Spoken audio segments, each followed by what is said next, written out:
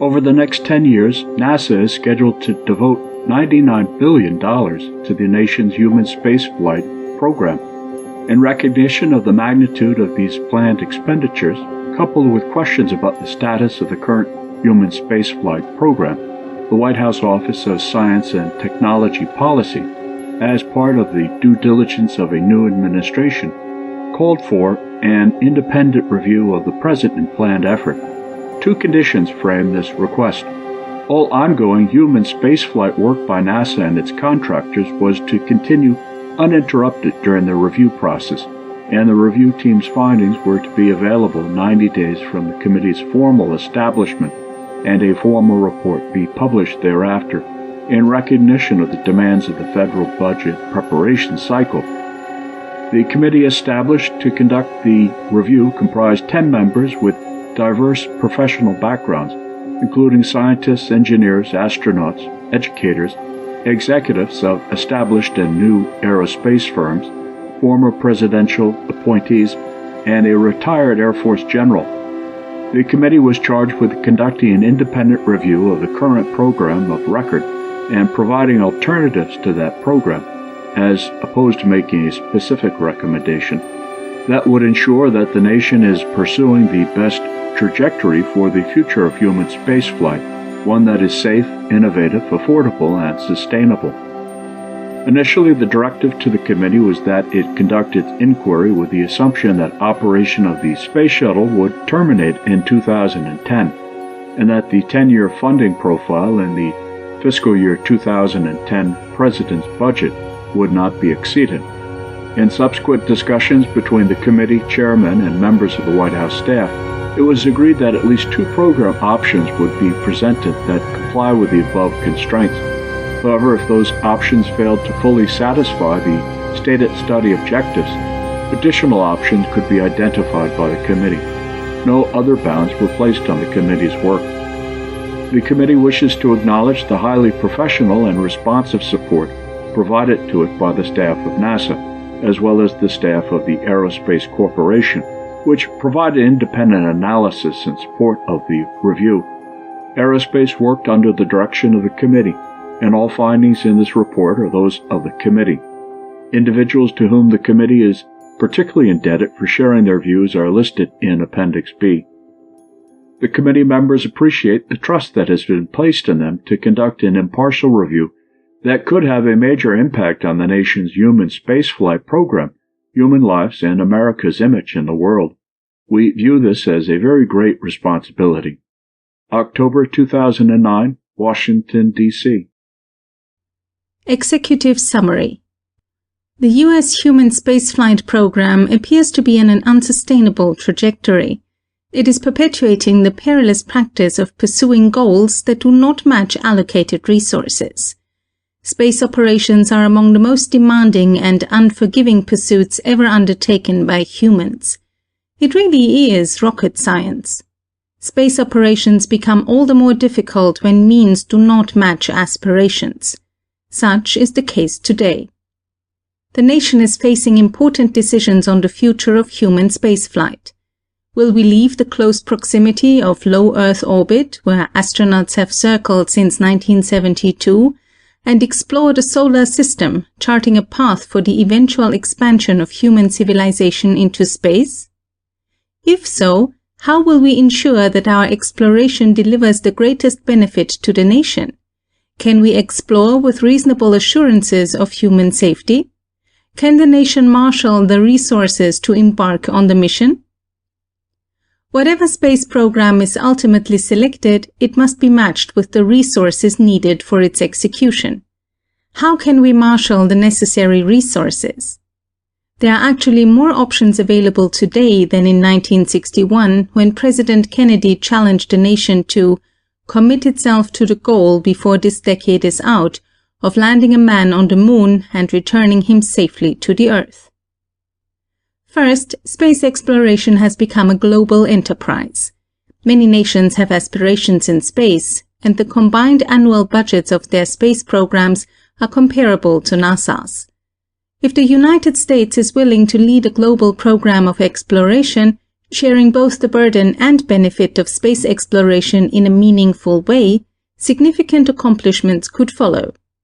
Actively engaging international partners in a manner adapted to today's multipolar world could strengthen geopolitical relationships, leverage global financial and technical resources, and enhance the exploration enterprise. Second, there is now a burgeoning commercial space industry. If we craft a space architecture to provide opportunities to this industry, there is the potential, not without risk, that the costs to the government would be reduced. Finally, we are also more experienced than in 1961 and able to build on that experience as we design an exploration program. If, after designing cleverly, building alliances with partners, and engaging commercial providers, the nation cannot afford to fund the effort to pursue the goals it would like to embrace, it should accept the disappointment of setting lesser goals. Can we explore with reasonable assurances of human safety? Human space travel has many benefits, but it is an inherently dangerous endeavor. Human safety can never be absolutely assured, but throughout this report, safety is treated as sine qua non. It is not discussed in extensive detail because any concepts falling short in human safety have simply been eliminated from consideration. How will we explore to deliver the greatest benefit to the nation? Planning for a human spaceflight program should begin with a choice about its goals, rather than a choice of possible destinations. Destinations should derive from goals, and alternative architectures may be weighed against those goals. There is now a strong consensus in the United States that the next step in human spaceflight is to travel beyond low Earth orbit. This should carry important benefits to society, including driving technological innovation, developing commercial industries and important national capabilities, and contributing to our expertise in further exploration. Human exploration can contribute appropriately to the expansion of scientific knowledge, particularly in areas such as field geology, and it is in the interest of both science and human spaceflight that a credible and well-rationalized strategy of coordination between them be developed. Crucially, human spaceflight objectives should broadly align with key national objectives. These more tangible benefits exist within a larger context. Exploration provides an opportunity to demonstrate space leadership while deeply engaging international partners, to inspire the next generation of scientists and engineers, and to shape human perceptions of our place in the universe. The committee concludes that the ultimate goal of human exploration is to chart a path for human expansion into the solar system. This is an ambitious goal, but one worthy of U.S. leadership in concert with a broad range of international partners. The committee's task was to review the U.S. plans for human spaceflight and to offer possible alternatives.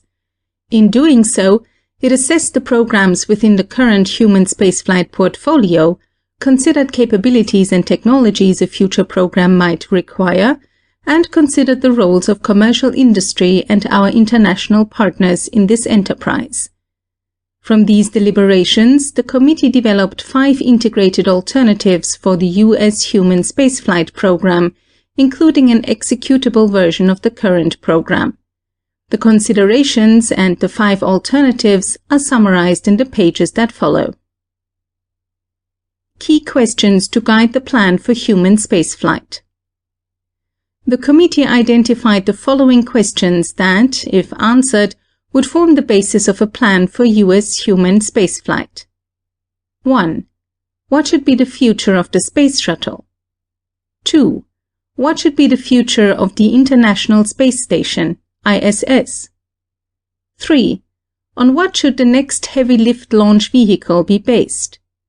4. How should crews be carried to low Earth orbit?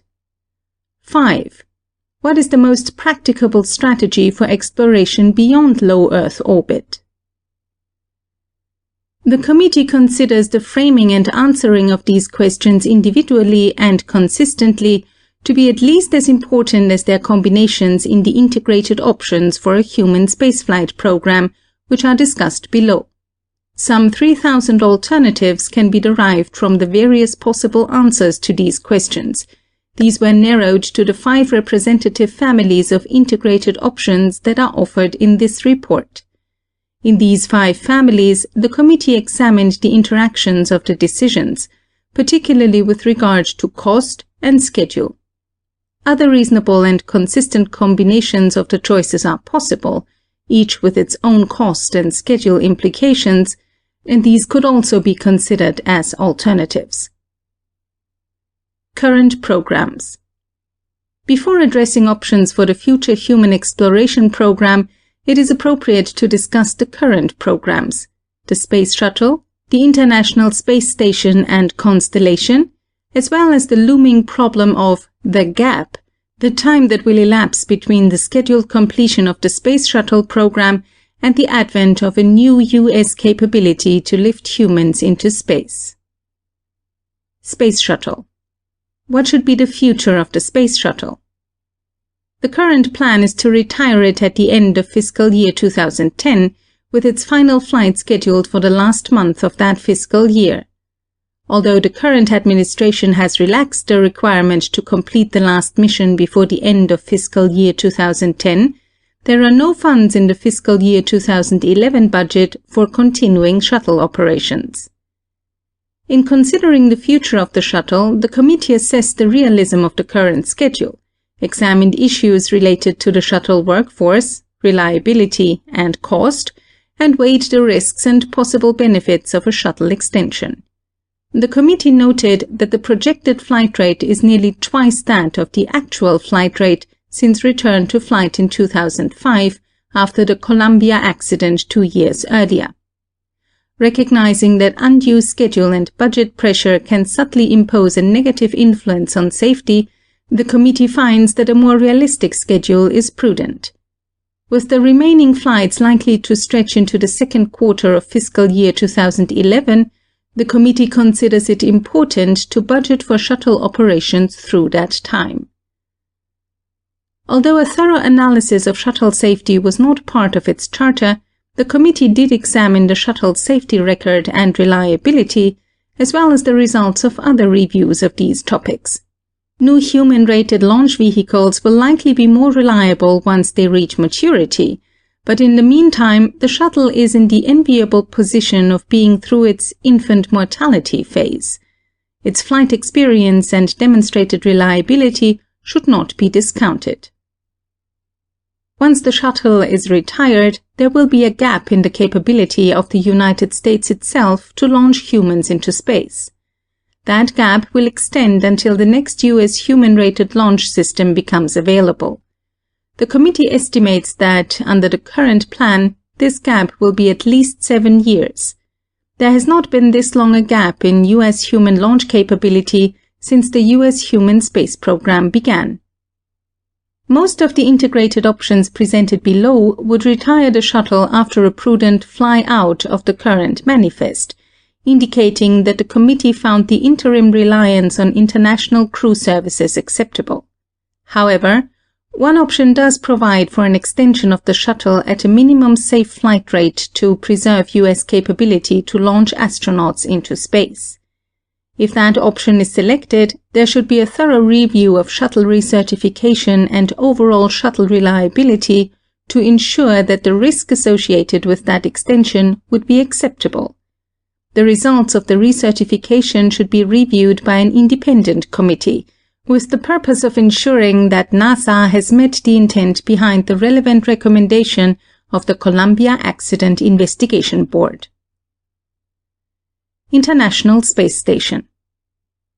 In considering the future of the International Space Station, the committee asked 2 basic questions. What is the outlook between now and 2015? Should the ISS be extended beyond 2015? The committee is concerned that the ISS, and particularly its utilization, may be at risk after shuttle retirement. The ISS was designed, assembled and operated with the capabilities of the Space Shuttle in mind. The present approach to its utilization is based on shuttle-era experience. After shuttle retirement, the ISS will rely on a combination of new international vehicles and as yet unproven U.S. commercial vehicles for cargo transport. Because the planned commercial resupply capability will be crucial to both ISS operations and utilization, it may be prudent to strengthen the incentives to the commercial providers to meet the schedule milestones. Now that the ISS is nearly completed and is staffed by a full crew of 6, its future success will depend on how well it is used. Up to now, the focus has been on assembling the ISS, and this has come at the expense of exploiting its capabilities. Utilization should have first priority in the years ahead. The committee finds that the return on investment from the ISS to both the United States and the international partners would be significantly enhanced by an extension of its life to 2020. It seems unwise to deorbit the station after 25 years of planning and assembly and only 5 years of operational life. A decision not to extend its operation would significantly impair the U.S. ability to develop and lead future international spaceflight partnerships. Further, the return on investment from the ISS would be significantly increased if it were funded at a level allowing it to achieve its full potential, as the nation's newest national laboratory, as an enhanced testbed for technologies and operational techniques that support exploration, and as a management framework that can support expanded international collaboration. The strong and tested working relationship among international partners is perhaps the most important outcome of the ISS program. The partnership expresses a first among equals U.S. leadership style adapted to today's multipolar world. That leadership could extend to exploration, as the ISS partners could engage at an early stage if aspects of exploration beyond low Earth orbit were included in the goals of the partnership agreement. See Figure 1. The Constellation Program. The Constellation Program includes the Ares 1 launch vehicle, capable of launching astronauts to low Earth orbit, the Ares 5 heavy lift launch vehicle to send astronauts and equipment to the Moon, the Orion capsule to carry astronauts to low Earth orbit and beyond, and the Altair lunar lander and lunar surface systems astronauts will need to explore the lunar surface. As the committee assessed the current status and possible future of the Constellation program, it reviewed the technical, budgetary, and schedule challenges that the program faces today. Given the funding upon which it was based, the Constellation program chose a reasonable architecture for human exploration. However, even when it was announced, its budget depended on funds becoming available from the retirement of the Space Shuttle in 2010 and the decommissioning of ISS in early 2016. Since then, as a result of technical and budgetary issues, the development schedules of Ares 1 and Orion have slipped, and work on Ares 5 and Altair has been delayed. Most major vehicle development programs face technical challenges as a normal part of the process, and Constellation is no exception. While significant, these are engineering problems that the committee expects can be solved. But these solutions may add to the program's cost and delay its schedule. The original 2005 schedule showed Ares 1 and Orion available to support the ISS in 2012, 2 years after scheduled shuttle retirement. The current schedule now shows that date as 2015. An independent assessment of the technical, budgetary, and schedule risk to the Constellation program performed for the committee indicates that an additional delay of at least 2 years is likely. This means that Ares 1 and Orion will not reach the ISS before the station's currently planned termination, and the length of the gap in U.S. ability to launch astronauts into space will be at least 7 years. The committee also examined the design and development of Orion. Many concepts are possible for crew exploration vehicles, and NASA clearly needs a new spacecraft for travel beyond low Earth orbit. The committee found no compelling evidence that the current design will not be acceptable for its wide variety of tasks in the exploration program. However, the committee is concerned about Orion's recurring costs. The capsule is considerably larger and more massive than previous capsules, e.g. the Apollo capsule, and there is some indication that a smaller and lighter 4-person Orion could reduce operational costs. However, a redesign of this magnitude would likely result in more than a year of additional development time and a significant increase in development cost, so such a redesign should be considered carefully before being implemented. Capability for launch to low Earth orbit and exploration beyond. Heavy lift launch to low Earth orbit and beyond. No one knows the mass or dimensions of the largest hardware that will be required for future exploration missions, but it will likely be significantly larger than 25 metric tons in launch mass to low Earth orbit, which is the capability of current launchers. As the size of the launcher increases, the result is fewer launches and less operational complexity in terms of assembly and/or refueling in space. In short, the net availability of launch capability increases. Combined with considerations of launch availability and on-orbit operations, the committee finds that exploration would benefit from the availability of a heavy lift vehicle. In addition, heavy lift would enable the launching of large scientific observatories and more capable deep space missions. It may also provide benefit in national security applications. The question this raises is, on what system should the next heavy lift launch vehicle be based? Potential approaches to developing heavy lift vehicles are based on NASA heritage, Shuttle and Apollo, and EELV, Evolved Expendable Launch Vehicle heritage. See Figure 2. Each has distinct advantages and disadvantages. In the Ares 5 plus Ares 1 system planned by the Constellation program, the Ares 1 launches the Orion and docks in low Earth orbit with the Altair lander launched on the Ares 5. This configuration has the advantage of projected very high ascent crew safety, but it delays the development of the Ares 5 heavy lift vehicle until after the Ares 1 is developed. In a different, related architecture, the Orion and Altair are launched on 2 separate light versions of the Ares 5, providing for a more robust mission mass and volume margins. Building a single NASA vehicle could reduce carrying and operations costs and accelerate heavy lift development. Of these 2 Ares system alternatives, the committee finds the Ares 5 Lite used in the dual mode for lunar missions to be the preferred reference case.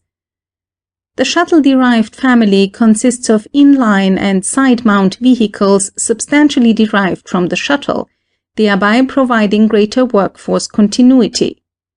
The development cost of the more shuttle-derived system would be lower, but it would be less capable than the Ares 5 family and have higher recurring costs.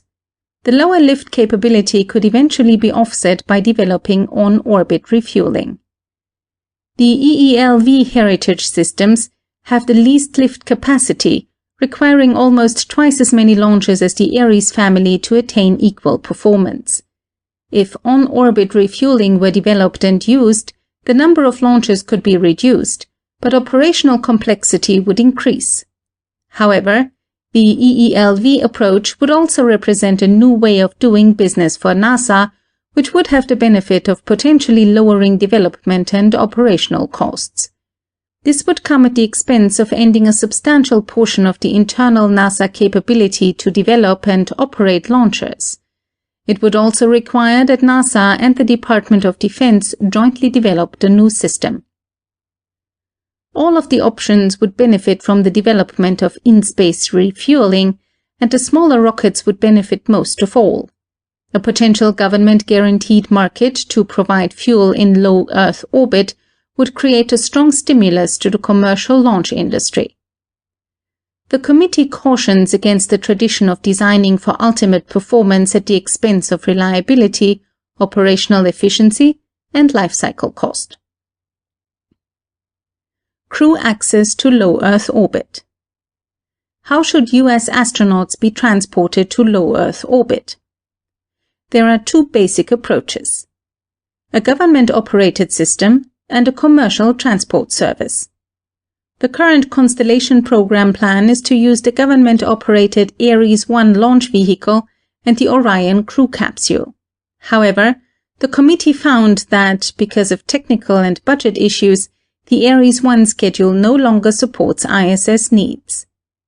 Ares-1 was designed to a high safety standard to provide astronauts with access to low Earth orbit at lower risk and a considerably higher level of safety than is available today. To achieve this, it uses a high-reliability rocket and a crew capsule with a launch escape system. But other combinations of high-reliability rockets and capsules with escape systems could also provide that safety. The committee was unconvinced that enough is known about any of the potential high-reliability launcher plus capsule systems to distinguish their levels of safety in a meaningful way. The United States needs a means of launching astronauts to low Earth orbit, but it does not necessarily have to be provided by the government.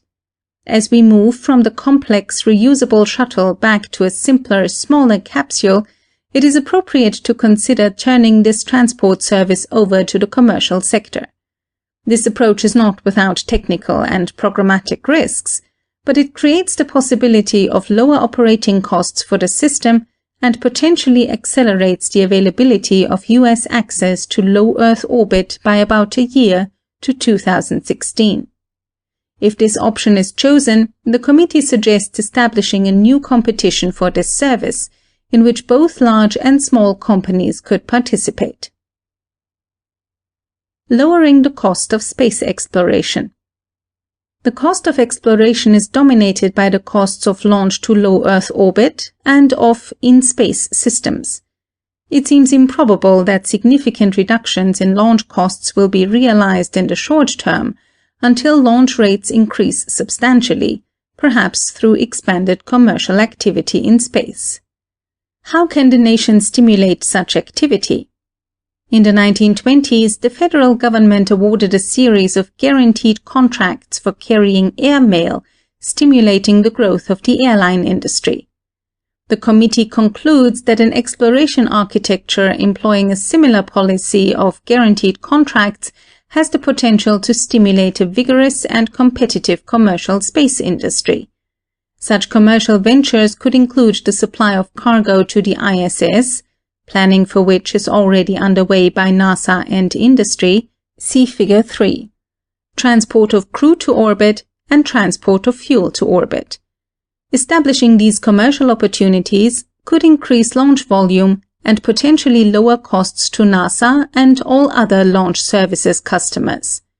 This would have the additional benefit of focusing NASA on a more challenging role, permitting it to concentrate its efforts where its inherent capability resides, in developing cutting-edge technologies and concepts, defining programs, and overseeing the development and operation of exploration systems.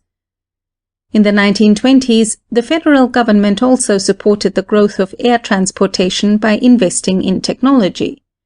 The committee strongly believes it is time for NASA to reassume its crucial role of developing new technologies for space.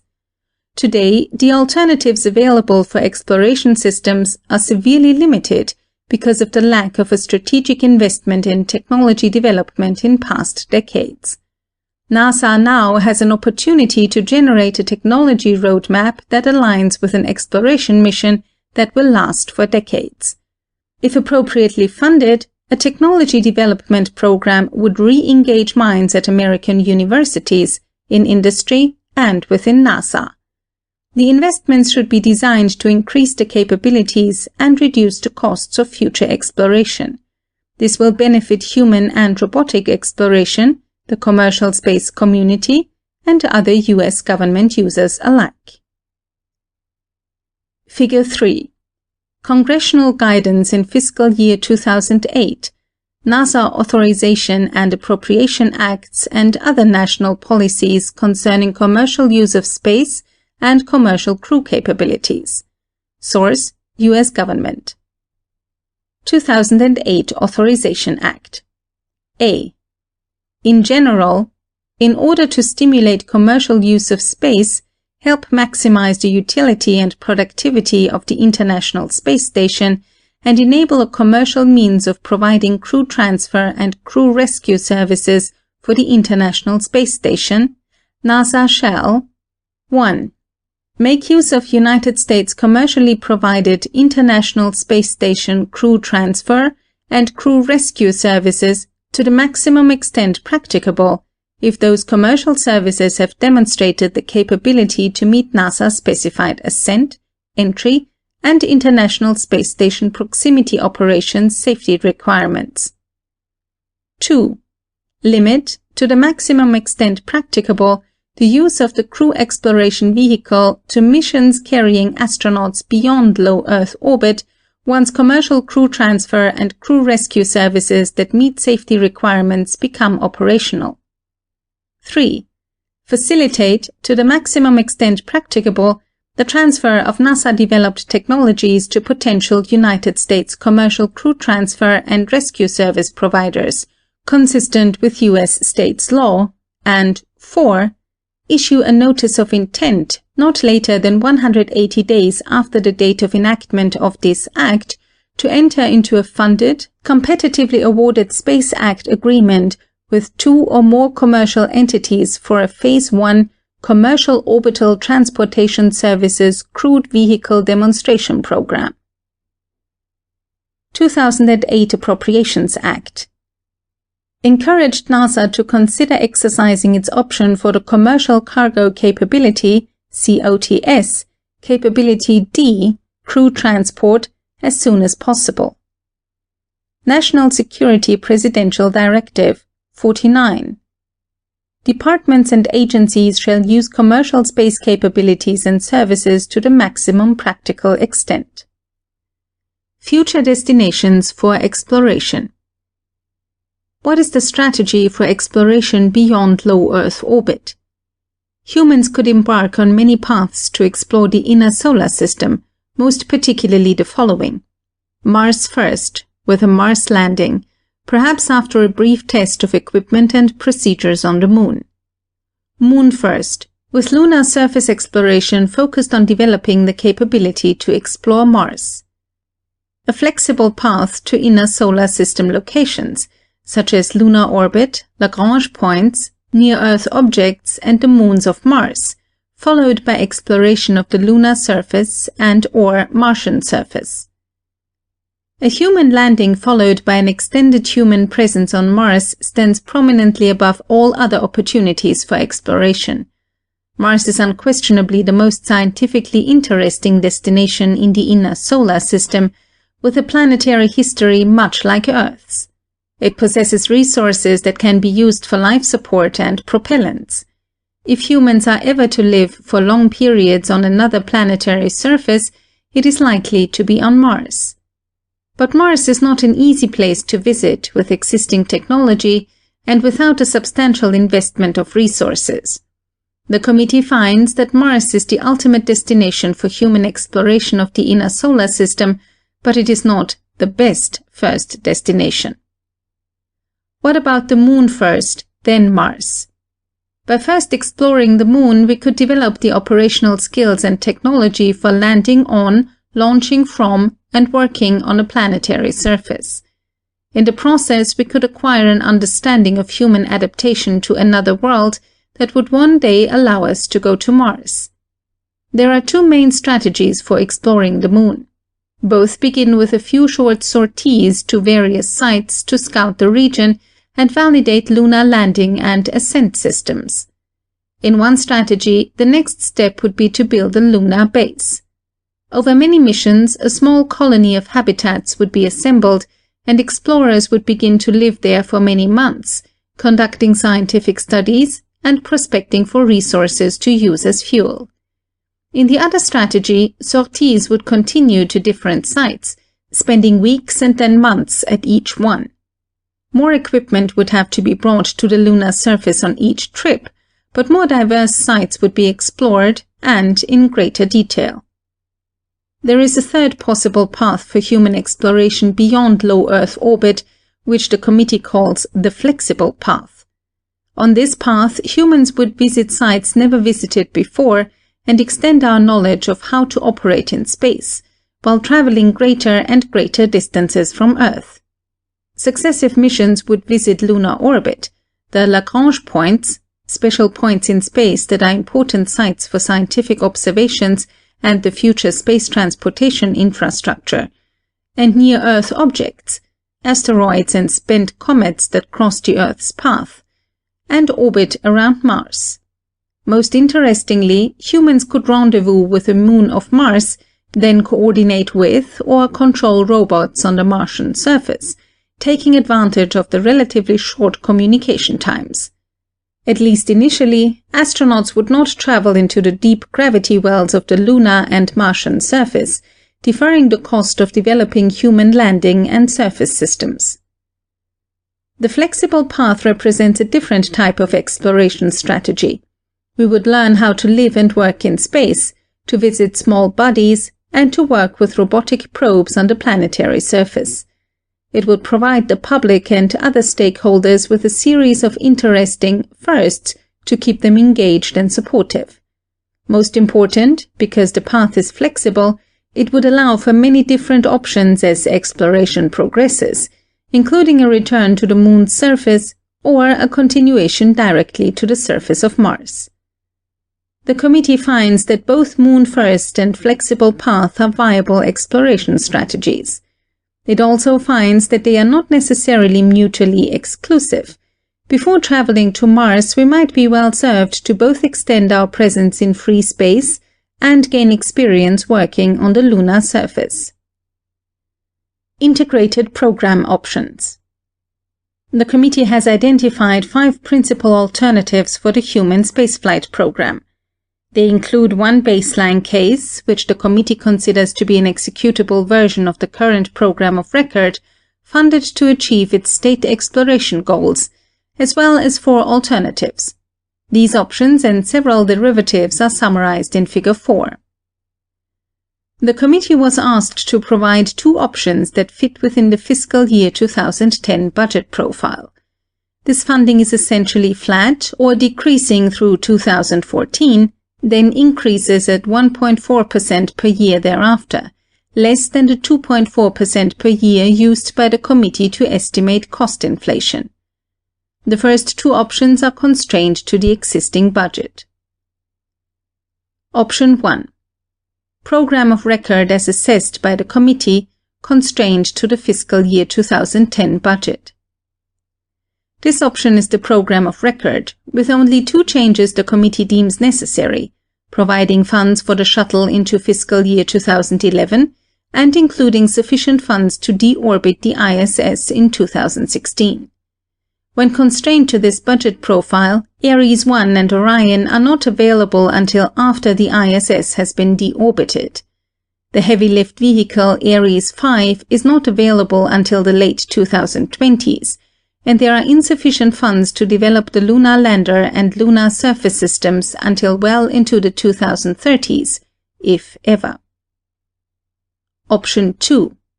ISS and lunar exploration, constrained to fiscal year 2010 budget. This option extends the ISS to 2020 and begins a program of lunar exploration using a derivative of Ares 5, referred to here as the Ares 5 Lite.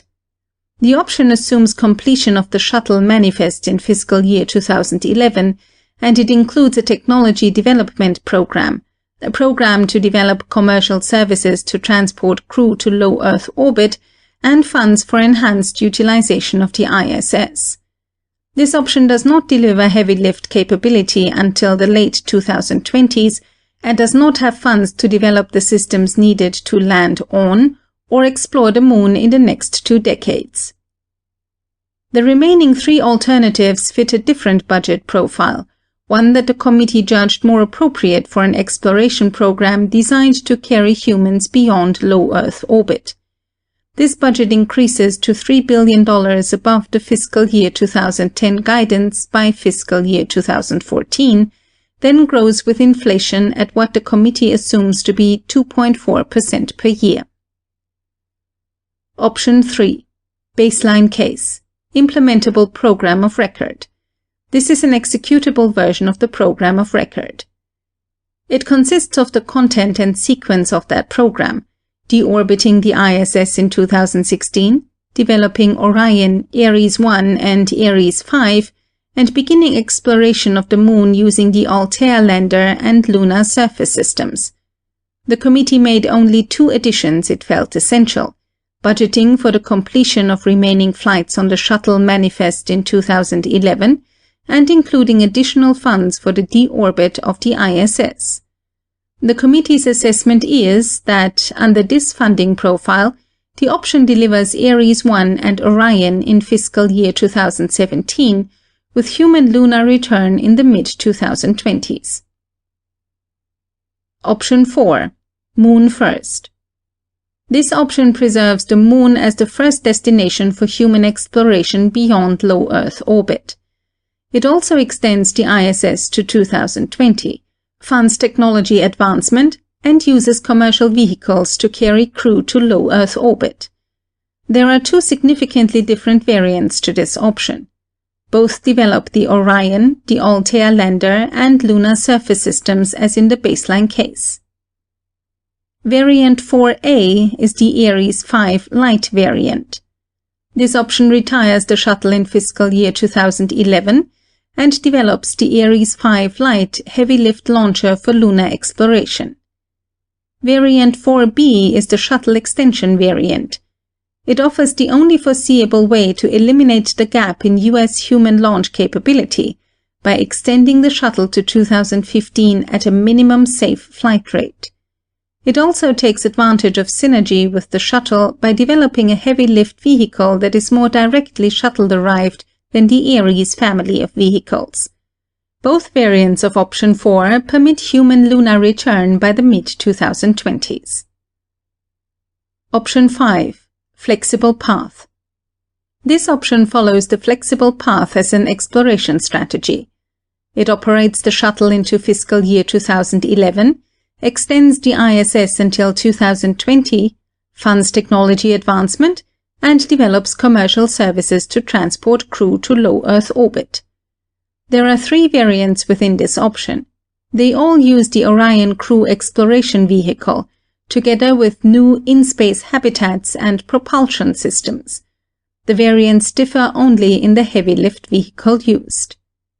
Variant 5A is the Ares 5 Light variant. It develops the Ares 5 Light, the most capable of the heavy-lift vehicles in this option. Variant 5B employs an EELV Heritage commercial heavy-lift launcher and assumes a different, and significantly reduced, role for NASA. It has an advantage of potentially lower operational costs, but requires significant restructuring of NASA. Variant 5C uses a shuttle-derived heavy-lift vehicle, taking maximum advantage of existing infrastructure, facilities, and production capabilities. All variants of Option 5 begin exploration along the flexible path in the early 2020s, with lunar flybys, visits to Lagrange points and near-Earth objects, and Mars flybys, occurring at a rate of about 1 major event per year, and possible rendezvous with Mars's moons or human lunar return by the mid to late 2020s. The committee has found 2 executable options that comply with the fiscal year budget profile. However, neither allows for a viable exploration program. In fact, the committee finds that no plan compatible with the fiscal year 2010 budget profile permits human exploration to continue in any meaningful way.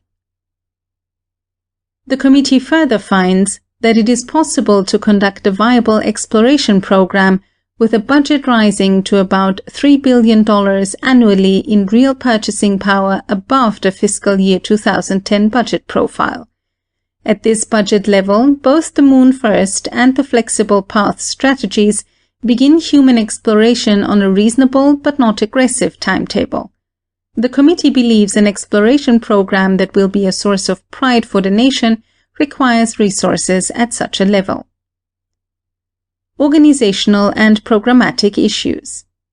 How might NASA organize to explore? The NASA administrator needs to be given the authority to manage NASA's resources, including its workforce and facilities. It is noted that even the best-managed human spaceflight programs will encounter developmental problems. Such activities must be adequately funded, including reserves to account for the unforeseen and unforeseeable. Good management is especially difficult when funds cannot be moved from one human spaceflight budget line to another, and where additional funds can ordinarily be obtained only after a 2-year delay, if at all. NASA would become a more effective organization if it were given the flexibility possible under the law to establish and manage its programs. Finally, significant space achievements require continuity of support over many years. Program changes should be made based on future costs and future benefits, and then only for compelling reasons. NASA and its human spaceflight program are in need of stability in both resources and direction. This report, of course, offers options that represent changes to the present program, along with the pros and cons of those possible changes. It is necessarily left to the decision-maker to determine whether these changes rise to the threshold of compelling. Summary of principal findings. The committee summarizes its principal findings below. Additional findings are included in the body of the report. The right mission and the right size. NASA's budget should match its mission and goals. Further, NASA should be given the ability to shape its organization and infrastructure accordingly, while maintaining facilities deemed to be of national importance. International partnerships. The US can lead a bold new international effort in the human exploration of space. If international partners are actively engaged, including on the critical path to success, there could be substantial benefits to foreign relations, and more overall resources could become available to the human spaceflight program. Short-term space shuttle planning. The remaining shuttle manifest should be flown in a safe and prudent manner without undue schedule pressure. This manifest will likely extend operation into the second quarter of fiscal year 2011. It is important to budget for this likelihood. The human spaceflight gap. Under current conditions, the gap in US ability to launch astronauts into space will stretch to at least 7 years. The committee did not identify any credible approach employing new capabilities that could shorten the gap to less than 6 years. The only way to significantly close the gap is to extend the life of the shuttle program. Extending the International Space Station. The return on investment on both the United States and our international partners would be significantly enhanced by an extension of the life of the ISS. A decision not to extend its operation would significantly impair US ability to develop and lead future international spaceflight partnerships. Heavy lift. A heavy lift launch capability to low Earth orbit, combined with the ability to inject heavy payloads away from the Earth, is beneficial to exploration. It will also be useful to the national security space and scientific communities. The committee reviewed the Ares family of launchers, shuttle-derived vehicles, and launchers derived from the Evolved Expendable Launch Vehicle family.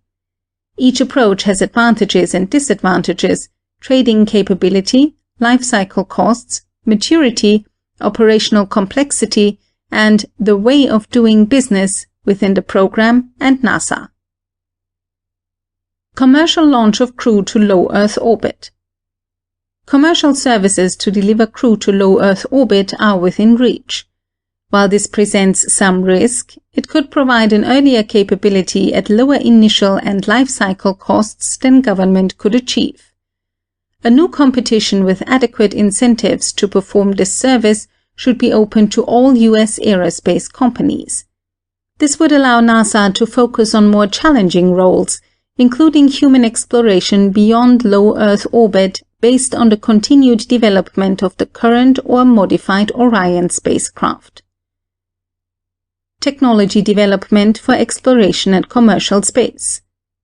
Investment in a well-designed and adequately funded space technology program is critical to enable progress in exploration. Exploration strategies can proceed more readily and economically if the requisite technology has been developed in advance.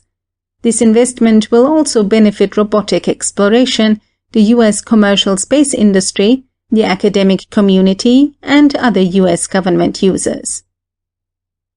Pathways to Mars.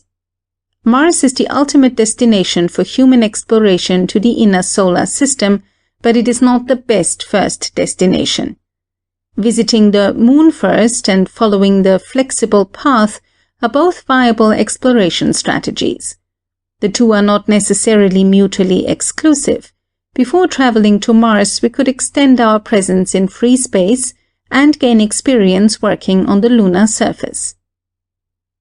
Options for the human spaceflight program. The committee developed 5 alternatives for the human spaceflight program. It found human exploration beyond low Earth orbit is not viable under the fiscal year 2010 budget guideline. Meaningful human exploration is possible under a less constrained budget, increasing annual expenditures by approximately $3 billion in real purchasing power above the fiscal year 2010 guidance. Funding at the increased level would allow either an exploration program to explore the Moon first or one that follows the flexible path. Either could produce significant results in a reasonable timeframe. The Executive Office of the President established the Review of U.S. Human Spaceflight Plans Committee to develop options in support of planning for U.S. human spaceflight activities beyond the retirement of the Space Shuttle. The committee was asked to review the program of record and offer prospective alternatives, not to recommend a specific future course for the human spaceflight program.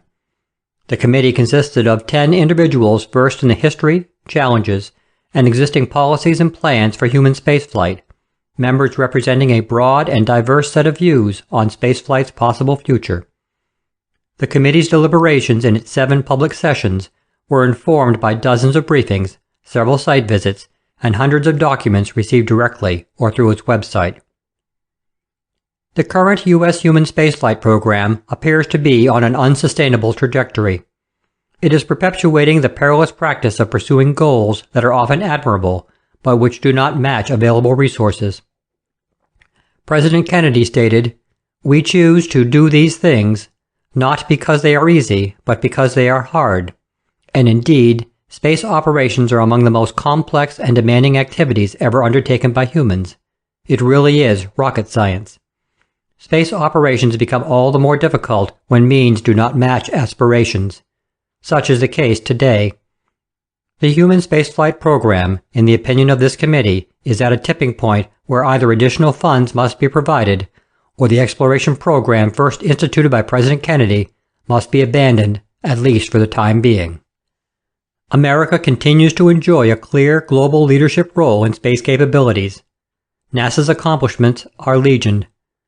Foremost among these is the landing of 12 astronauts on the Moon and returning them all safely to Earth. At that time, optimism was such that a study chaired by then Vice President Agnew provided options to place humans on Mars by the mid-1980s, less than 2 decades after the initial lunar landing. But that was 40 years ago. The last person to stand on the Moon returned to Earth 37 years ago. Since the end of the Apollo program, no American has traveled more than 386 miles from the surface of the Earth. Some 70% of Americans living today had not yet been born at the time of Apollo 11. Today, the nation faces important decisions about the future of human spaceflight. Will we again leave the close proximity of low Earth orbit and explore the solar system, charting a path for the eventual expansion of human civilization into space? If so, how will we ensure that our exploration delivers the greatest benefit to the nation? Can we explore with reasonable assurance of human safety? And can the nation marshal the resources to embark on the mission? Although there remain significant potential barriers to prolonged deep space operations, which deserve greater attention than they are currently receiving, for example, adaptation of humans to the microgravity and radiation environments of space away from the protective features of the Earth, The principal barrier to space operations continues to be its high cost compared with the resources that have been available. Space exploration, initially a competitive pursuit, has become a global enterprise. Many other nations have aspirations in space, and the combined annual budgets of their space programs are comparable to NASA's. If the U.S. is willing to lead a global program of exploration, sharing both the burdens and benefits of space exploration in a meaningful way, significant benefits could follow. Actively engaging international partners in a manner adapted to today's multipolar world could strengthen geopolitical relationships, leverage global financial and technological resources, and enhance the exploration enterprise. In addition, there is now a burgeoning commercial space industry. Given the appropriate incentives, this industry might help overcome a long-standing problem. The cost of admission to a variety of space activities strongly depends on the cost of reaching low Earth orbit. These costs become even greater when, as is the circumstance today, large sums are paid to develop new launch systems, but those systems are used only infrequently. It seems improbable that order of magnitude reductions in launch costs will be realized until launch rates increase substantially. But this is a chicken and egg problem. The early airlines faced a similar barrier, which was finally resolved when the federal government awarded a series of guaranteed contracts for carrying the mail. A corresponding action may be required if space is ever to become broadly accessible. If we craft a space architecture to provide opportunities to industry, creating an assured initial market, there is the potential, not without risk, that the eventual cost to the government could be reduced substantially. Significantly, we are more experienced than we were in 1961, and we are able to build on that experience as we design an exploration program. If, after designing cleverly, building alliances with partners, and engaging commercial providers, the nation cannot afford to fund the effort to pursue the goals it would like to embrace, it should accept the disappointment of setting lesser goals. Whatever space program is ultimately selected, it must be matched with the resources needed for its execution. Here lies NASA's greatest peril of the past, present, and, absent decisive action, future. These challenging initiatives must be adequately funded, including reserves to account for the unforeseen and unforeseeable. Can we explore with reasonable assurance of human safety? Human space travel has many benefits, but it is an inherently dangerous endeavor. Past gains in launch systems' reliability and safety have been realized at a painfully slow pace. Predictive models have generally proved unsatisfactory in accurately forecasting absolute reliability. Many actual failures have been attributable to causes not included in most reliability models. For example, process errors, design flaws, and, less frequently, operational errors. A great deal has been learned in building more reliable space systems, and this is not to suggest otherwise.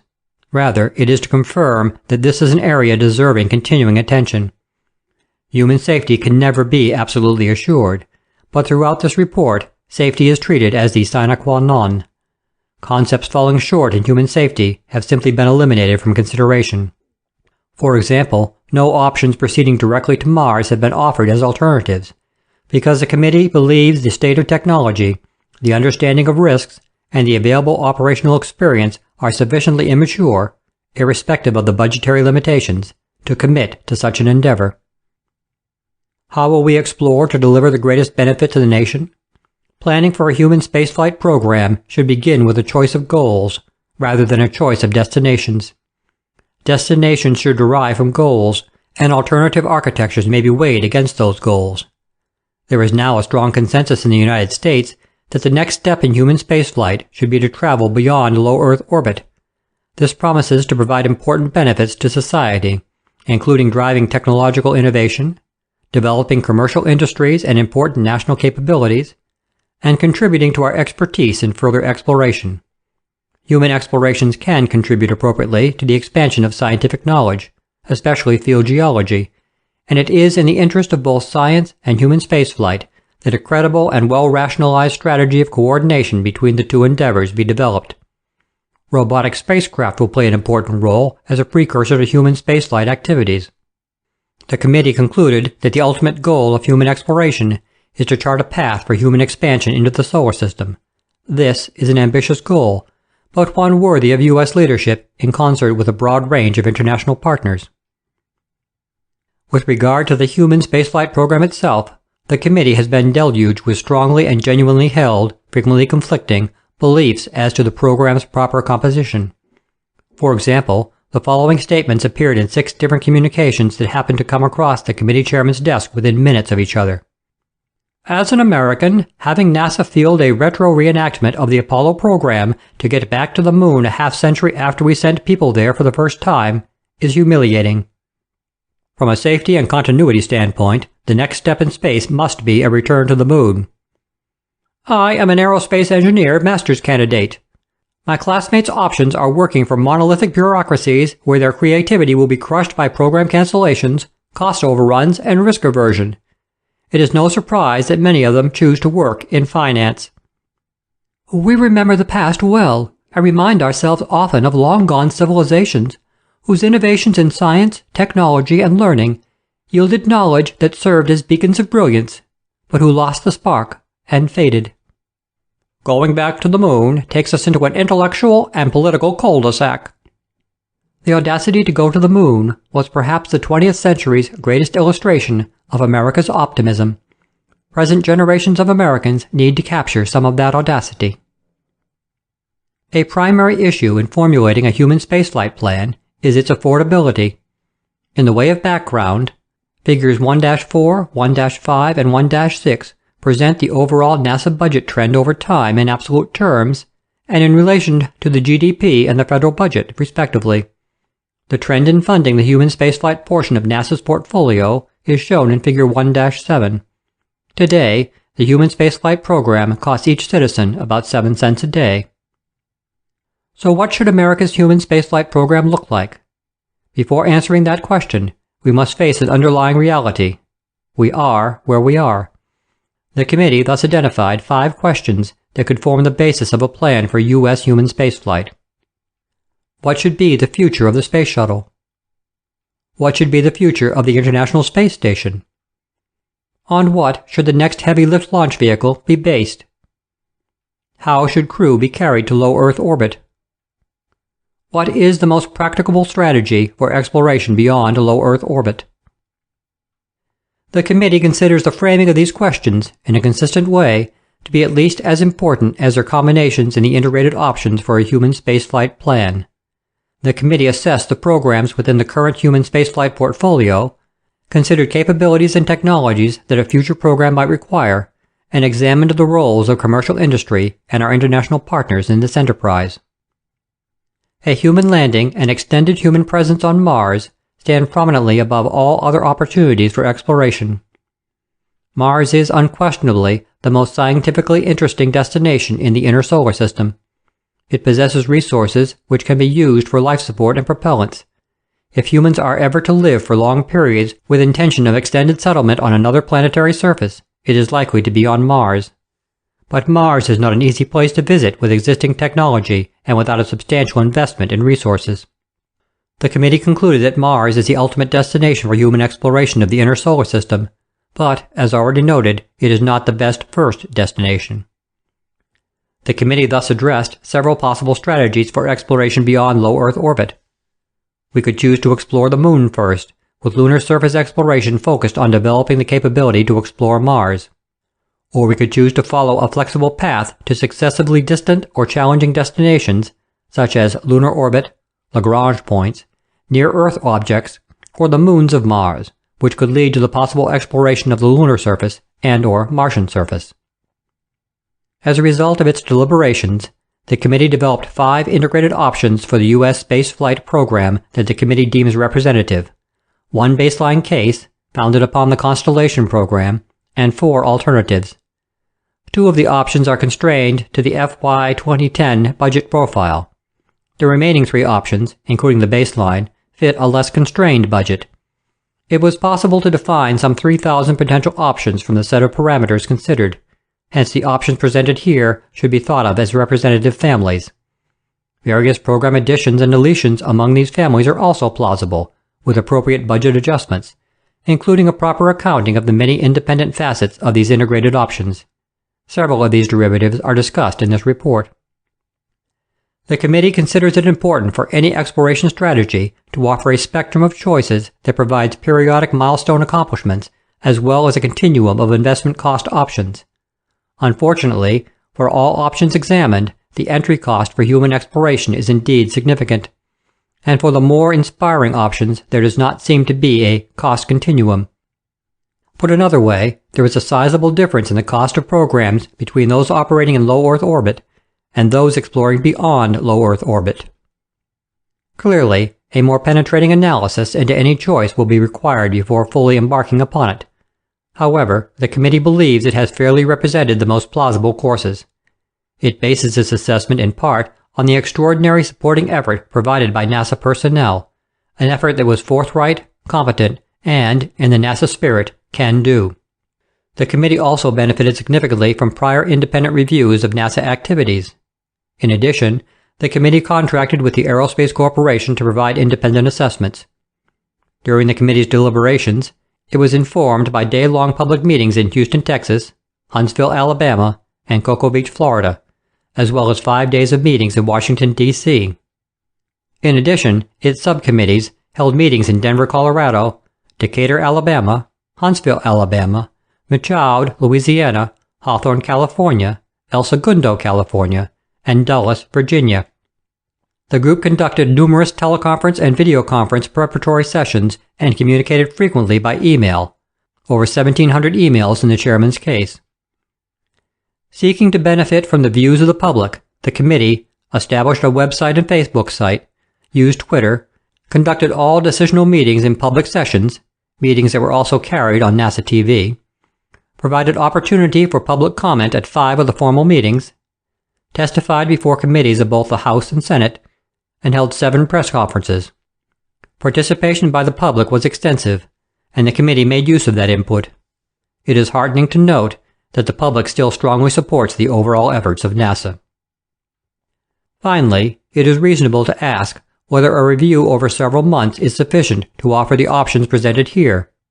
Certainly, the issues at hand demand a broad and detailed understanding of the human spaceflight program, ranging from an awareness of the impact of galactic cosmic rays on the human body to the fact that the hook height at NASA's Michoud Assembly Facility will only allow the manufacturing of a stage with a diameter of 33 feet. Each of the committee members had accrued extensive experience with spaceflight issues long before the beginning of this review. For example, the members cumulatively have amassed 245 days in orbit, 6 flights into space, 293 years working on space matters, 175 years in science, 144 years in engineering, 143 years in engineering management, 61 years in space operations, 77 years in government, 35 years in the military, and 160 years in the private sector.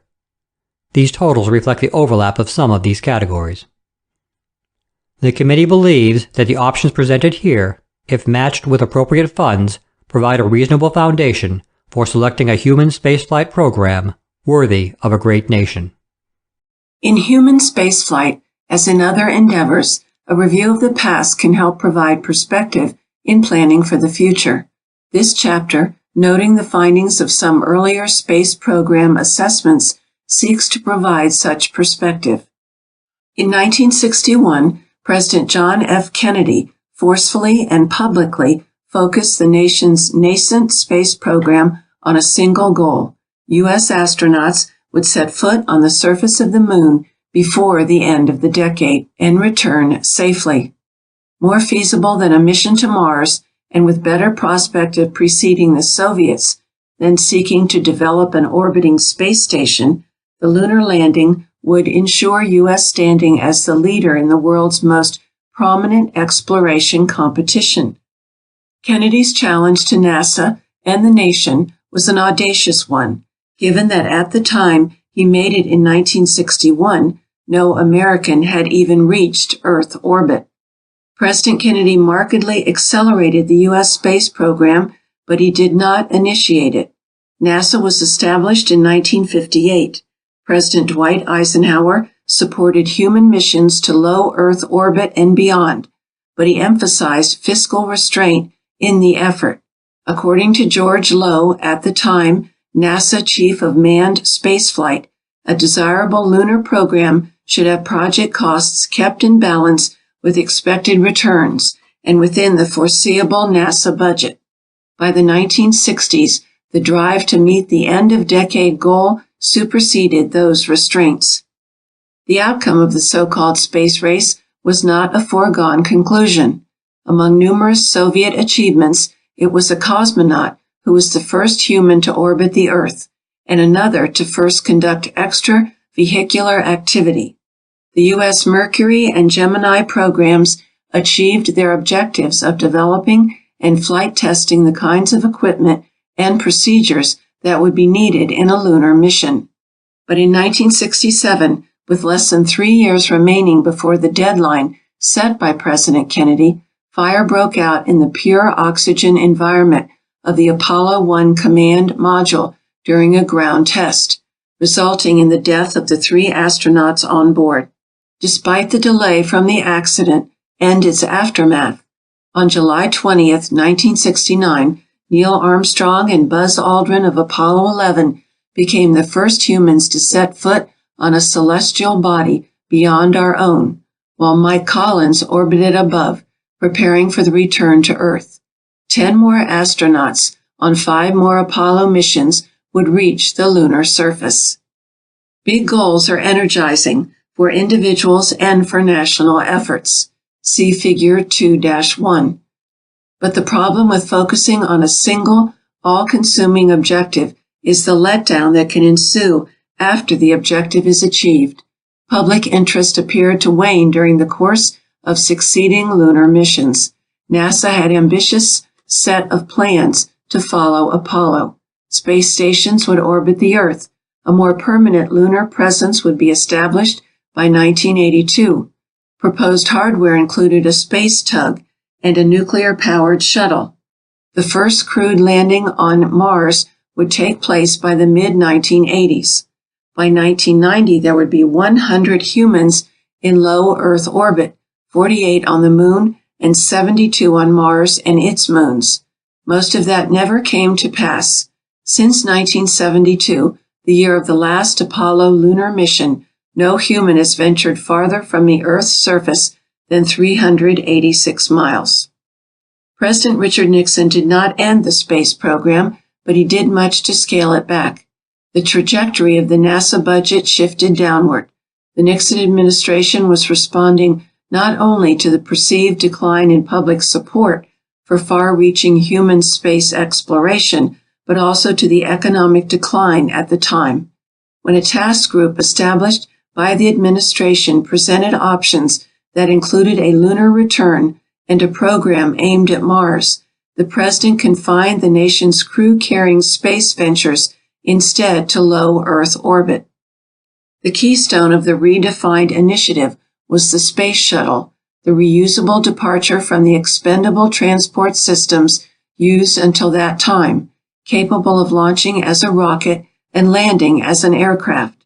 The economic case for the shuttle was that it would provide dependable, high-frequency access to orbit with relatively low cost. Government payloads, both civil and military, would be delivered aboard the orbiter as well as commercial satellites. On some missions, the vehicle would serve as an orbiting laboratory. Despite its unprecedented technical complexity, the shuttle's development budget was constrained, eliminating design options such as a fully reusable 2-stage configuration. The first space shuttle reached orbit in April 1981, a little less than a decade after President Nixon announced the program in 1972.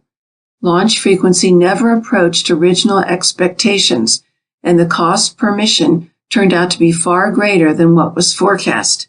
The plan to launch on nearly a weekly basis was cut to 24 flights per year, and even that proved unattainable.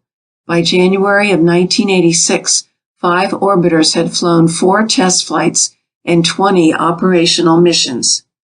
On the morning of January 28, 1986, Space Shuttle Challenger was destroyed in an explosion 73 seconds after launch. The accident claimed the lives of all 7 crew members. The presidential commission that investigated the accident chaired by William Rogers, called for measures to correct critical design flaws in the shuttle, as well as to correct management shortcomings it identified at NASA. The Commission advocated reasonable expectations for the shuttle program, urging that the space agency establish a flight rate that is consistent with its resources. After the shuttle had been flying a variety of missions for a number of years, its primary purpose evolved to constructing and supporting space stations. Both the U.S. and the Soviet Union began operating orbiting platforms for research and other functions in the early 1970s. In his 1984 State of the Union address, President Ronald Reagan announced plans to construct what became known as Space Station Freedom. James Beggs, NASA administrator at the time, called this permanent orbiting facility the next logical step in space exploration. For President Reagan, the international project served as an element of foreign policy, helping to reinforce ties with allied nations. Later, after the end of the Soviet Union, but before any joint space station was built, the station concept was promoted as a means to help foster cooperation with a former adversary. In fact, Freedom was never built. The decade following the Reagan announcement saw a long series of design studies, redesigns, and cost reassessments. Eventually, the original initiative, which included the U.S., Europe, Japan, and Canada, was expanded by joining forces with Russia to build the International Space Station. Before construction began on the International Space Station, the U.S. was building experience with the Russians, flying shuttle missions to the Mir space station and flying NASA astronauts on Soyuz vehicles to long-duration Mir missions. What tasks should a space station perform? Long-term, what should the United States be seeking to accomplish in space? In 1985, the sense in Congress was that it was not getting an adequate response from NASA and the White House, so through legislation, it directed the establishment of an independent commission to examine these questions. Former NASA Administrator Thomas Paine chaired the National Commission on Space, which developed a half-century roadmap for the U.S. Civil Space Program. Among numerous recommendations, the Commission counseled against focusing efforts on a single objective, on the Apollo model with nothing to follow.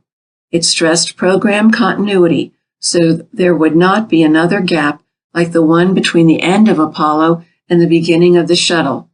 And it departed from the policy that had prevailed over the previous decade, limiting operational focus to low Earth orbit.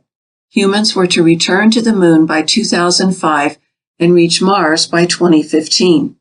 The impact of the Paine Commission report was diminished by timing. The Challenger accident occurred during the course of the Commission's inquiry.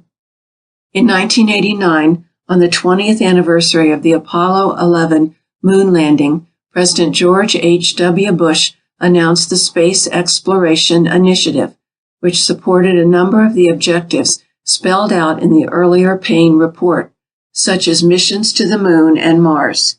In the same speech, the President asked Vice President Dan Quayle to lead a National Space Council, which would determine the requirements to fulfill the initiative. NASA Administrator Richard Truly, in turn, established a task force to support that inquiry. Among the findings of this 90-day study, the projected total cost of the proposed lunar and Mars projects over 34 years would be an estimated $541 billion in 1991 dollars. In 1990, Congress zeroed the budget of the Space Exploration Initiative. President Bush, Vice President Quayle, and the Space Council called for a fresh assessment of the long-term prospects of NASA and the U.S. Civil Space Program. To provide that assessment, an advisory committee was established, chaired by Norman R. Augustine, which raised numerous issues, starting with the lack of a national consensus on space program goals. Within NASA, the committee found an overextended agency with shortcomings in budget, project development, personnel practices, and other areas of management, and the committee cited the need for a heavy-lift launch vehicle and a space program balanced between human and robotic flight. The committee said the U.S. civil space program is overly dependent upon the space shuttle for access to space. The committee also stated that the statistical evidence indicates that we are likely to lose another space shuttle in the next several years. Among its prescriptions for improvement, the committee presented a new approach for long-range planning of space exploration projects, in which programs would be tailored to respond to the availability of funding, rather than adhering to a rigid schedule that failed to recognize the impact of funding changes. 12 years later, on February 1, 2003, the nation did lose another shuttle. Columbia, the first orbiter to reach space 22 years earlier, was destroyed during re-entry, with the loss of all 7 members of its crew. The Columbia Accident Investigation Board documented the physical cause of the accident, but also cited organizational and communications failures within NASA that allowed the critical damage to occur and go unaddressed. The report went on to cite a lack over the past 3 decades of any national mandate providing NASA a compelling mission requiring human presence in space. Throughout NASA's history, while human spaceflight efforts garnered the most national attention, the agency continued to launch satellites, deep space probes, and rovers of even greater sophistication. The success of robotic missions such as the Voyager spacecraft to the outer planets fostered debate over the relative value of robotic versus human space exploration. In 1999, NASA Administrator Dan Golden chartered a small internal task force, the Decadal Planning Team, which later evolved into a larger agency-wide team known as the NASA Exploration Team, to investigate the best ways to coordinate human and robotic missions. These teams followed a series of architecture studies over the previous decade, such as the report of General Thomas Stafford and the Synthesis Group, all aimed at charting a renewed course of space exploration. The work of the 2 NASA teams helped provide the basis for a new policy established by President George W. Bush in 2004, the Vision for Space Exploration. In announcing the vision, the President acknowledged the numerous tangible benefits of space missions in areas such as communications and weather forecasting, but the central purpose he stressed, as reflected in the name of the policy, was exploration, continuing the American tradition of discovery in uncharted territory. The new initiative echoed the earlier Eisenhower policy: fly well beyond Earth's realm, but do it on a fiscally sustainable basis. Leading the agenda set out in the vision was completion of the ISS by 2010. One reason cited was to meet the nation's obligations to its international partners. Another was to investigate the effects on human biology of extended exposure to the space environment, thereby helping to develop the means to sustain astronauts on subsequent long-duration missions. At least initially, the vision did not stress the role of the ISS as a laboratory for other kinds of research. Completion of the ISS depended on returning the space shuttle to flight once safety concerns raised in the Columbia accident investigation were sufficiently addressed. Exploration beyond low Earth orbit under the Vision Plan was focused on the Moon, starting with robotic missions no later than 2008, followed by human return to the lunar surface by 2020. Once a human presence is well established on the Moon, the President said, we will then be ready to take the next steps of space exploration, human missions to Mars and to worlds beyond. At the time he announced the vision, President Bush also appointed a commission chaired by E.C. Pete Aldrich, Jr., to develop recommendations for implementing the plan. Among its recommendations, The Commission said that NASA should aggressively use its contractual authority to reach broadly into the commercial and nonprofit communities to bring the best ideas, technologies, and management tools into the accomplishment of exploration goals. Through its Commercial Orbital Transportation Services (COTS) program, NASA solicited proposals for private sector transport of cargo and possibly crew to the International Space Station.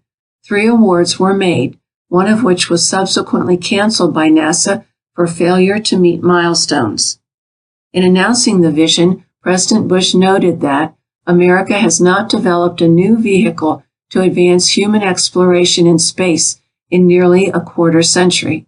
Proposals for a next-generation space vehicle had long been considered, but with the loss of Columbia and with a mandate from the new presidential policy to focus on the completion of the ISS and then retire the space shuttle, NASA affirmatively began preparing for near-term retirement of the shuttle.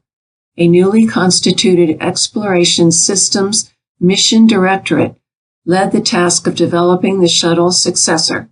Initially, NASA chose a broad concept maturation, risk reduction, and technology investment approach to developing exploration systems. In 2005, after Dr. Michael Griffin became administrator, NASA undertook the Exploration Systems Architecture Study, ESAS, to select vehicles and systems in keeping with the vision. The team evaluated hundreds of potential configurations. A leading objective was to minimize the gap between the last shuttle flight and the first flight of the new vehicle. A date of 2012 was set for that first flight.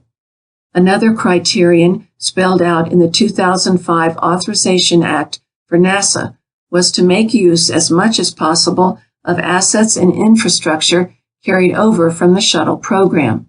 Since the new system, actually a family of vehicles, would likely have a decades-long service life, it was to have the capability of not only reaching low Earth orbit, but also extending to the Moon and beyond. The lunar objective would be to do more than replicate what Apollo had accomplished long before. The architecture would support larger crews and longer missions, capable of reaching any location on the Moon and returning.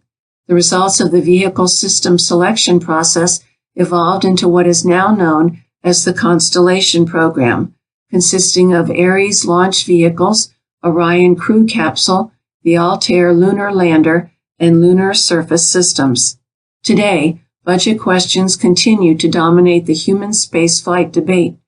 In the 37 years since humans last ventured beyond low Earth orbit, and 5 years after announcement of the vision for space exploration, consensus is still lacking about what is feasible and affordable in the future course of U.S. human spaceflight. 3.1 Goals for Exploration. We explore to reach goals, not destinations. It is in the definition of our goals that decision-making for human spaceflight should begin. With goals established, questions about destinations, exploration strategies, and transportation architectures can follow in a logical order. While there are certainly some aspects of the transportation system that are common to all exploration missions, example, crew access and heavy lift to low Earth orbit, there is a danger of choosing destinations and architectures first.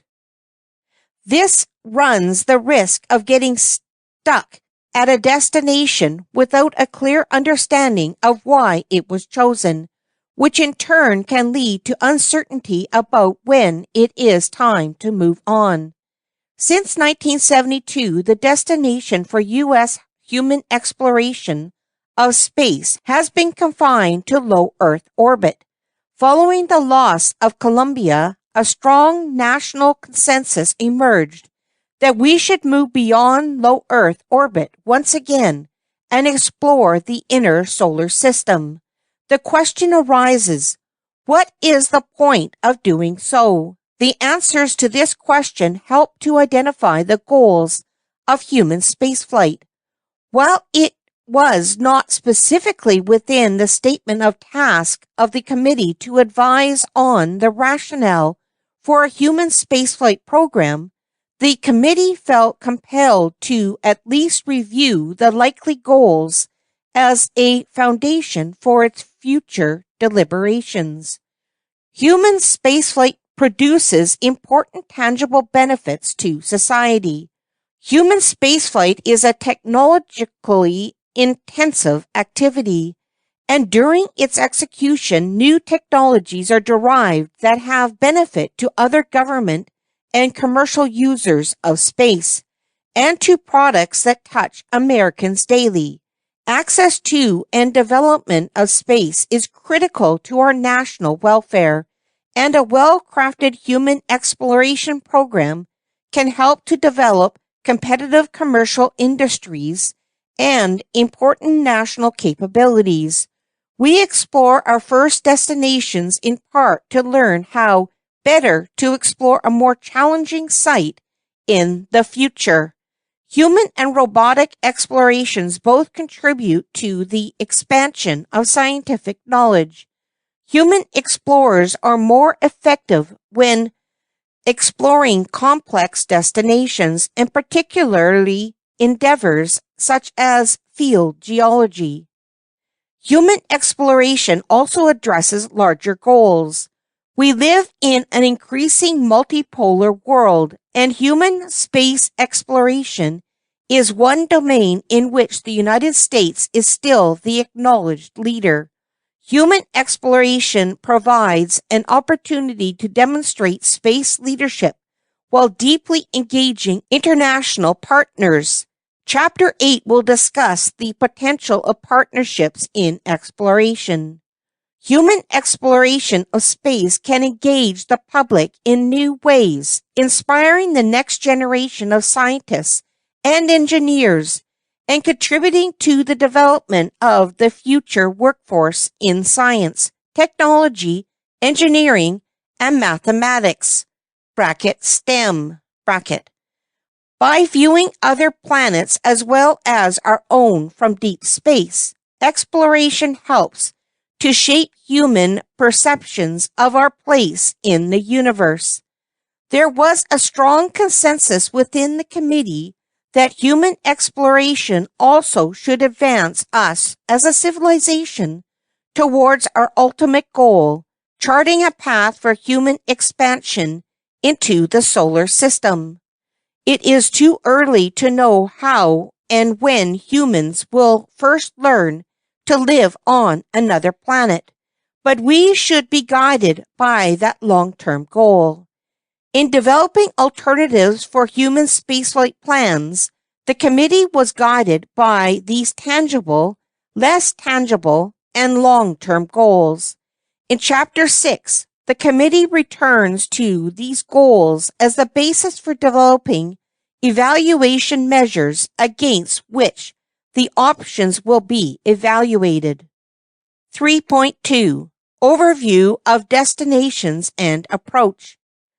The moon has been the nation's principal focus of human space exploration beyond low Earth orbit since President Kennedy set it as a national goal in 1961.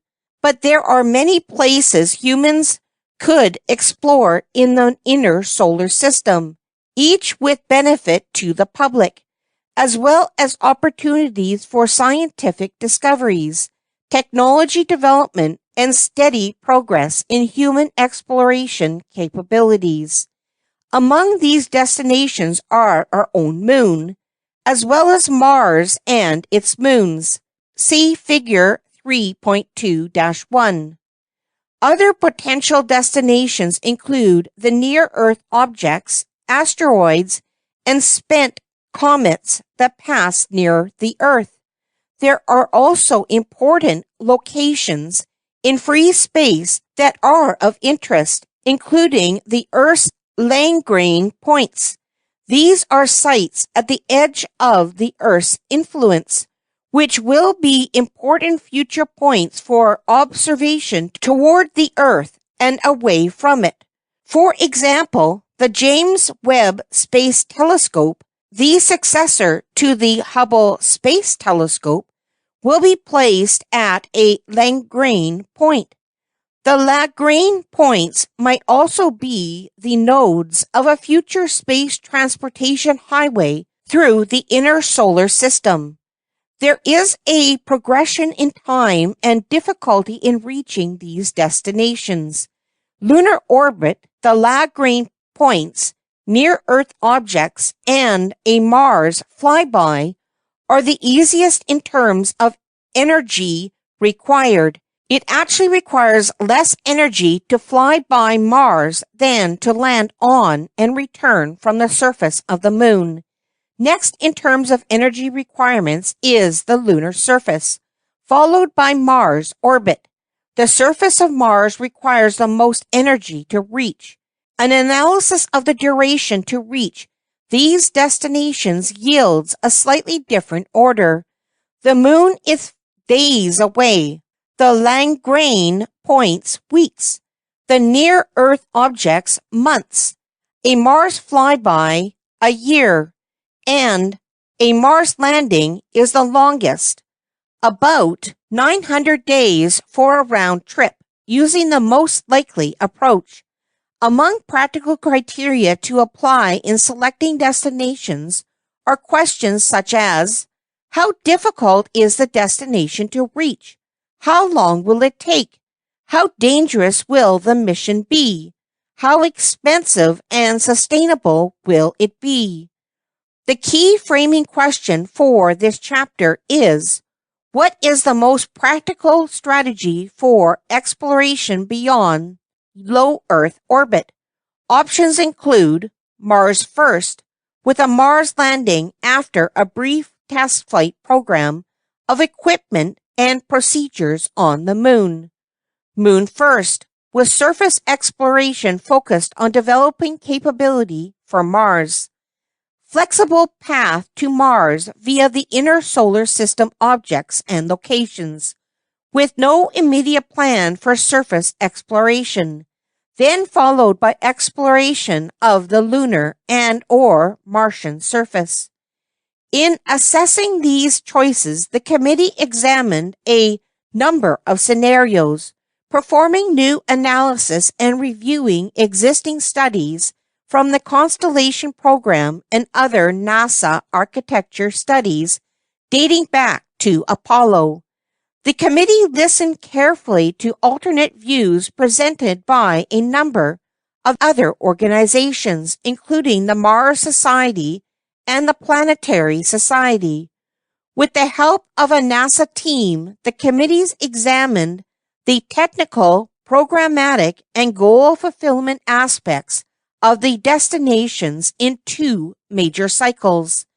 The first cycle considered 6 destination pathway scenarios, including 3 variants of lunar exploration, 2 variants of Mars exploration, and the flexible path.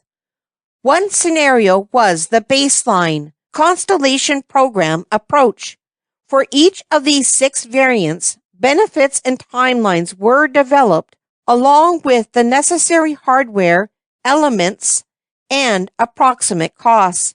A second cycle included more detailed analysis, such as coupling to launch vehicles and upper stages, and more detailed benefit and cost analysis. In the end, the 6 initial scenarios collapsed into the 3 destination options described below.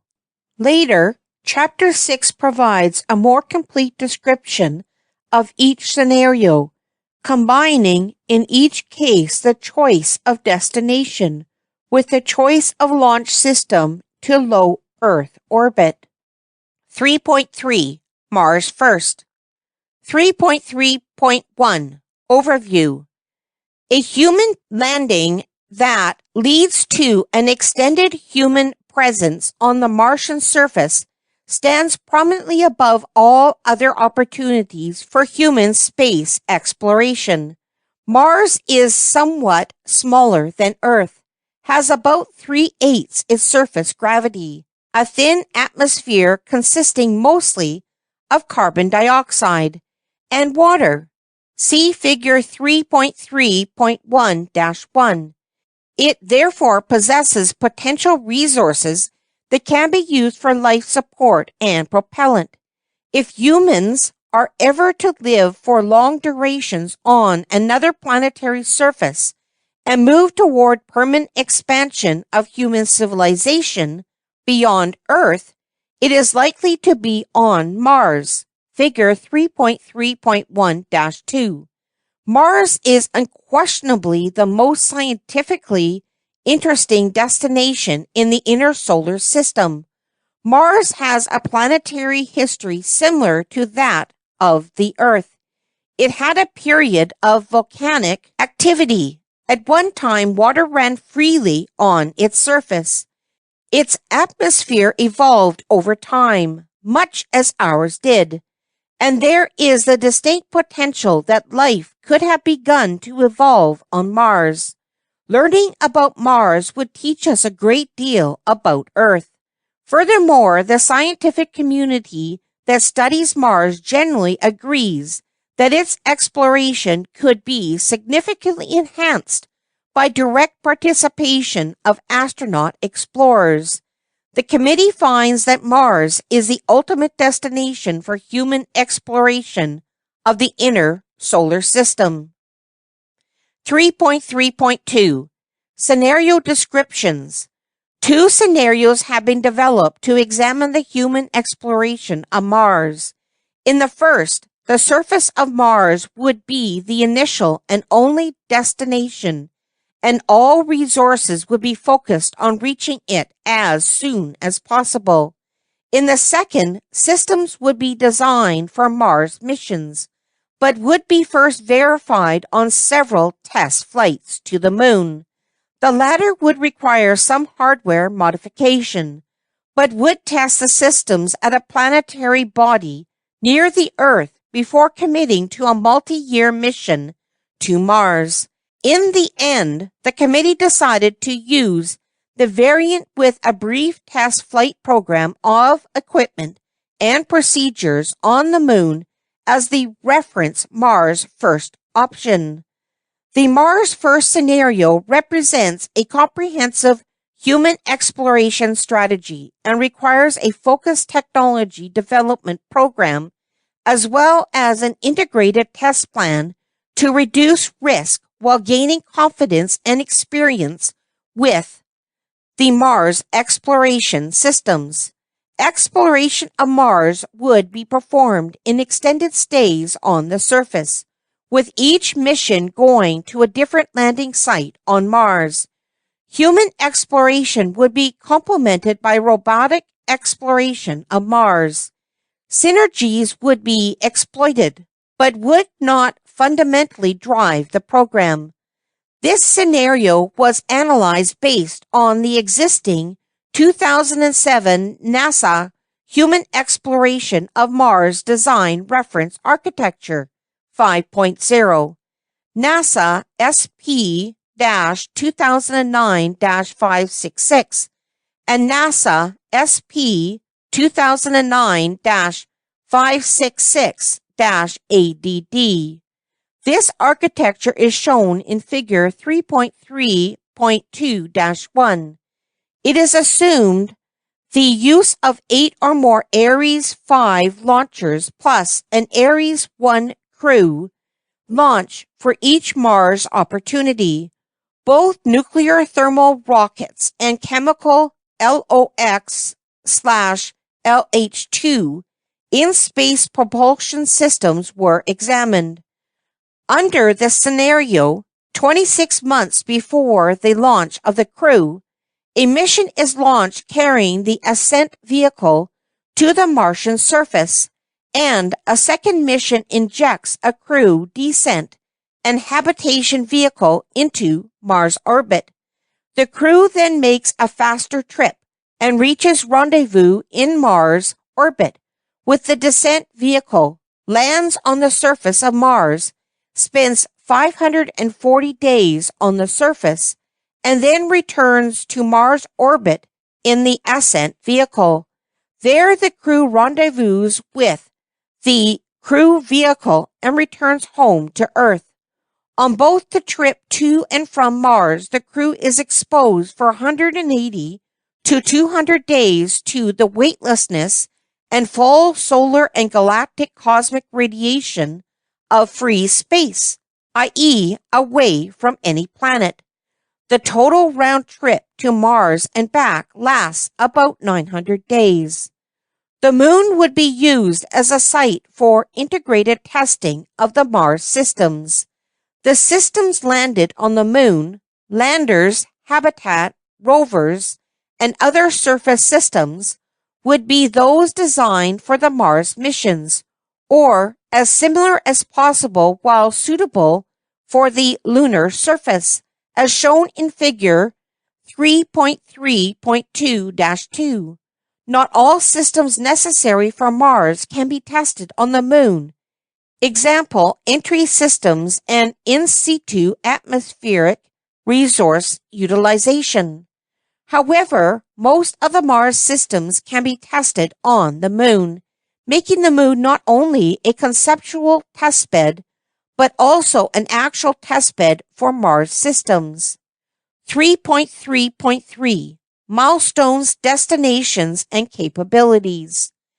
A notional development plan and flight roadmap for the Mars first scenario is presented in Figure 3.3.3-1. The strategy shows the progressive expansion and extension human capabilities, starting with a demonstration of an extended duration habitat at the ISS, expanding to unpiloted missions to near-Earth objects to demonstrate the performance of heavy lift and in-space transportation systems. At the same time, subscale robotic missions at Mars would demonstrate key Mars exploration technologies needed to land large payloads at a precise location. The lunar dress rehearsal would take place as the Mars hardware is completed and prepared for integrated systems testing. The transportation system, cargo, and crew would be launched toward the Moon over a 10-month period. Once the crew and cargo are in place on the surface, operations will take place over a 2-year period, with crew rotation occurring every 6 months. While going to the Moon would primarily be for the purpose of testing Mars systems, astronauts would explore the lunar surface as well. When all systems have been tested, cargo only and then piloted missions to Mars would occur on successive opportunities, about 27 months apart. 3.3.4 Assessment. While Mars is the ultimate destination for the near-term human exploration of space, it is not an easy place to visit with existing technology and experience. No human has ever traveled more than 3 days from Earth, and none beyond 386 miles away for almost 40 years. No American has been in space much more than 180 days at time, or exposed to the full radiation of free space for more than about a week. Mars requires a trip in space of almost 900 days. We do not have the flight demonstrated technology to confidently approach and land large spacecraft on the Mars surface. Mars is distant enough from the Sun that it is a weak energy source, and space-based surface nuclear power is probably needed. Under current plans, as many as 12 Ares-5 vehicles would be needed to launch each biannual set of missions. It seems likely that some form of advanced propulsion may also be needed to make travel feasible. A focused technology program almost a decade long would be required before system design could begin. The preliminary estimates of cost of Mars missions are far higher than for other scenarios, all in an era when budgets are becoming highly constrained. If astronauts were to travel to Mars under these circumstances, it would require most of the human spaceflight budget for nearly 2 decades or more and produce few intermediate results. When we finally reached Mars, we might be hard-pressed to maintain the financial resources needed for repeated missions after the first landings, recreating the pattern of Apollo. For these reasons, the committee found that Mars is the ultimate destination for human exploration of the inner solar system, but is not a viable first destination beyond low Earth orbit. Findings on human missions to Mars. Mars as the ultimate destination. Mars is the ultimate destination for human exploration of the inner solar system. It is the planet most similar to Earth and the one on which permanent extension of human civilization, aided by significant in situ resources, is most feasible. Its planetary history is close enough to that of the Earth to be of enormous scientific value, and the exploration of Mars could be significantly enhanced by direct participation of human explorers. Mars as the first destination. Mars first. Mars is not a viable first destination beyond low Earth orbit at this time. With existing technology and even a substantially increased budget, the attainment of even symbolic missions would demand decades of investment and carry considerable safety risk to humans. It is important to develop better technology and gain more experience in both free space and surface exploration prior to committing to a specific plan for human exploration of the surface of Mars. 3.4 Moon First. 3.4.1 Overview. If Mars is not the first destination beyond low Earth orbit, the Moon is an obvious alternative. See Figure 3.4.1-1. Going there would enable the development of the operational skills and technology for landing on, launching from, and working on a planetary surface, as well as providing a basis for understanding human adaptation to another planet that would one day allow us to go to Mars. Systems would be designed for the Moon, but would be as extensible as practical for use on Mars. At a minimum, they would demonstrate technologies and operational concepts that would be incorporated into eventual Mars systems.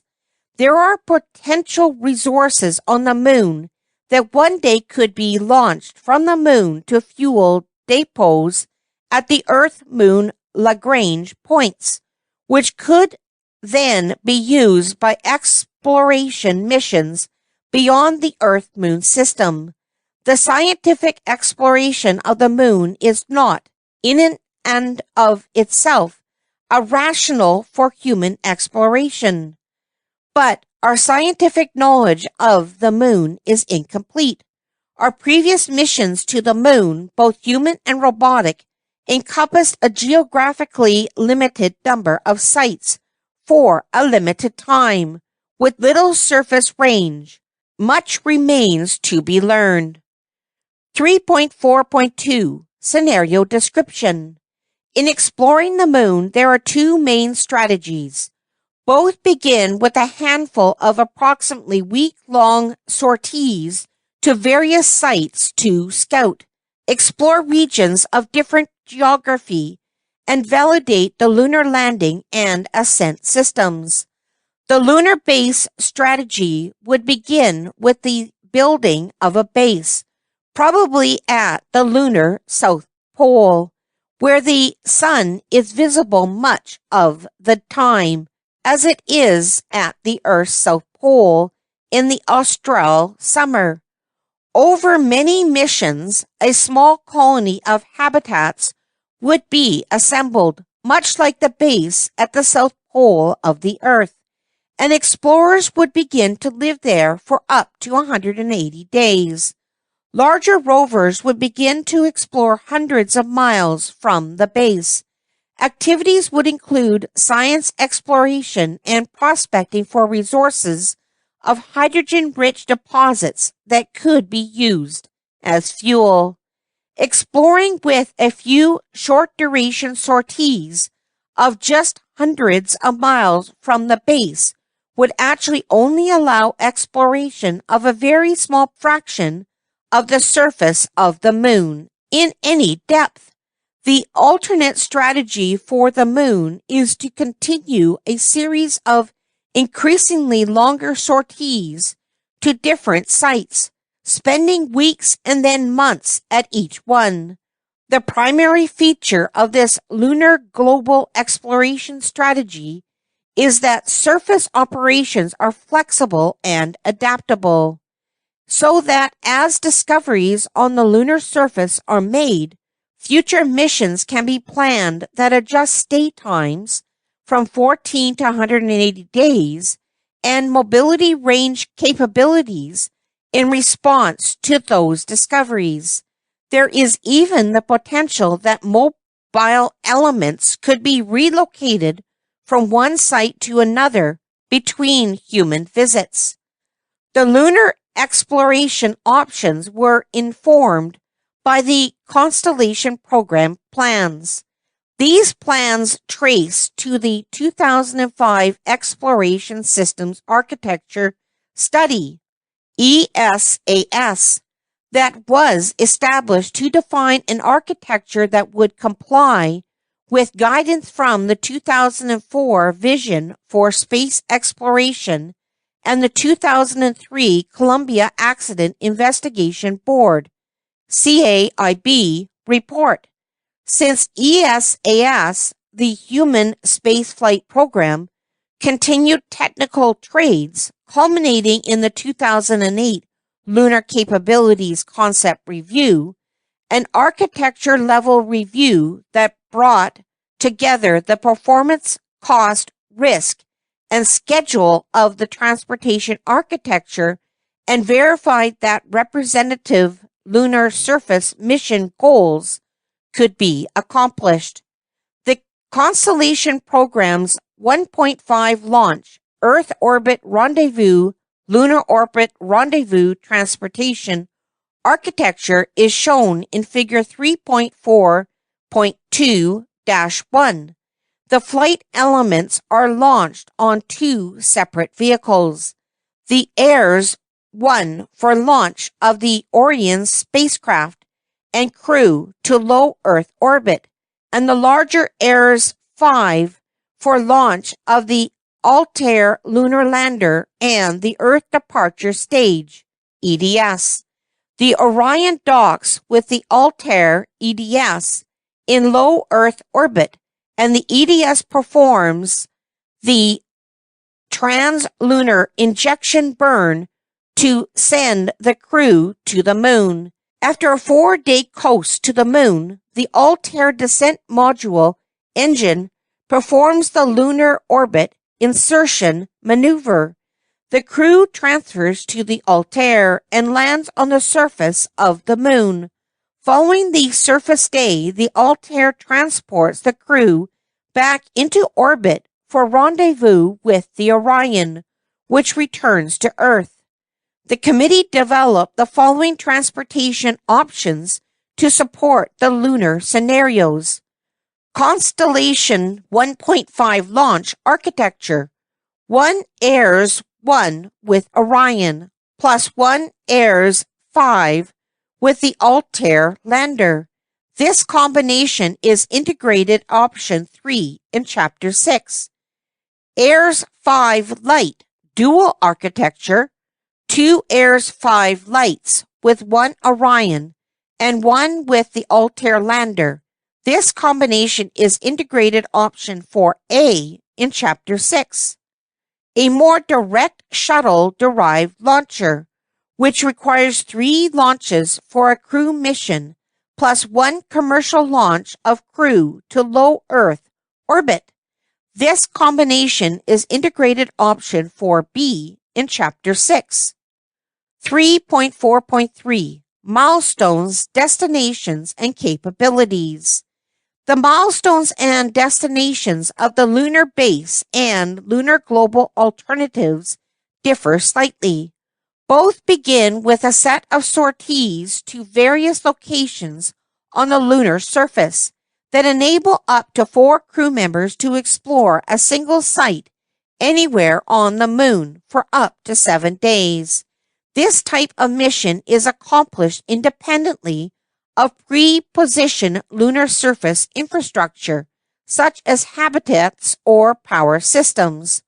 The lunar sorties allow for exploration of high-interest science sites, scouting of future lunar outpost locations, or other technology development objectives. The lunar sortie mission may include surface mobility assets and science packages, which the crew can operate on daily extravehicular activities, spacewalks. The lunar base alternative proceeds then to the construction of a lunar outpost. An example of such a scenario is shown in Figure 3.4.3-1. It develops an extensive surface roving capabilities, semi-permanent occupancy by a crew of 4, and resource extraction and utilization capability. In later years, it permits the development of additional infrastructure, allowing for science exploration with additional sorties and longer-range roving, and developing operational concepts and experience for Mars exploration. In contrast, the lunar global alternative proceeds from 7-day sorties to longer duration visits to 2 to 4 sites of particular interest, as shown in Figure 3.4.3-2. The first long-duration site would have about a 56-day visit, spending the lunar night on the surface for the first time, and exploring with unpressurized rovers. Subsequent sites would be visited for longer durations, and with more capable exploration infrastructure. They would eventually reach the same 180-day stay as with the lunar base. After some number of extended sorties, lunar exploration could be ended, continued in extended sortie mode, or transitioned to a base approach. 3.4.4 Assessment. The moon is a viable first destination for human exploration beyond low Earth orbit. Lunar exploration would allow the development of the capability to land on and explore a planetary surface while still remaining only about 3 days away from Earth. There are scientific objectives that could be met while visiting the moon, including studying the evolution of the moon and using the surface of the moon as a record for studying the evolution of the solar system. The moon could compete with other locations as a site for observatories and reduced gravity surface science. It is worth noting, however, that prior to the announcement of the vision for space exploration in 2004, only one site on the moon, the South Pole Aitken Basin, was on the high priority locations for robotic exploration of the inner solar system. There is useful science to be performed on the moon, but science is not the driver of human lunar exploration. The exploration of the moon should be focused to the greatest extent possible on developing the technologies and concepts that will be important in future exploration of Mars, surface descent, landing and ascent, habitation and surface exploration, and resource utilization. The committee explored two strategies for exploring the moon. The lunar base and lunar global strategies each have strengths and weaknesses. The lunar base allows more efficient utilization of the material brought to the surface and more accumulated crew time on the surface, important to Mars preparation. The lunar global approach visits more sites in depth and more closely simulates the exploration strategy likely to be used on Mars. The committee finds that the lunar base and the lunar global exploration strategies have similar costs, and both provide value in exploring the moon and preparing for the exploration of Mars.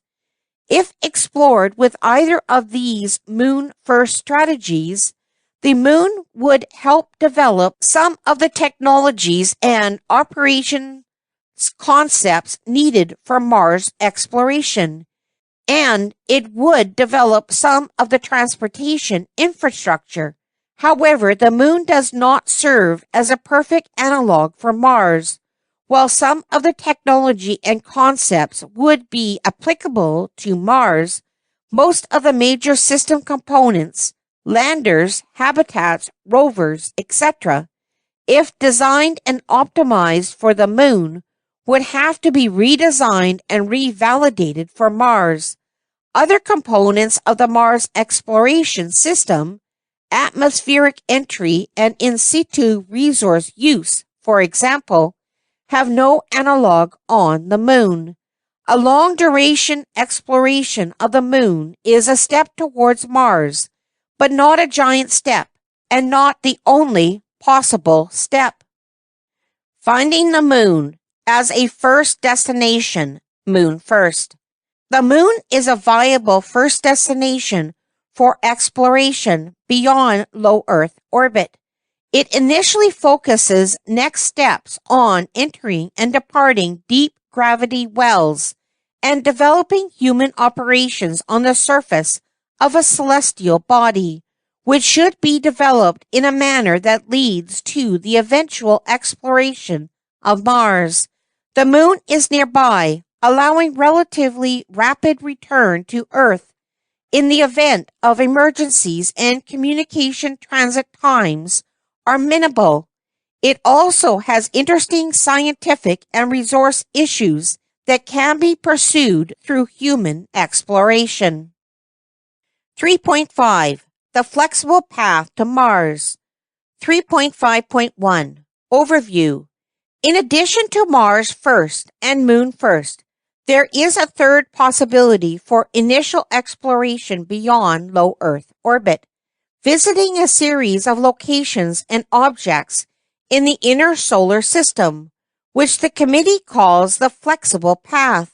See Figure 3.5.1-1.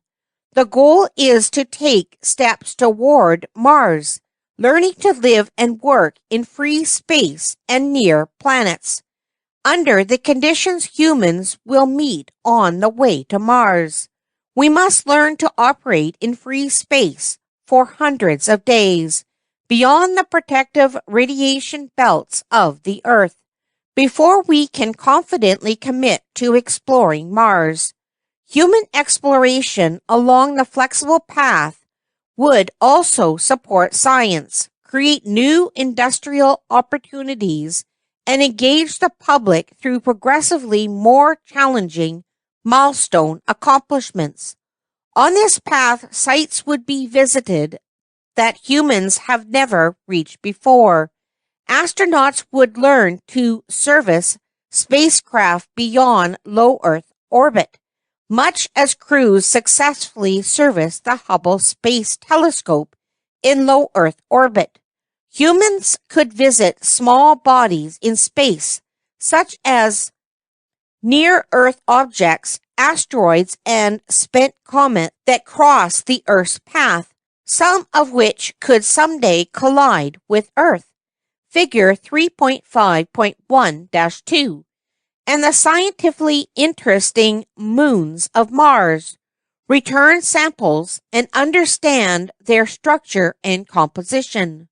When humans would come close to the moon or Mars, they could deploy probes and coordinate with or control robotic assets on the surface.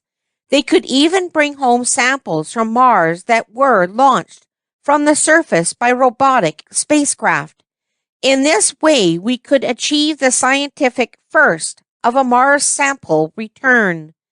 These destinations require the smallest energy expenditure beyond low Earth orbit, but are of increasing distance and duration from Earth.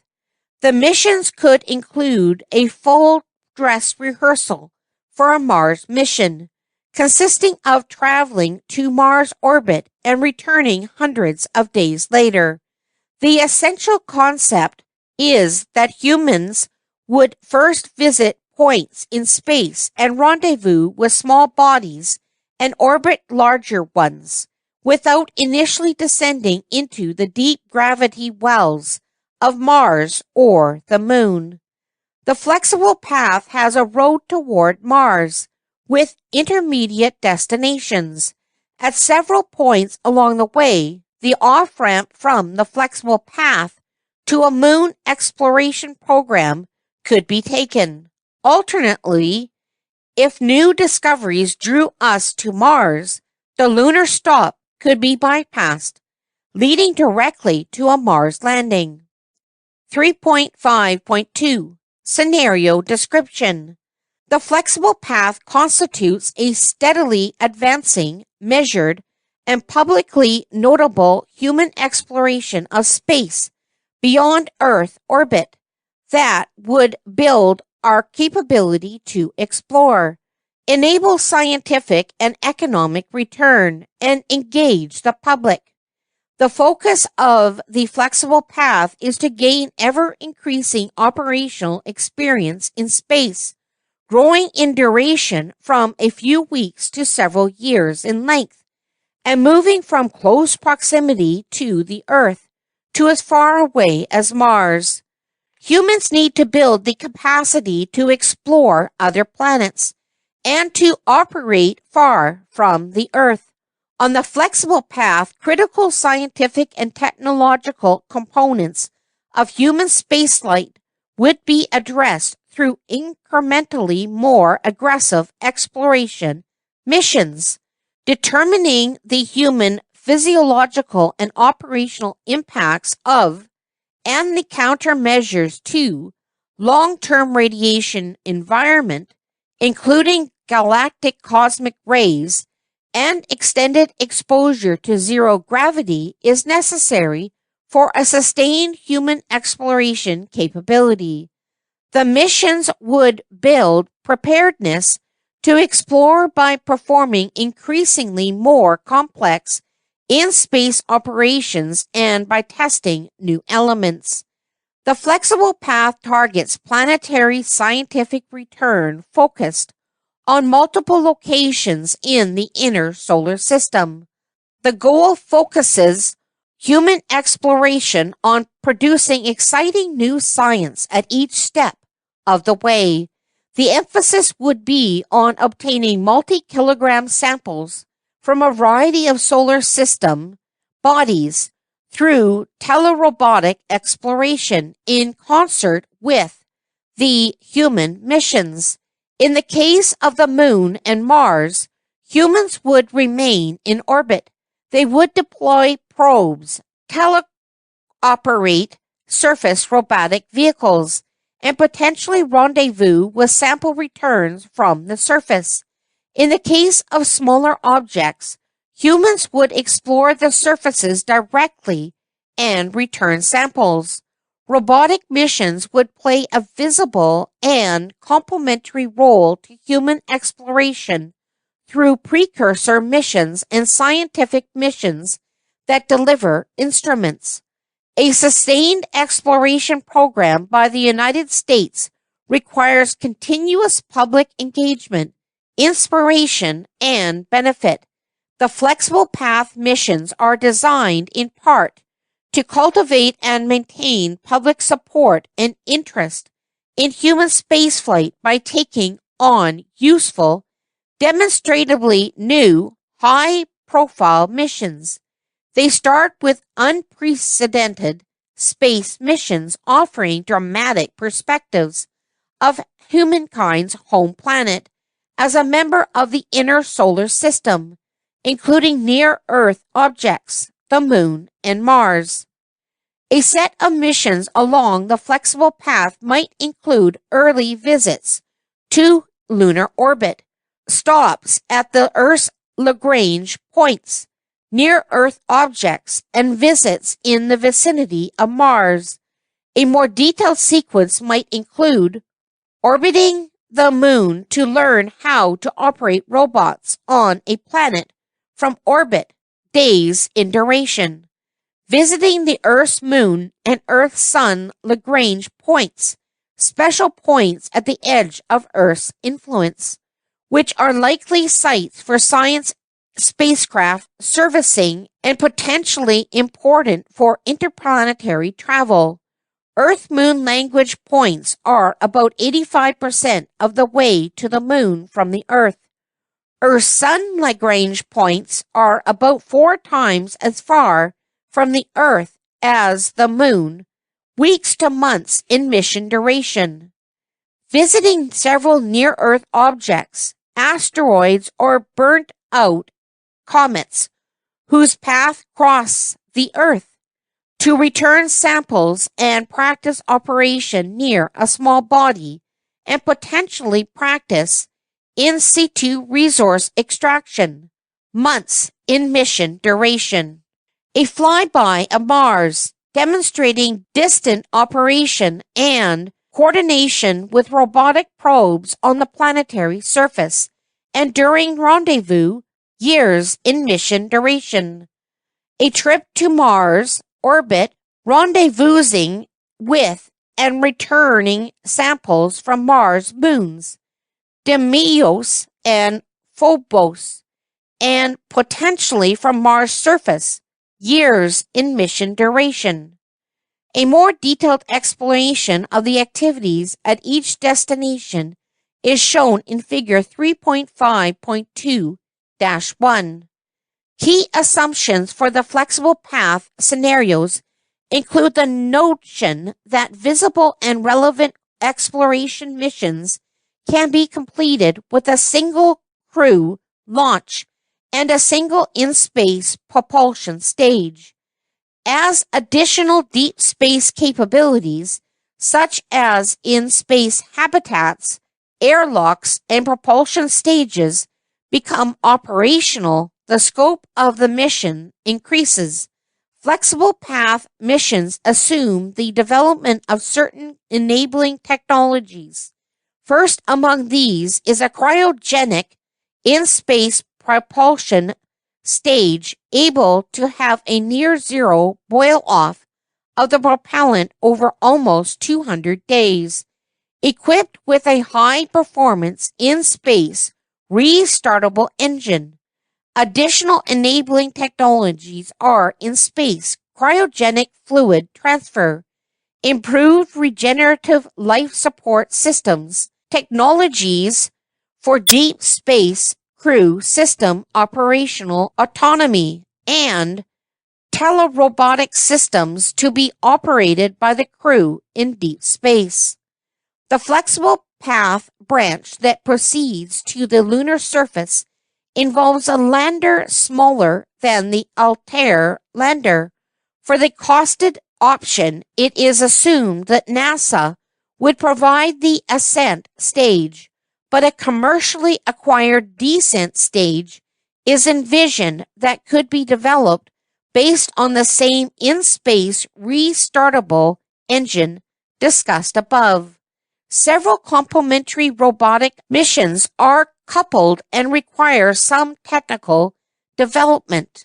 In particular, the Mars sample return mission would use the heavy lift in space propulsion stage to send multiple sampler missions in a precursor Mars entry, descent, and landing (EDL) aeroshell to validate technologies for eventual human landings on Mars.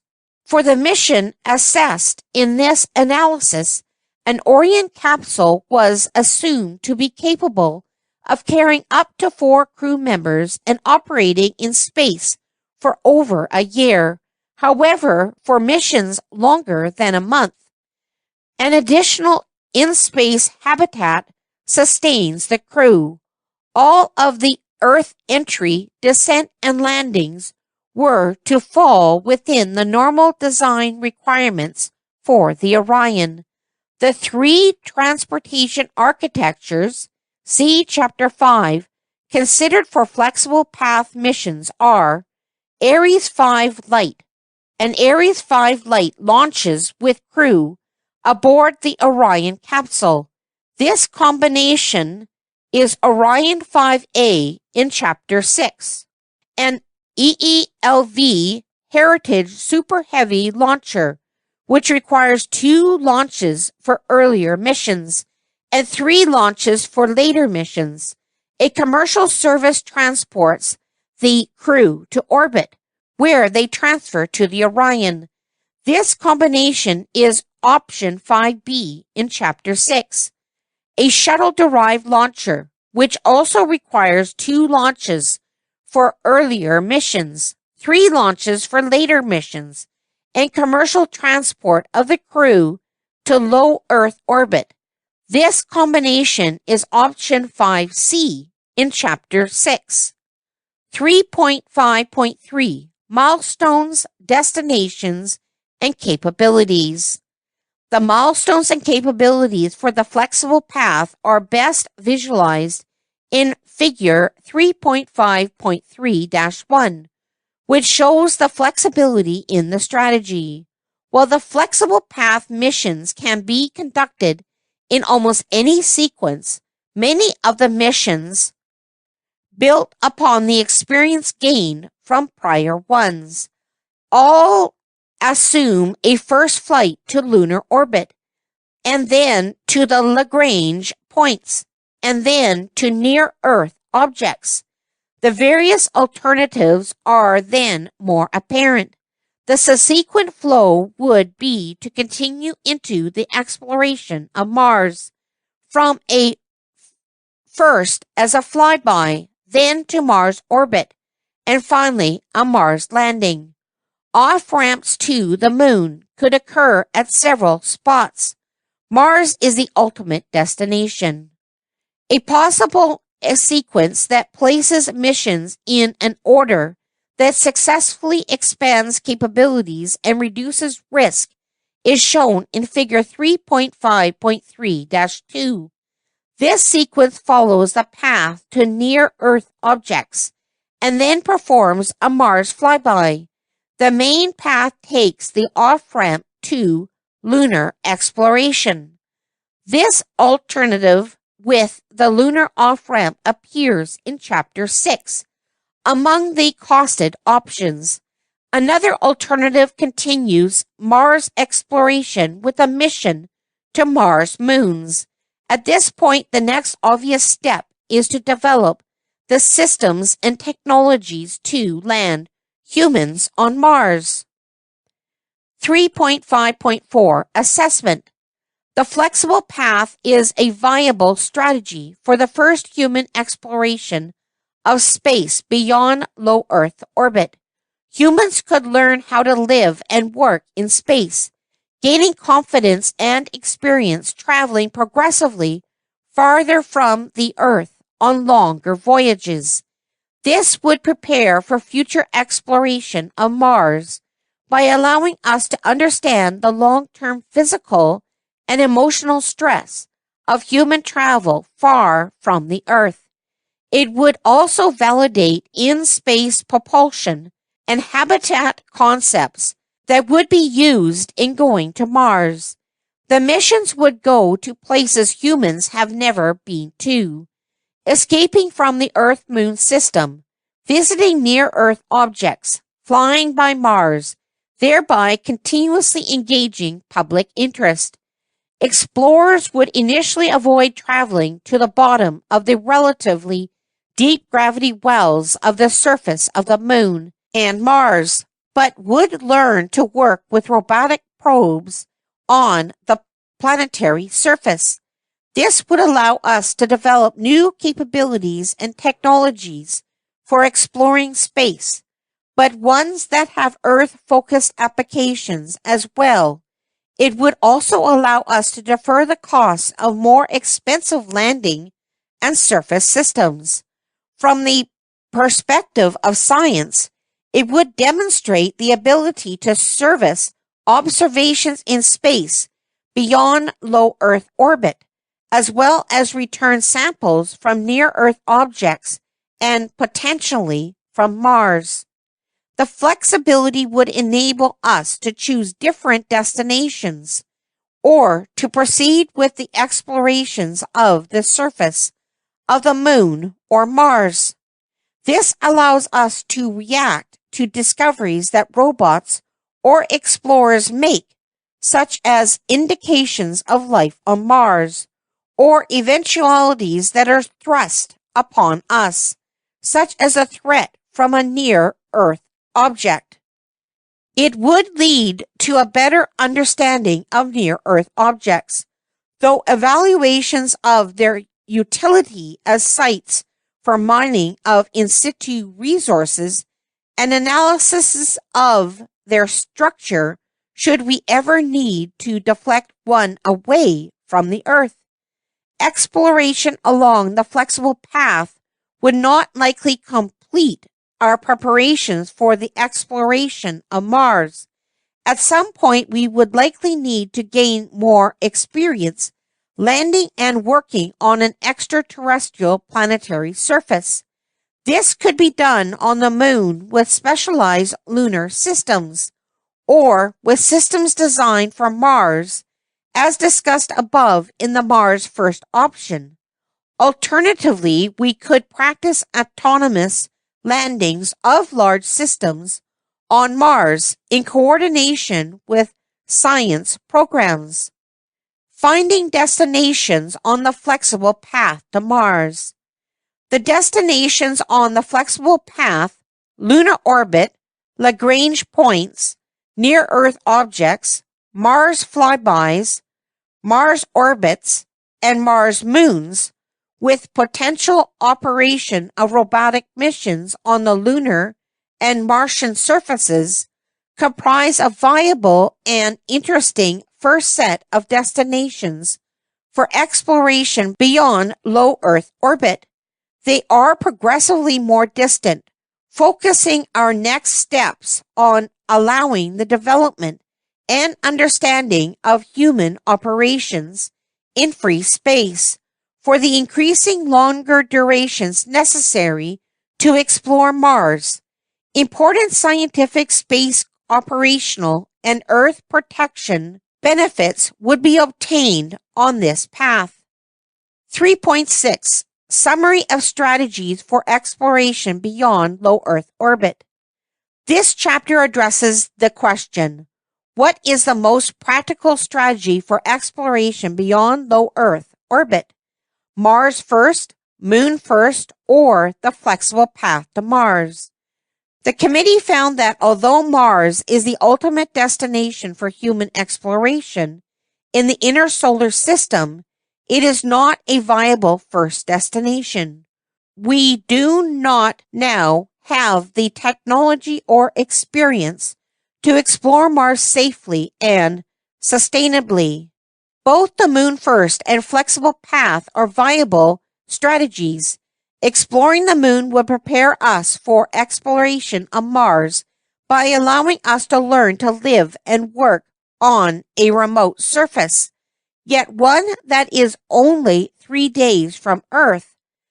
The flexible path would prepare us for exploration of Mars by developing confidence that we can live and work in free space and allowing us to learn to explore planets and bodies in a new way, potentially in coordination with robotic probes.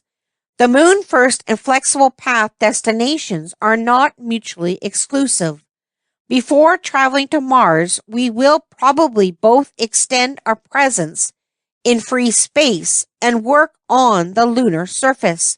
For example, if we had explorers on the Moon for a decade, but never more than 3 days from Earth, would we easily commit to a mission that took our astronauts away for 3 years? This seems unlikely. Likewise, if we had worked in space for a decade, would we commit to landing on a planet 180 days away without practice? This seems equally unlikely. Before we explore Mars, we will likely do some of both the flexible path and lunar exploration. The primary decision is one of sequence. This will be largely guided by budgetary, programmatic, and program sustainability considerations. These will be discussed in Chapter 6. Whatever destinations are selected, it would be desirable to have a spectrum of program choices that offers periodic milestone accomplishments visible and appreciated by the public. Before leaving the topic of strategies for exploration, it is important to reflect back on the goals for human spaceflight.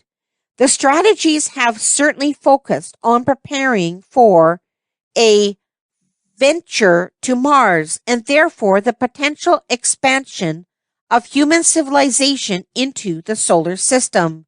Many opportunities could be identified in either pathway for deep involvement of international partners, as will be suggested in Chapter 8. Science returns, technology and economic development, and exploration preparation will follow from either strategy.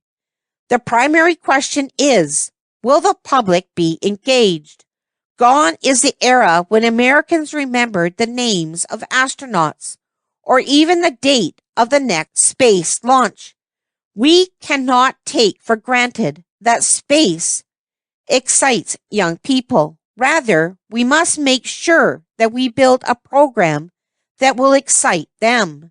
In its plan for exploration, NASA must find new ways to engage the public, particularly young people, in a venture of participatory exploration, one that will be exciting to them. This should not be an afterthought. It must be an integral part of the program. Finding pathways to Mars. Mars is the ultimate destination for human exploration of the inner solar system, but it is not the best first destination. Both visiting the Moon first and following the flexible path are viable exploration strategies. The two are not necessarily mutually exclusive. Before traveling to Mars, we might be well served to both extend our presence in free space and gain experience working on the lunar surface. The current U.S. human spaceflight programs are the Operational Space Shuttle Program and the U.S. portion of the International Space Station, ISS. The next human spaceflight effort, the Constellation Program, is in development. 4.1. The Space Shuttle. The committee has addressed 5 questions that, if answered, would form the basis of a plan for U.S. human spaceflight. First among those questions is, what should be the future of the Space Shuttle? The current plan is to retire the shuttle at the end of FY 2010. 6 flights are remaining on the manifest, with the final flight scheduled for September 2010. Once the shuttle is retired, there will be a gap in America's capability to independently launch people into space. That gap will extend until the next U.S. human-rated launch system becomes available. In analyzing the future of the shuttle, the committee considered whether the current flight schedule is realistic. It also weighed the risks and possible benefits of various shuttle extension options. This section provides a brief background on the space shuttle, a discussion of important issues, and a description of the scenarios considered for inclusion in the integrated options presented in this report. 4.1.1 Background. The Space Shuttle, introduced in 1981, is fundamentally different from all previous U.S. launch systems. It lifts astronauts to orbit in a spaceplane, not a capsule, and it lands on a runway, not with a splash in the ocean. The spaceplane has a cargo bay to carry satellites and experiments with it into space and back to Earth, and it can be flown again and again. The shuttle has been the workhorse of the U.S. human spaceflight program since its first launch. In its 28 years of operations, it has flown 128 times, 126 of those successfully. 2 tragic accidents mar its record. Space shuttle missions have evolved considerably in focus, capability, and complexity over that period. They have progressed from early flight tests to operations, which included satellite deployments, tests of a robotic arm, and early scientific experiments. Immediately after the Space Shuttle Challenger accident in 1986, the launch of satellites shifted from the shuttle to expendable launch vehicles, and shuttle missions evolved into more sophisticated science and operational missions, including Space Lab flights, repair and servicing of the Hubble Space Telescope, and the Shuttle Radar Topography mission. In the late 1990s, the focus of shuttle missions transitioned to the assembly, logistics support, and maintenance of the International Space Station.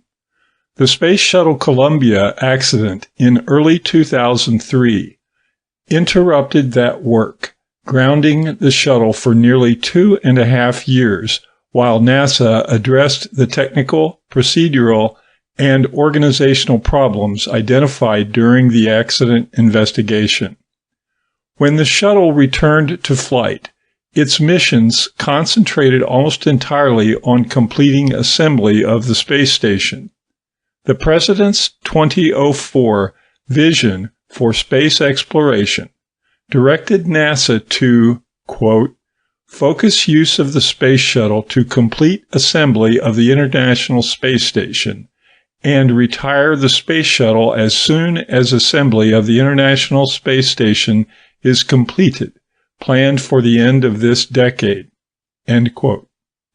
Subsequently, several shuttle flights planned to support the International Space Station assembly and utilization were canceled, and NASA was directed to complete the remaining shuttle flights by the end of 2010. At the time, the Constellation program's replacement for the shuttle was projected to be ready in 2012, leaving a 2-year gap in the nation's ability to launch humans into low Earth orbit. As of the end of FY 2009, the shuttle has flown successfully 15 times since returning to flight in 2005. Missions are now far more intricate and complex than earlier shuttle flights, and they illustrate significant growth in the ability to operate in space. While early missions were routinely 4 to 7 days and rarely included a spacewalk, missions today are often 2 weeks long and have included as many as 5 complex and well-orchestrated spacewalks. As of September 2009, 6 flights remain in the shuttle manifest, with the last flight scheduled for September 2010. There is currently modest funding in the FY 2011 budget to cover shuttle retirement costs, but none for flight operations. 4.1.2 Issues. In considering the future of the Space Shuttle, the committee paid particular attention to safety, schedule, workforce, and the program's fixed costs. Schedule. To assess the viability of the current shuttle schedule, the committee compared the actual post-Columbia flight rate, July 2005 through STS-128, the last flight in FY 2009, with the projected flight rate for the remainder of the current manifest. In the post-Columbia period, through the end of FY 2009, there was an average of 100 days between flights. In contrast, the current manifest shows an average of only 64 days between the remaining 6 flights. While it is not impossible to achieve this latter flight rate, the projected rate is not consistent with recent or prior experience. Further, Space Shuttle managers have indicated that there is little or no margin in the remaining schedule. Experience suggests that it is very likely the currently manifested flights will extend into the second quarter of FY 2011. The committee also took note that the Columbia Accident Investigation Board, CAIB, cited schedule and budget pressure as a contributing factor in the Columbia accident. The board observed, quote, "Little by little, NASA was accepting more and more risk in order to stay on schedule." End quote. It recommended that NASA, quote, "adopt and maintain a shuttle flight schedule that is consistent with available resources," end quote, and added that, quote, "although schedule deadlines are an important management tool, those deadlines must be regularly evaluated to ensure that any additional risk incurred to meet the schedule is recognized, understood, and acceptable."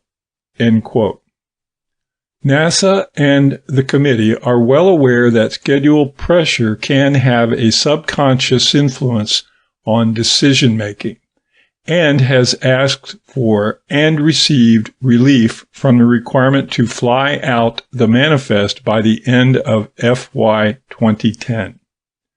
The administration has directed that NASA complete the remaining manifest safely, even if that requires extending into FY 2011.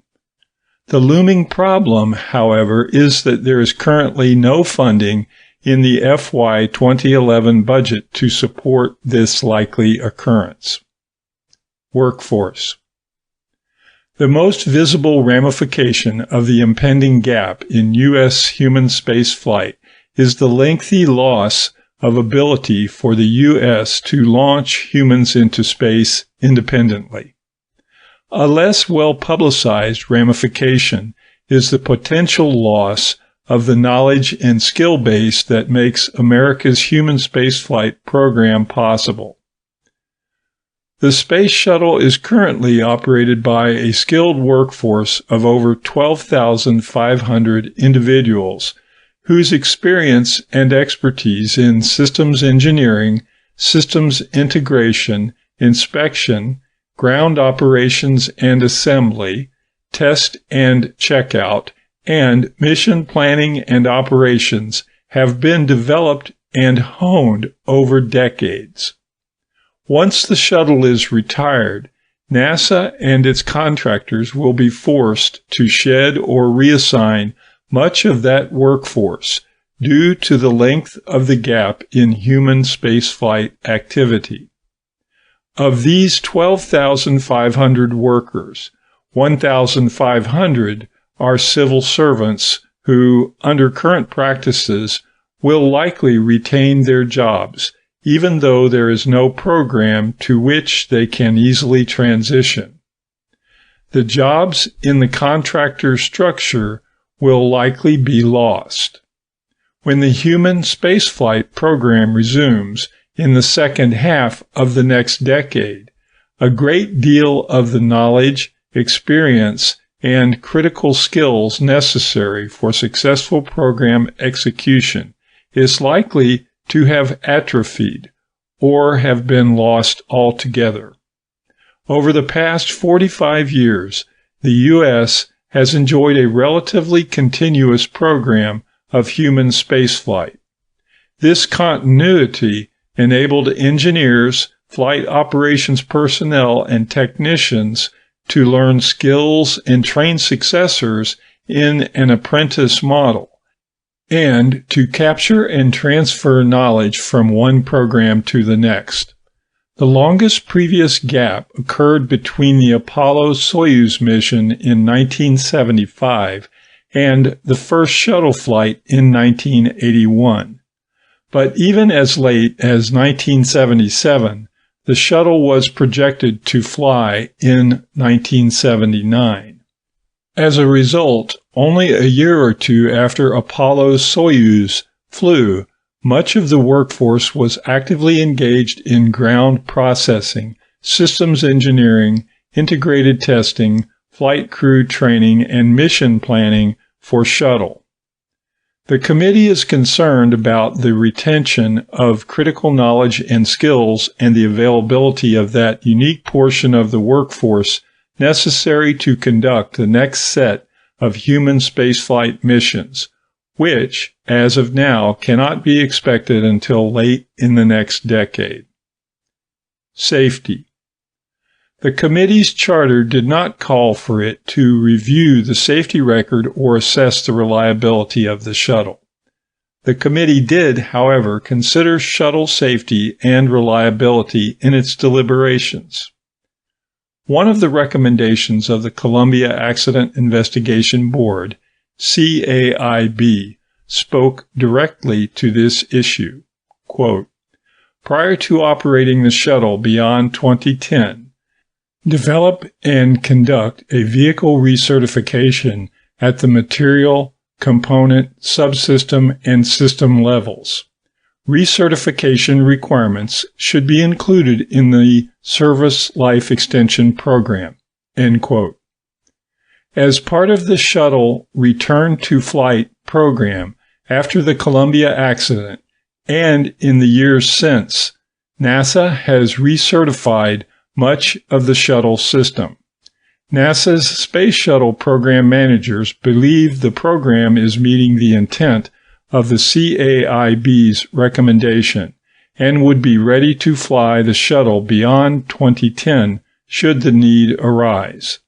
This committee suggests that an independent review of the shuttle recertification process be undertaken if a decision is made to add flights to the current manifest. How reliable and how safe is the shuttle, particularly when compared to other existing or proposed launch vehicles? As noted previously in this report, flying in space is inherently risky, so it is not appropriate to call any launch vehicle safe. Several factors contribute to a launch vehicle's risk. The design itself, the extent to which the limitations of that design are understood, the processes and people involved in preparing, launching, and operating the vehicle, and random component or system failures. Studies of risk associated with different launch vehicles, both human-rated and non-human-rated, reveal that many accidents are a result of poor processes, process lapses, human error, or design flaws. Very few result from so-called random component failures. The often used probabilistic risk assessment, PRA, is a measure of a launch vehicle's susceptibility to these component or system failures. It provides a useful way to compare the relative risks of mature launch vehicles in which the design is well understood and processes are in place. It is not as useful a guide as to whether a new launch vehicle will fail during operations, especially during its early flights. The shuttle is one of the few launch vehicles that have flown a sufficient number of times to be considered mature. It has suffered 2 accidents in its 128 flights, so its demonstrated success rate is 98.4%. Considerable effort has also been expended to develop a probabilistic risk assessment for the shuttle. That PRA shows a reliability of 98.7%, with the greatest contributor to risk coming from the threat of micrometeorite or debris damage while in orbit. Other launch vehicles in development have better PRAs, indicating that once they reach maturity, they will carry less risk than the shuttle. In comparing shuttle reliability to that of other launch vehicles, however, the most important factor is actual flight experience. The shuttle completed its first 24 missions successfully before the Challenger accident. After returning to flight, it flew successfully 87 times before the Columbia accident, and has flown successfully 15 times since. This is not to say that future vehicles will not be more reliable. They likely will be. But the shuttle has reached a level of maturity that those launch vehicles will not reach for many years. Those vehicles still have their infant mortality phase ahead of them.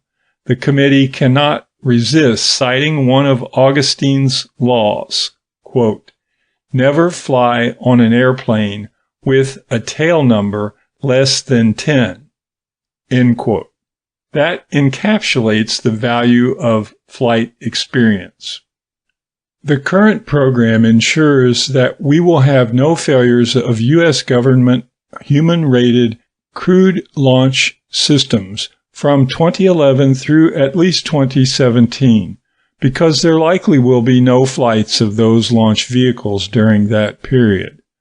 The committee considered whether the risk associated with extending shuttle operations is appropriate. In doing so, it considered whether it is acceptable to complete the current manifest and, if so, whether the risk is acceptable for some number of additional flights, assuming the current level of attention to mission assurance processes and procedures is maintained. The committee believes the risk of flying out the current shuttle manifest is consistent with past experience if conducted on a schedule and budget that do not impose undue pressure and constraints. The committee also believes the risk of some extension beyond the current manifest may be acceptable, assuming the certification process discussed above is successfully completed and the current emphasis on mission assurance is continued. Fixed costs. The annual shuttle budget is approximately $3 billion per year, depending on the number of flights.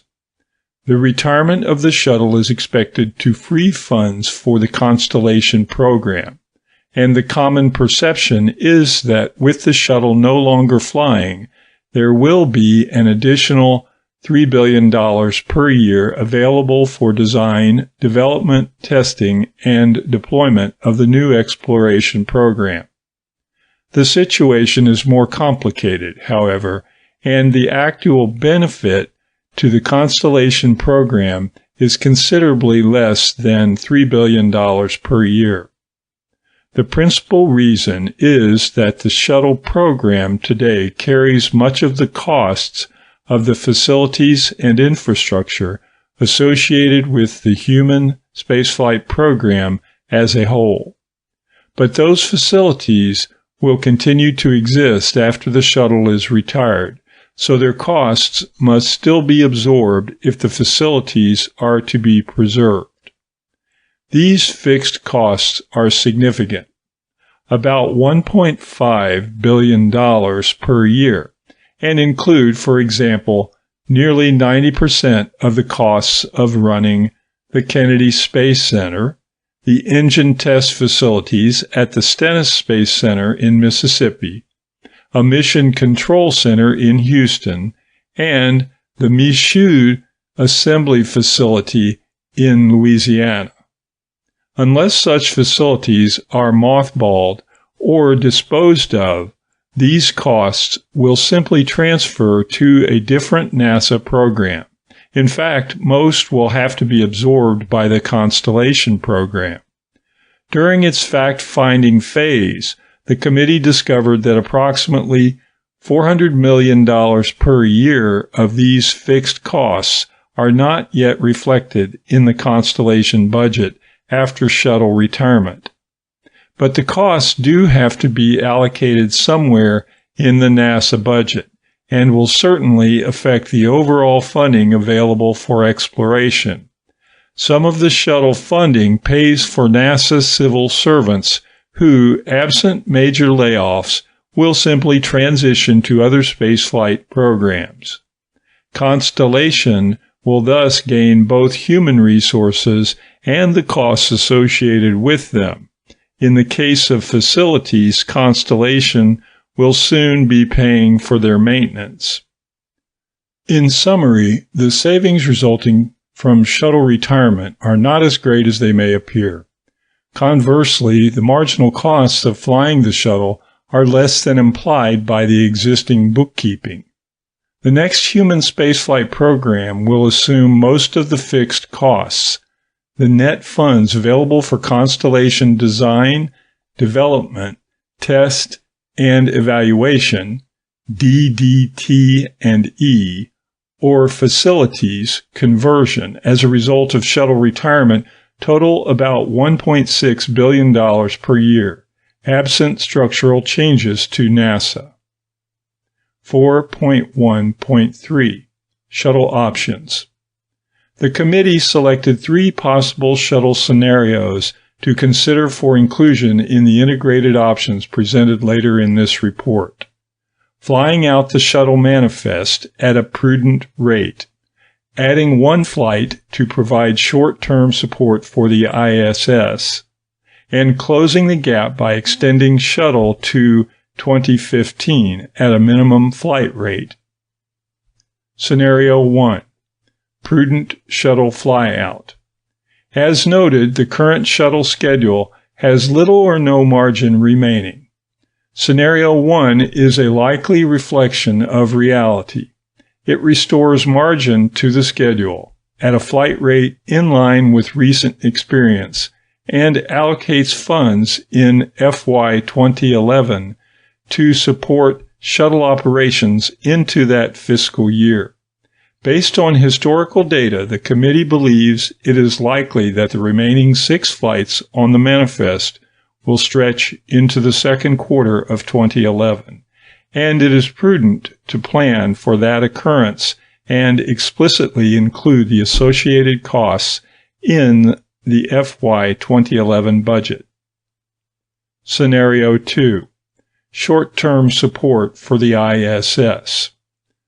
Space Shuttle retirement will have an impact on the ISS, described more fully in a subsequent section.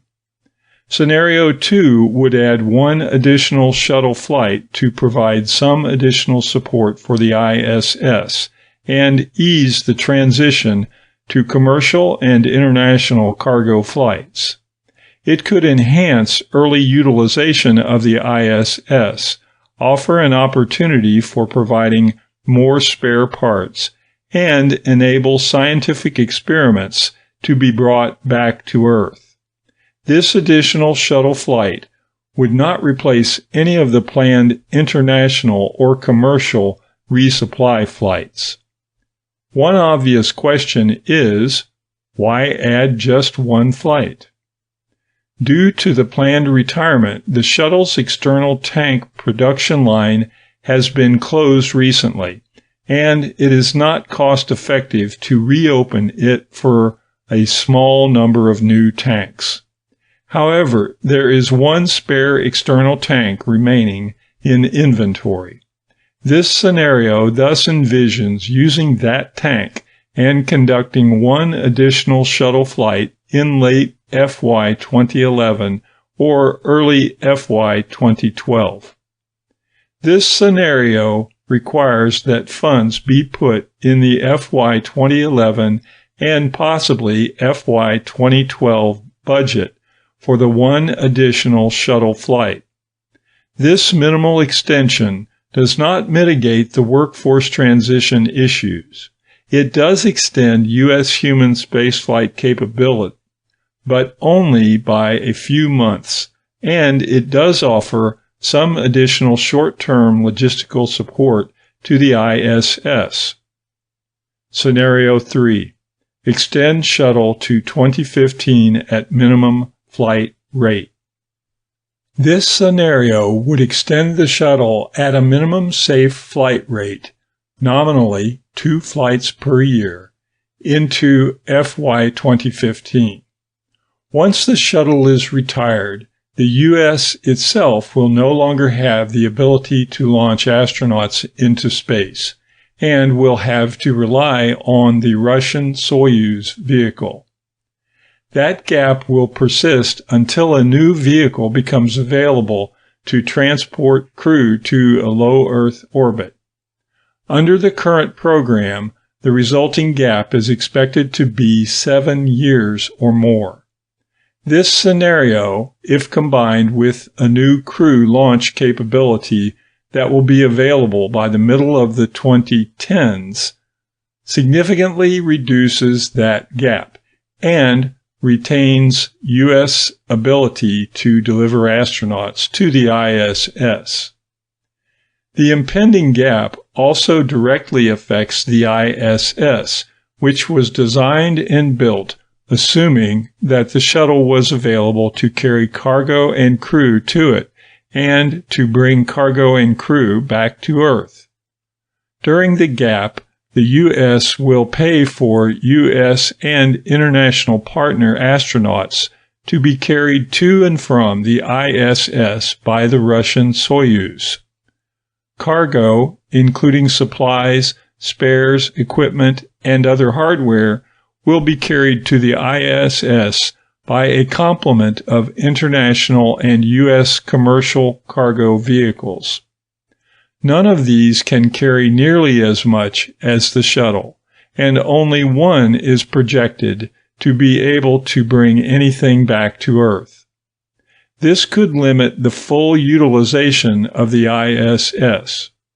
Further, only 2 of these vehicles have flown, each one only once. Delays could place ISS utilization further at risk, particularly in the early part of the coming decade. This scenario does not envision replacing any of the planned international or commercial cargo vehicles with shuttle flights, but rather enhancing U.S. and international partner capability to robustly utilize the ISS. All commercial and international cargo flights would remain as planned. The committee has concluded that the only way to eliminate or significantly reduce the gap in human spaceflight launch capability is by extending the shuttle program. If that is an important consideration, then this scenario is one to examine. The scenario also minimizes workforce transition problems, and it retains the skills that currently enable the U.S. to enjoy a robust human spaceflight program. Because this scenario extends the shuttle's life well beyond 2010, If adopted, it should include a thorough review of NASA's safety certification program by an independent committee to ensure that NASA has met the intent behind recommendation R9.2-1 of the Columbia Accident Investigation Board. Scenario 3 would require additional funding for shuttle extension. Assuming that many of the current fixed costs must be carried somewhere in the NASA budget, the relevant cost of this option is the marginal cost of flying the shuttle. There are two factors to consider in estimating this cost. First, if the shuttle extension is coupled with a strategy to develop a more directly shuttle-derived heavy-lift vehicle, as opposed to the Ares family, there would be synergy that takes maximum advantage of existing infrastructure, design, and production capabilities. Second, since the shuttle would be available to carry crew to and from the ISS, there would be some savings because the U.S. would not need to purchase Russian Soyuz flights, the present plan. Most of the integrated options presented in Chapter 6 would retire the shuttle after a prudent flyout by the current manifest, indicating that the committee found the interim reliance on international crew services acceptable. However, one option does provide for an extension of the shuttle at a minimum safe flight rate to preserve U.S. capability to launch astronauts into space. As Chapter 5 will show, the committee finds that in the long run, it is important for the U.S. to maintain independent crew access to low Earth orbit. Findings regarding the Space Shuttle. Short-term Space Shuttle planning. The remaining shuttle manifest should be flown in a safe and prudent manner. This manifest will likely extend operations into the second quarter of FY 2011. It is important to budget for this likelihood. The human spaceflight gap. Under current conditions, the gap in U.S. ability to launch astronauts into space is most likely to stretch to at least 7 years. The committee did not identify any credible approach employing new capabilities that could shorten the gap to less than 6 years. The only way to close the gap significantly is to extend the life of the shuttle program. Shuttle extension provisions. If the shuttle life is extended beyond 2011, an independent committee should assess NASA's shuttle recertification to assure compliance with the Columbia Accident Investigation Board recommendation R9.2-1. The investment necessary to extend the shuttle makes the most sense in the context of adopting a shuttle-derived heavy-lift capability in place of the Ares family and extending the life of the ISS. Fixed costs. Because a substantial fraction of the costs of human spaceflight infrastructure is currently allocated to the shuttle program, the savings resulting from shuttle retirement are not as great as they may appear. If current operating constraints on NASA are maintained, these costs will simply be transferred to whatever becomes the continuing exploration program. 4.2. The International Space Station. The second question the committee addressed to form the basis of a plan for U.S. human spaceflight was, what should be the future of the International Space Station? NASA's current plan is to decommission the International Space Station at the end of FY 2015. The committee believes there is no reasonable path to continue operation of the ISS once U.S. participation ends, thus deorbiting the facility in early 2016 will be required for ground safety reasons. In deliberating the ISS's future, the committee considered the realism of the current plan, the advantages and disadvantages of that plan, and the advantages and disadvantages of various scenarios that would extend the life of the ISS. This section provides a brief background on the ISS, a discussion of important issues, and a description of the scenarios considered for inclusion in the integrated options presented later in the report. 4.2.1 Background. President Ronald Reagan called for the construction of a space station Freedom in 1984 as an expression of America's continuing leadership in human spaceflight. With the end of the Cold War, however, the U.S. approach to building the space station changed.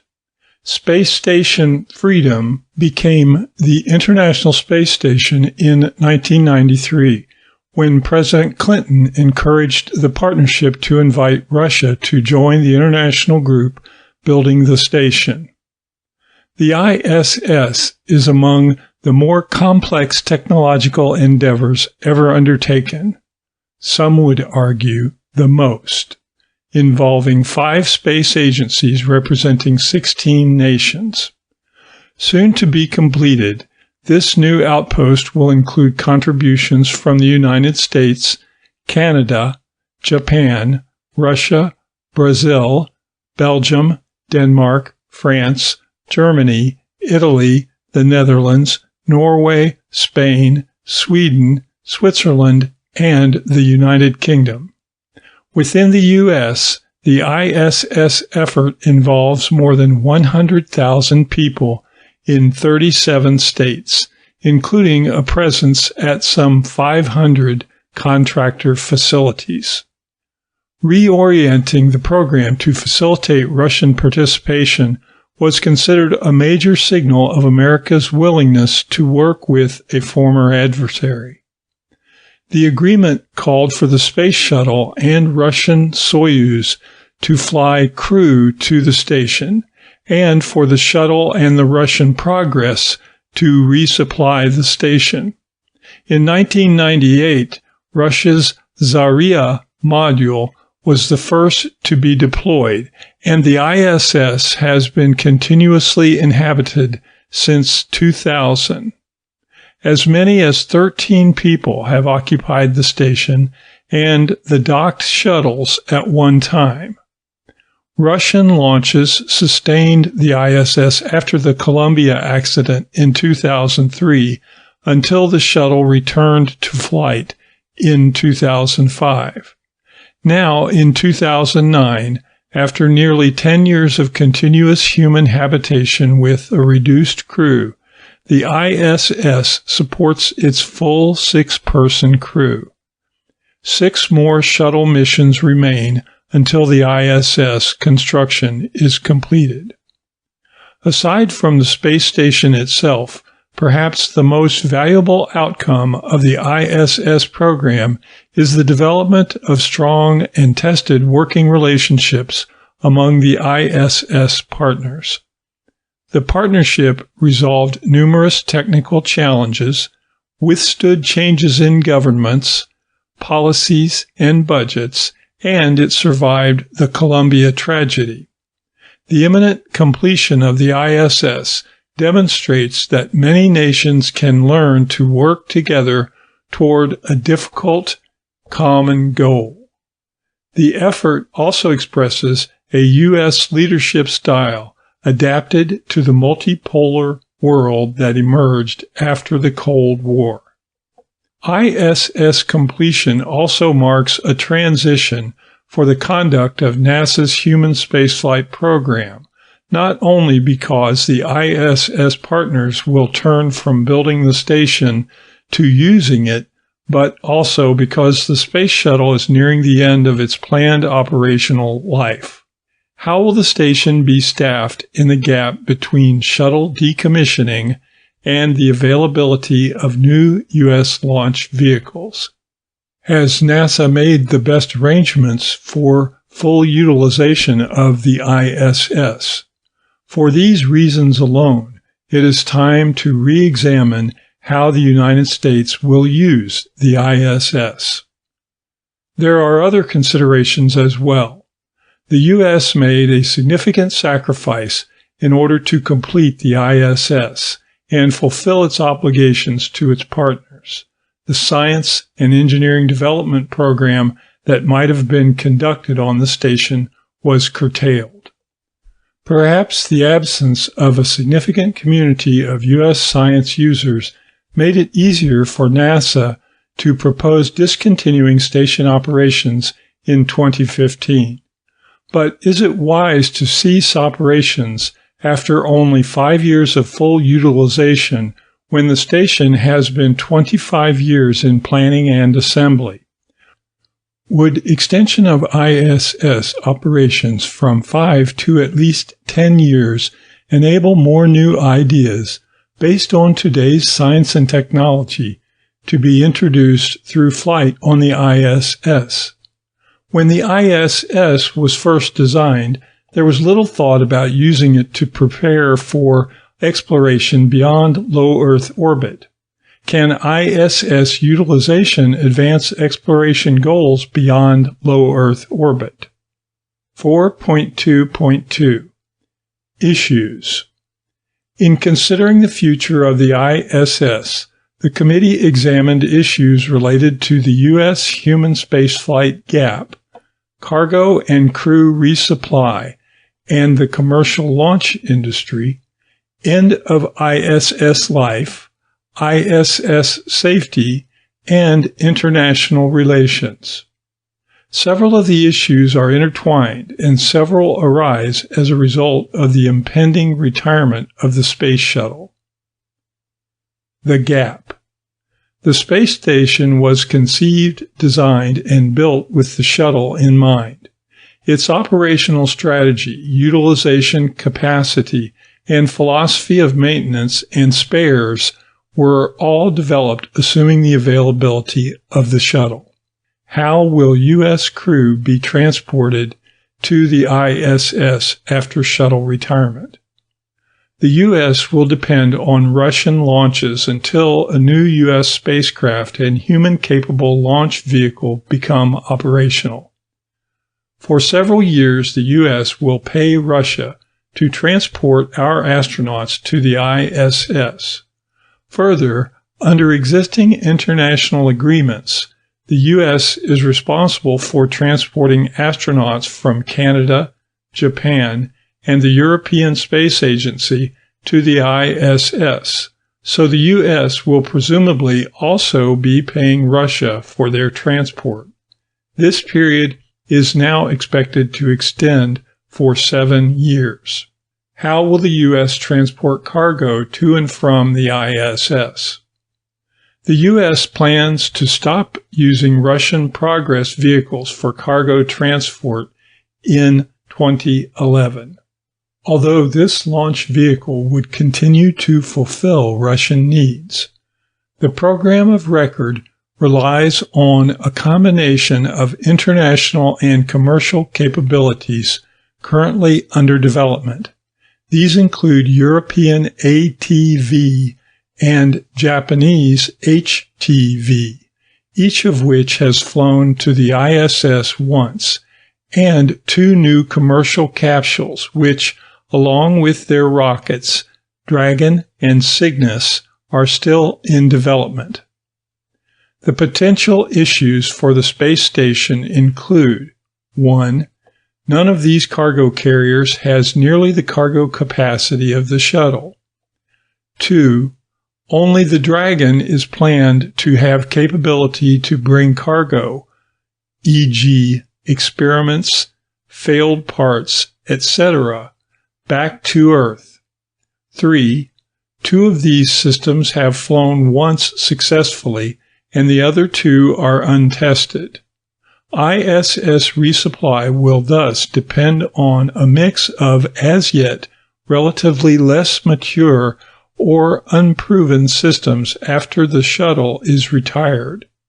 When the diversity of options gives reason to believe that ISS servicing and resupply can be accomplished, there is little assurance that the new vehicles and capsules will be operational on their planned schedules.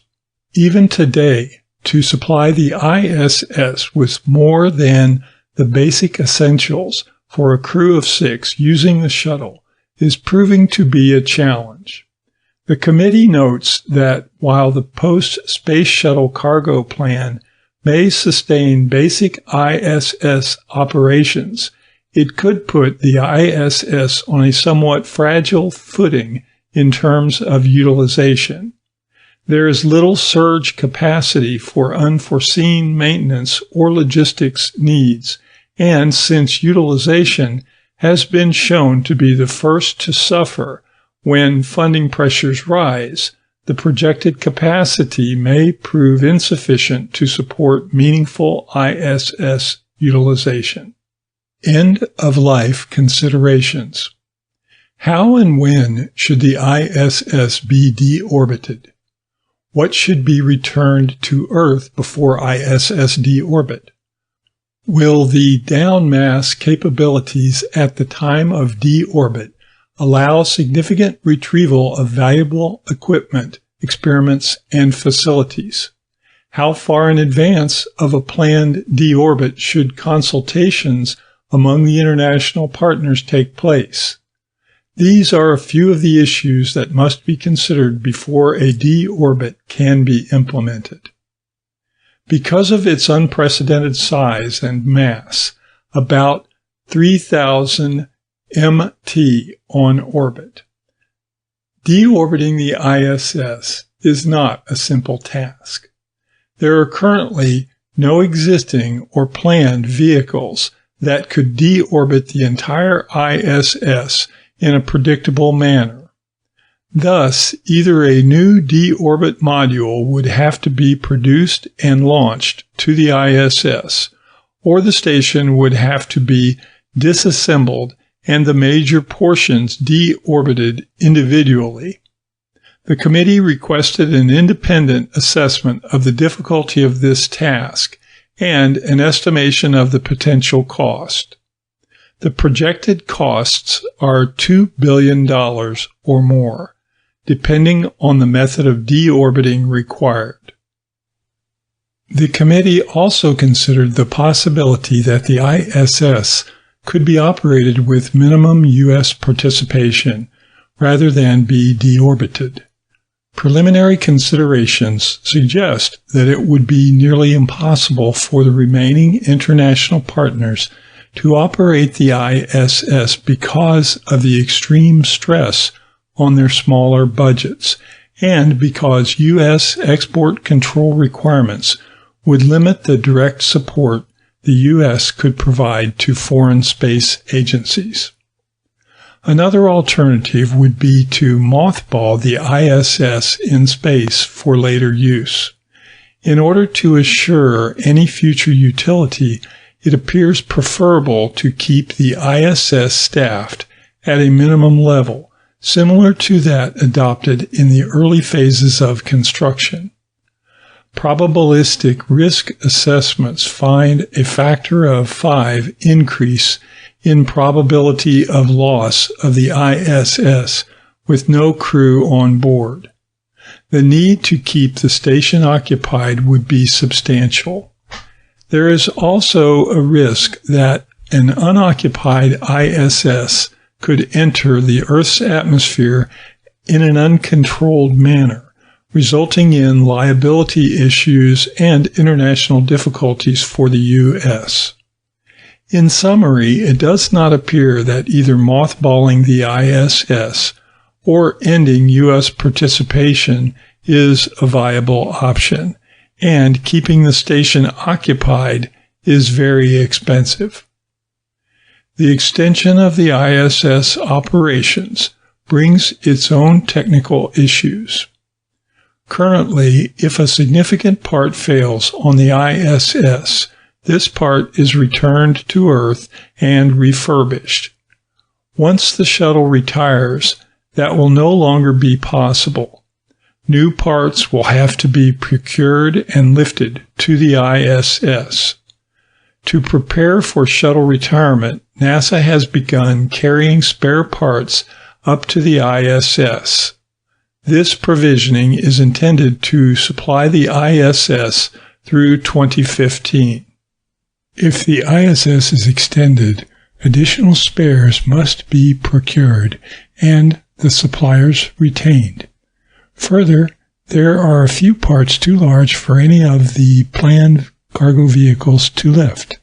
In addition, some components of the ISS, for example, the U.S. laboratory, will reach the end of their certified life in 2015 or shortly thereafter. It is clear to the committee that if the ISS is to be extended, planning for that should begin immediately. ISS utilization and the user community. For the past decade, efforts on the ISS have been directed toward assembly and early operation. Budgetary pressures during construction left little money for utilization. This is still the case.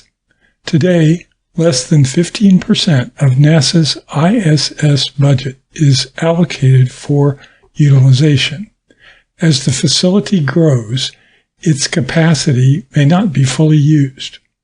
Further, the current plan funds ISS utilization at approximately the same level through 2015.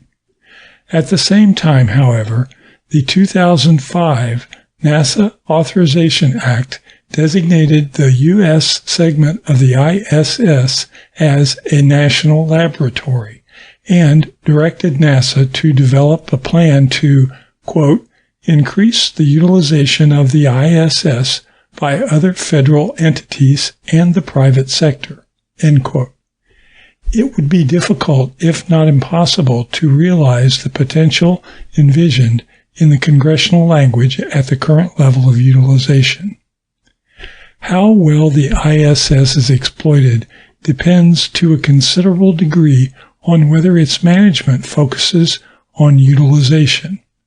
With relatively few U.S. users, it may not have seemed worth restructuring utilization management of a program that was slated for termination after only 5 years of full operation.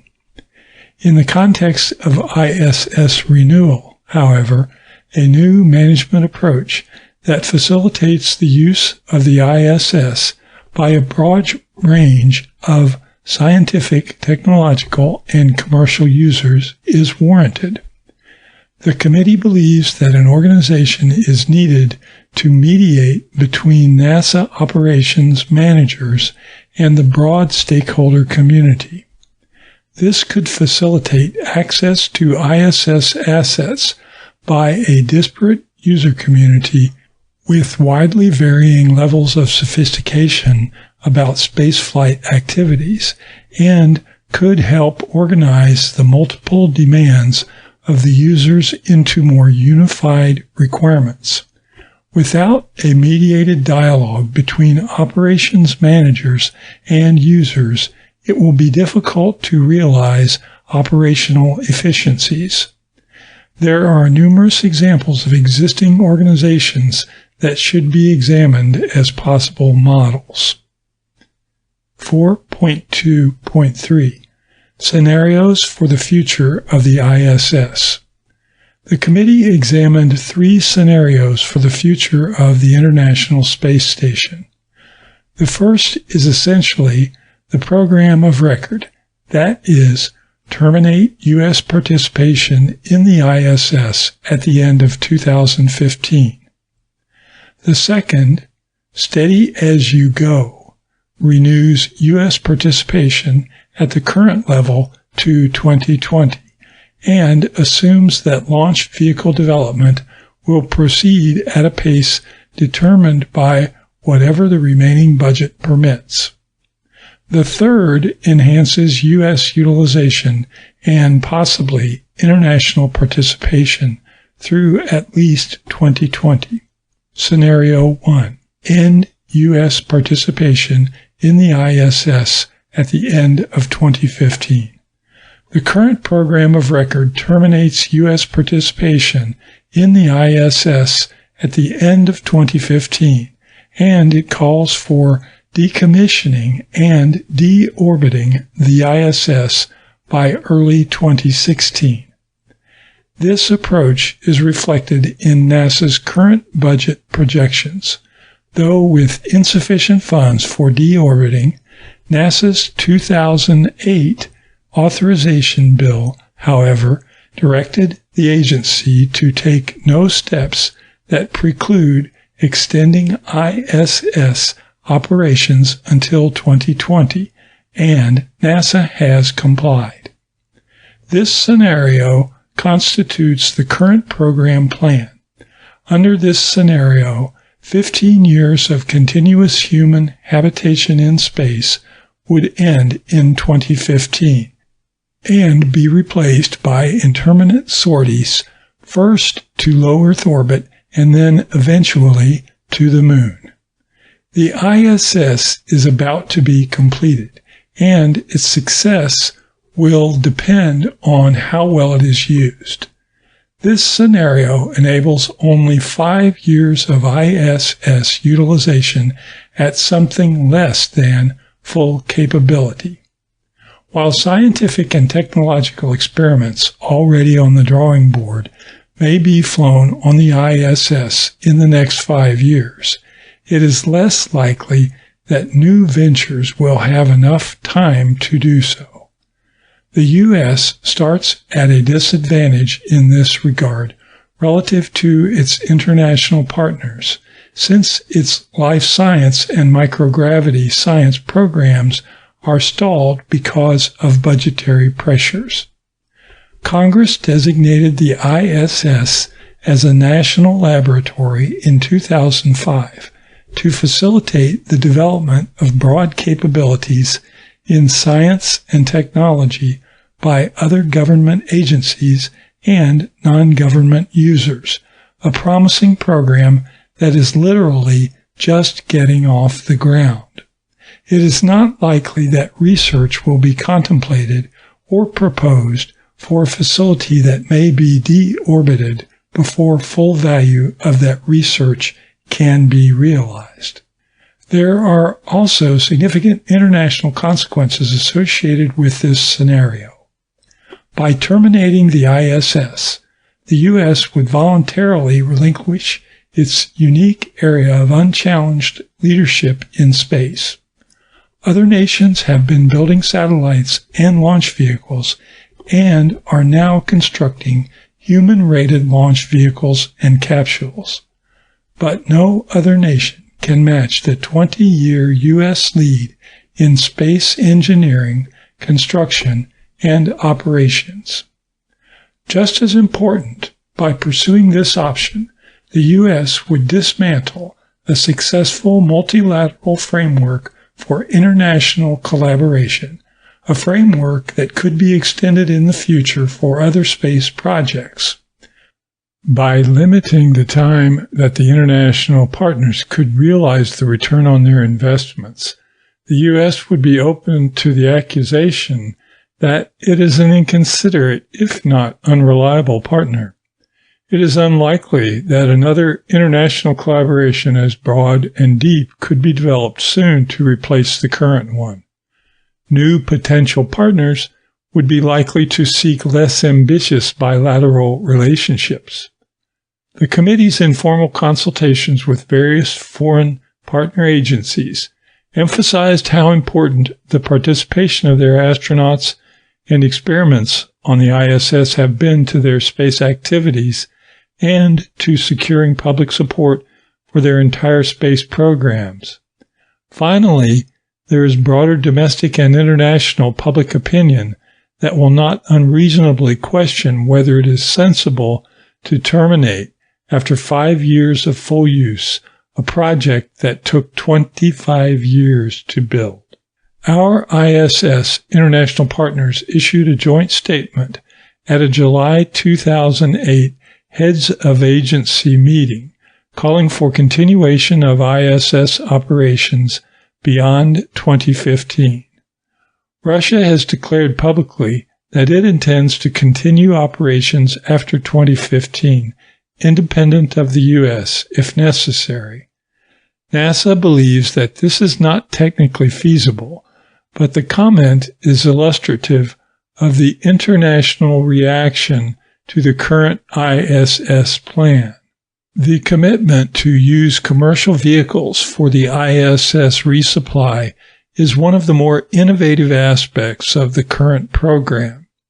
The prospect of an ISS resupply market is already stimulating risk-taking industries to develop new launch vehicles and capsules. However, termination of ISS would abruptly end that market in 2015 after fewer than 5 years of commercial resupply operations. This may not provide enough opportunity for the new industries to grow to maturity, and in some cases would likely threaten the survival of their efforts in this area. The committee estimates that the Ares-1 vehicle planned to transport humans to low Earth orbit will not be available until 2 years after the ISS ceases to operate under the current plan. In this case, there would be several years with no U.S. human spaceflight activity at all. Thus, an achievement gap would exist in addition to the launch capability gap. Scenario 2. Continue ISS operations at the present level to 2020. Extending ISS operations by 5 years ameliorates many of the difficulties cited above with the current program, Scenario 1.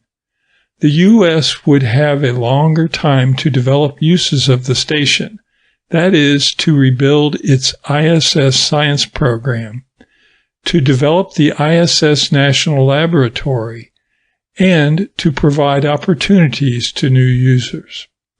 Renewal of the ISS would assure the existing commercial cargo contractors of a more secure market and might also encourage other financial risk takers to invest.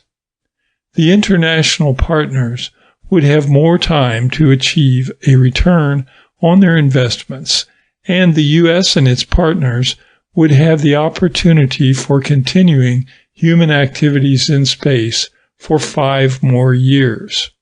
The current level of effort, however, does not allow the ISS to achieve its full potential as a national laboratory or as a technology test bed.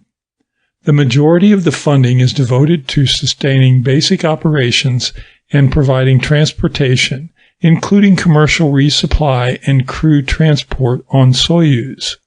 With utilization only a modest part of the ISS budget, many equipment and experiment racks will remain unfilled, which is the case today. Extension beyond 2015 does bring new technical issues.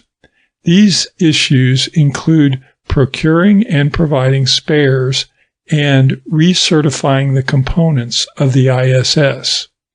One hidden benefit of work on life extension may be that it provides practical experience with issues that will arise later in missions of exploration beyond low Earth orbit. As described above, planning for life extension to 2020 would have to begin immediately. Scenario 3. Enrich the ISS program and extend through 2020.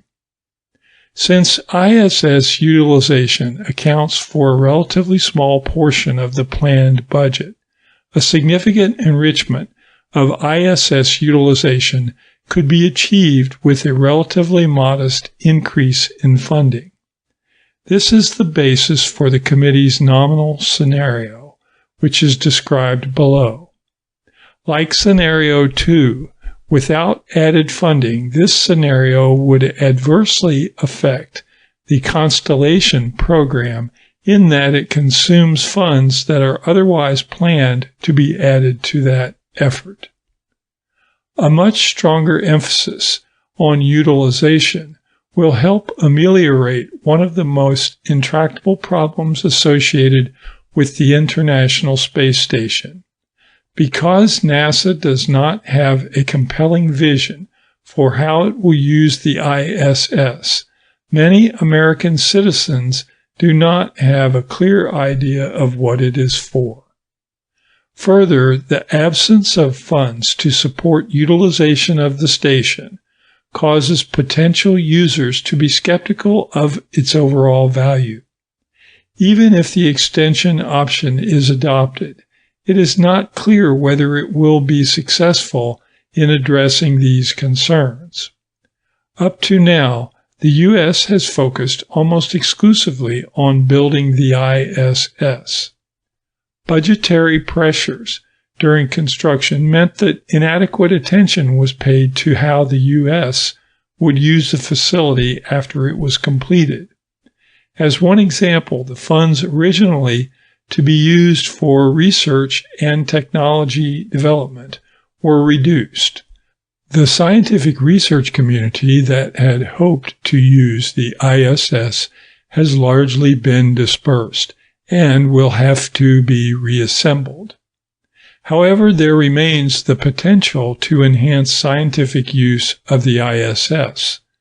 The National Research Council Space Studies Board has recently initiated a decadal survey of life and microgravity science that will identify key scientific issues and strategies for addressing them. This is the first decadal survey in this area, and it will bring the most modern scientific understanding to bear on what questions may be answered in the decade through 2020. An extended, enriched ISS program will enable more of the scientific opportunities identified by the survey to be captured. As the nation's newest national laboratory, the ISS has the potential to further strengthen relationships among NASA, other federal entities, and private sector leaders in the pursuit of national priorities for the advancement of science, technology, engineering, and mathematics. The ISS National Laboratory should also open new paths for the exploration and economic development of space. The life science research community of the National Institute of Health and NASA's Space Station research facilitators recently met for the first time to allow researchers to explore the logistics of flying their experiments on the ISS. Enriching the ISS program would send a strong signal to these potential users. There is another important use of the ISS that was not considered when the space station was begun in 1984 or redesigned in 1992 to support exploration. The committee believes that the space station can be a valuable testbed for the life support, environmental, and advanced propulsion technologies, among others that will be needed to send humans on missions farther into space. It also has the potential to help develop operational techniques important to exploration. Such an emphasis has the advantage of keeping the technology development and operational side of NASA involved in ISS utilization. Among the most compelling considerations supporting this scenario are the opportunities it affords for international partnership. The negotiations to extend the ISS partnership beyond 2016, which under the latter two scenarios should begin soon, offer the U.S. a new opportunity for geopolitical leadership. The ISS partnership can be enriched in a variety of ways. Its goals may be enlarged, its membership may be enlarged, or both. By adding aspects of exploration beyond low Earth orbit to the goals of the ISS partnership, the partners would engage at an early stage with the U.S. in the next grand challenge of space exploration. The ISS agreement itself might serve as the basis for the broader types of agreement that will be appropriate to deep space exploration. Since the ISS was redesigned in 1992, several nations have developed important new capabilities for robotic and, more recently, human spaceflight. Opening the ISS partnership to new members could engage such emerging space powers with the present international space community, thereby facilitating the exchange of plans, the sharing of financial and intellectual resources, and the same kind of strong working relationships that brought the ISS into being and that sustained it. The committee's informal consultations with current ISS partner agencies revealed no fundamental reluctance to adding new partners. However, all recommended that the integration of potential new partners proceed after careful discussion and in small steps that could be taken over time.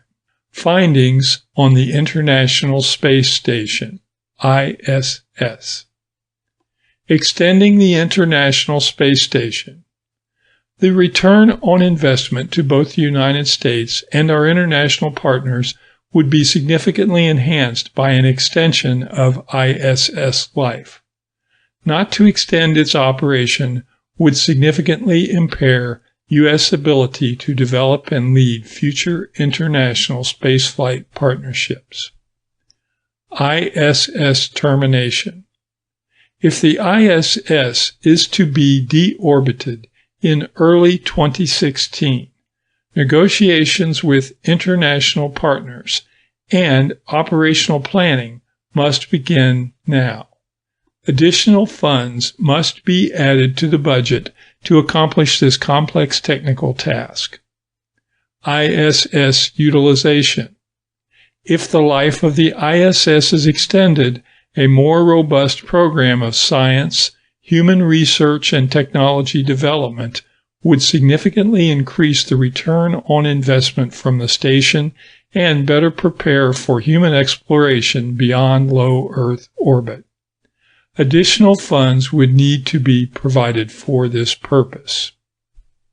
Cargo to and from the ISS. When the shuttle is retired, ISS will rely on a mix of commercial and international cargo transports for provisions, resupply, maintenance, and utilization. Some of these delivery systems are as yet unproven and could experience delays. While this would not place the ISS itself in jeopardy in the near term, it could put its utilization at risk. Commercial cargo carriers. NASA's planned transition of much of the ISS cargo resupply to the commercial sector is a positive development. Financial incentives should be added to those suppliers to meet their scheduled milestones, as the ISS will be vulnerable until the relevant vehicles have demonstrated their operational capabilities and flight rates. Management structure for ISS utilization. The benefits of continued operation of the ISS will depend heavily on the extent to which its management focuses on utilization. One possible approach would be to establish an independent organization that mediates between NASA operations managers and the broad stakeholder community of scientific, technological, and commercial users. International partnership in ISS. NASA's international partners value the ISS relationship and U.S. leadership in that relationship. They further view it as a platform for international cooperation in exploration. 4.3. The Constellation Program. In addition to the shuttle and the ISS, the scope of NASA activities the committee was directed to examine includes all of the activities within the Exploration Systems Mission Directorate, ESMD. These include the Constellation Program, the name given by NASA to the flight development program for the next phase of human space exploration. As the committee assessed the current status and possible future of the Constellation Program, it reviewed the technical, budgetary, and schedule challenges that the program faces today. In developing integrated options for the nation's human spaceflight program, the committee established as the baseline what it considers to be an implementable version of the Constellation Program. This baseline case is outlined in more detail in Chapter 6. The 2004 Vision for Space Exploration established new and ambitious goals for the nation's human spaceflight program. The Constellation Program is NASA's response to that vision. The Exploration Systems Architecture Study, ESAS, defined the broad architecture for the program in 2005.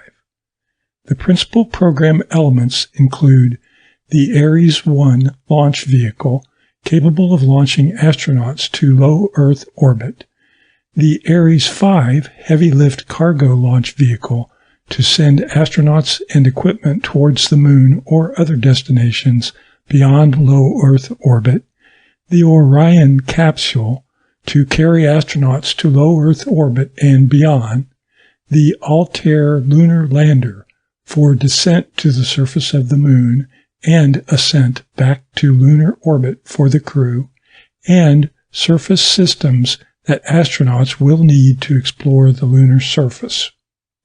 Development of the first two of the elements needed, the Ares 1 and Orion, is well underway. While development of the Ares 5 has not been initiated, certain components of the Ares 1 can be expected to be common with the Ares 5. A detailed review by the committee of the two launch vehicles, the Ares 1 and Ares 5, will be presented in Chapter 5. The Altair lander and the lunar surface systems are still in very early phases of design and were discussed in part of the Moon First strategy in Chapter 3. 4.3.1 Orion. The remaining principal element, Orion, consists of a spacecraft generally in the shape of the Apollo capsule, a service module, and a launch abort system. Orion is designed to operate in space for up to 6 months and carry 6 astronauts, but is currently being configured for ISS support as a 4-person vehicle. An upgraded Block 2 version is anticipated for travel to the Moon and beyond. Orion performance is constrained by re-entry and landing considerations and is also subject to limitations imposed by Ares 1. It has undergone multiple redesign cycles in response to changing requirements. The committee examined the design and operations of Orion in some detail. Many concepts are possible for crew exploration vehicles, and NASA clearly needs a new spacecraft for travel beyond low Earth orbit. Evidence reviewed by the committee indicates that the current Orion design will be acceptable for a wide variety of tasks in the human exploration of space. The committee's greatest concern regarding Orion is its recurring cost. The capsule is 5 meters in diameter, considerably larger and more massive than previous capsules, for example, the Apollo capsule, and there is some indication that a smaller and lighter 4-person Orion could reduce operations costs. For example, such a configuration might allow landing on land rather than in the ocean, and it might enable simplifications in the currently large and complex launch abort system.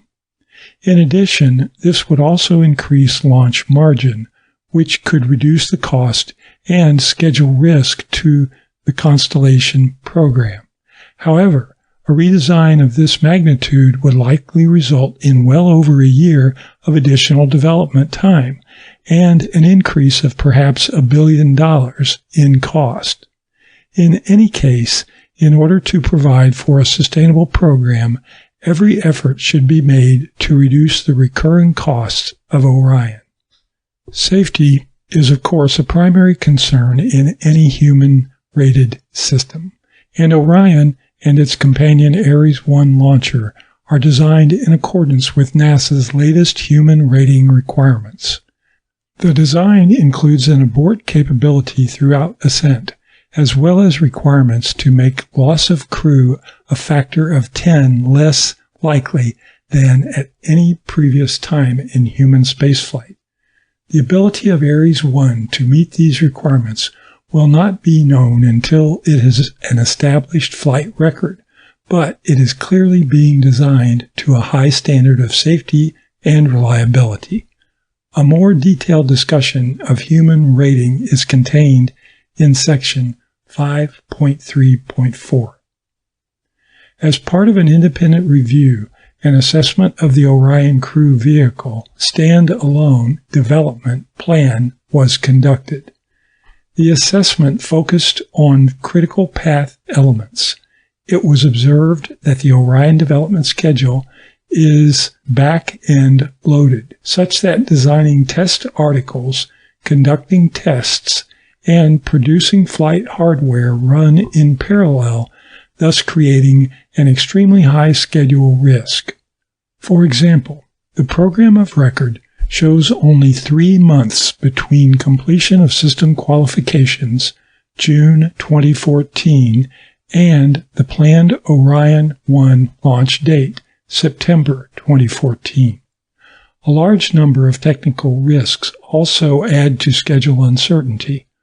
When compared to historical programs, the most likely delay to the Orion availability approaches 18 months. Additional critical paths exist through ground and flight test.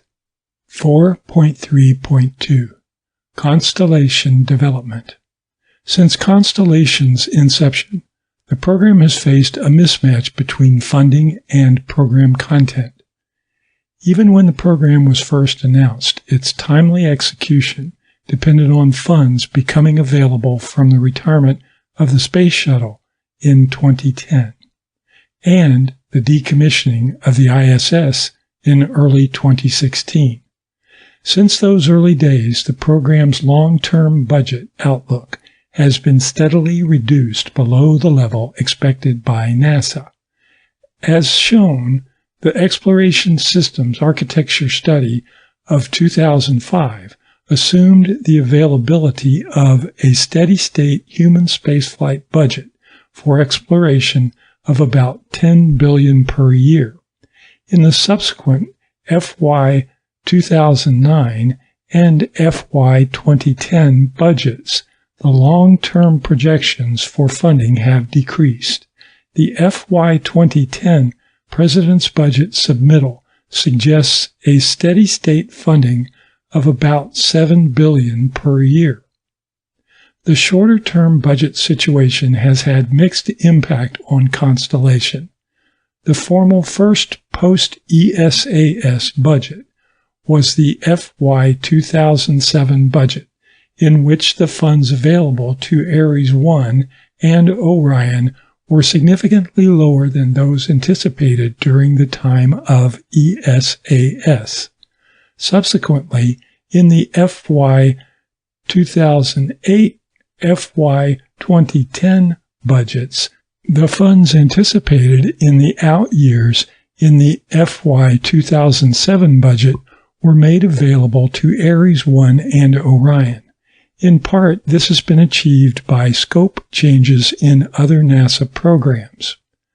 The budget outlook for the Constellation program would be even bleaker under some alternate human spaceflight plans. Without additional funding, if the shuttle manifest exists into 2011 and/or the life of the ISS is extended, there will be even less funding available for Ares 1 and Orion.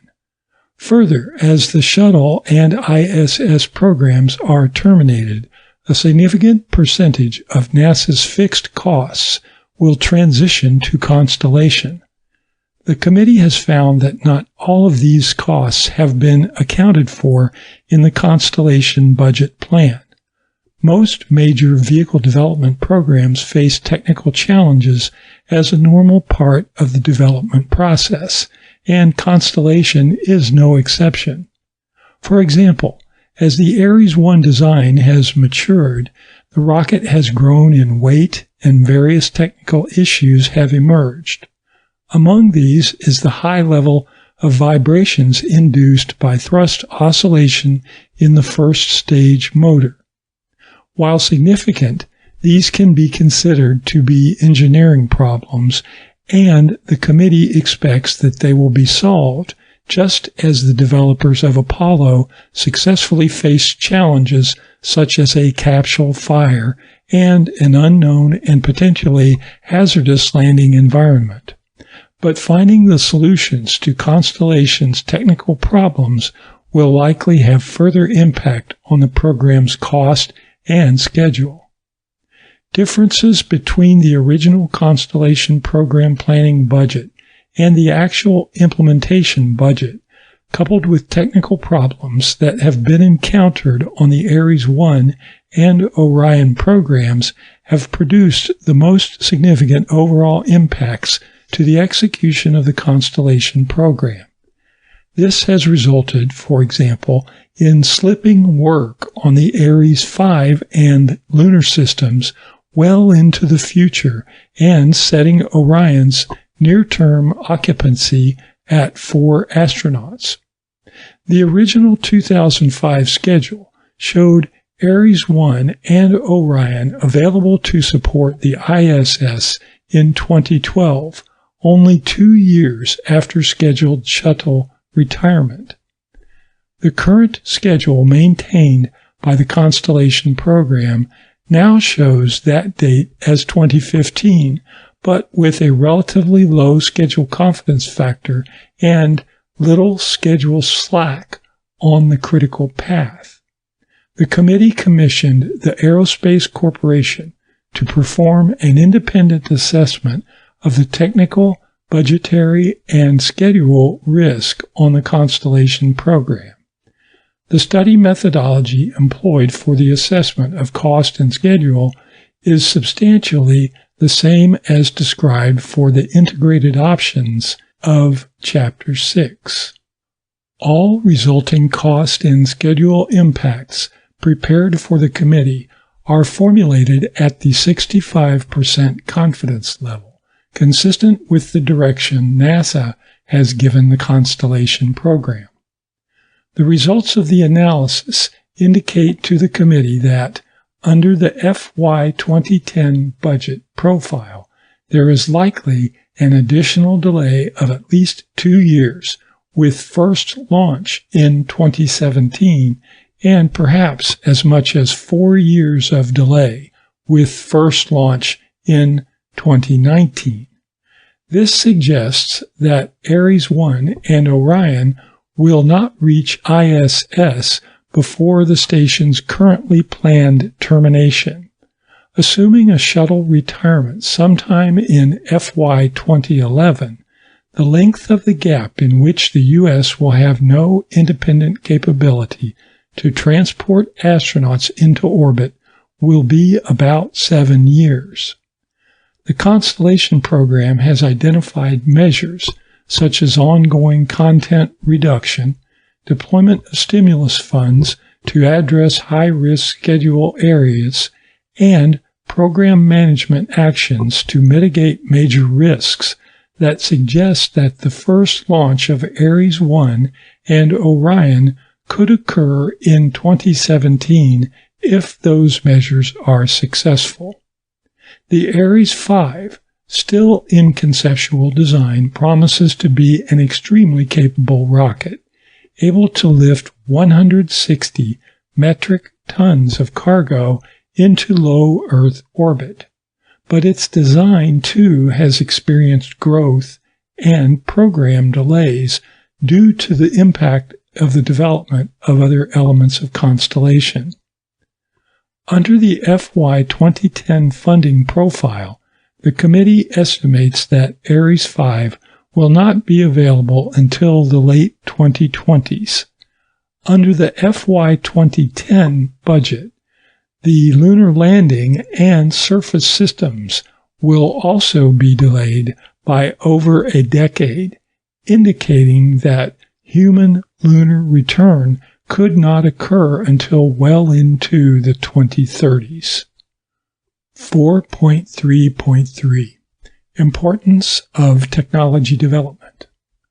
As currently structured, the only broad-based space technology program of NASA is contained within the Exploration Systems Mission Directorate and is closely tied to the near and mid-term needs of constellation. Two recent reports of the National Research Council have examined and made recommendations to NASA on the structure of its future space technology program. The need for technology development is apparent, and the pursuit of a well-crafted technology program would be very beneficial to the longer-term human spaceflight program. Failure to adequately fund such efforts in the past has reduced the options available today. Further, substantial cost and schedule savings can be achieved by having the needed technologies in place prior to initiating engineering development activities. Almost invariably, to conduct such efforts in parallel is extremely costly. Based on these considerations, the committee finds that a robust technology development program funded in support of future human spaceflight activities would not only introduce new opportunities for mission architecture, but also enable reduction in the cost of human spaceflight. This will be discussed in Chapter 7. Findings on Orion and Ares 1. Orion. The Orion is intended to be a capable crew exploration vehicle, and the current Orion design will be acceptable for a wide variety of tasks in the human exploration of space. The current development is under considerable stress associated with schedule and weight margins. The primary long-term concern of the committee is the recurring cost of the system. Ares 1. Ares 1 is intended to be a high-reliability launcher. When combined with the Orion and its launch escape system, it is expected to serve as a crew transporter with very high ascent safety. The Ares 1 is currently dealing with technical problems of a character not remarkable in the design of a complex system, problems that should be resolvable with commensurate cost and schedule impacts. Its ultimate utility is diminished by schedule delays which cause a mismatch with the programs it is intended to serve. Other findings on the Constellation Program launch vehicles are in Chapter 5. Chapter 5.0 Launch to Low Earth Orbit and Beyond, Part 1. Launch to low Earth orbit is the most energy-intensive and dynamic step in human space exploration. No other single propulsive maneuver, including descent to and ascent from the surfaces of the Moon or Mars, demands higher thrust or more energy, or has the high aerodynamic pressure forces than a launch from Earth. Launch is a critical area for space flight, and 2 of the 5 key questions that guide the future plans for U.S. human spaceflight focus on launch to low Earth orbit. The delivery of heavy masses to low Earth orbit and beyond, and the delivery of crew to low Earth orbit. 5.1 Evaluation Methodology for Launch Vehicles. Launch vehicles and associated ground infrastructure are key elements of the architectures that support human spaceflight missions. Launch vehicles are generally designed anew or adapted from existing vehicles to support a specified mission or range of missions. The mission definition drives the size, performance, production rates, reliability, and safety requirements. This is particularly true for clean sheet, that is, new designs. For the adaptation of existing launch vehicles to new missions, greater compromise between the launch vehicle and the mission is often needed in order to execute the adaptation and thus realize the benefits sought. Primary among these benefits is proven safety, cost, reliability, and performance. The Aerospace Corporation performed for the committee an evaluation of potential launch vehicles.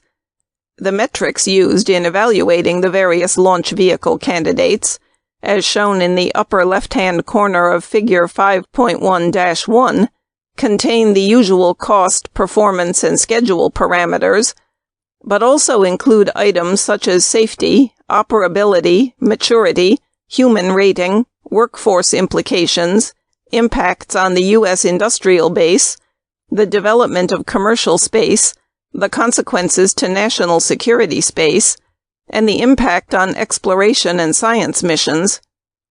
Some metrics could be evaluated quantitatively, such as cost and schedule, while others required qualitative assessment, such as the impact on as yet undefined national security space missions.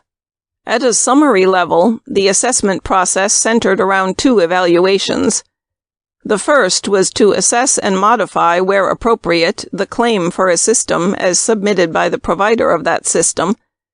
The second step was to represent the uncertainty associated with the assessment of each metric for each launch system. This process made it possible to capture cases where claims might be judged to be less than their stated values, but with a fair degree of certainty, as well as cases where a claim was judged well within historical bounds, but significant uncertainty remained about the estimate. It also permitted at least a first-order comparison of existing vehicles with proposed vehicles, including defining the uncertainty in that comparison. A sample summary of these evaluations is shown in the upper right-hand corner of Figure 5.1-1.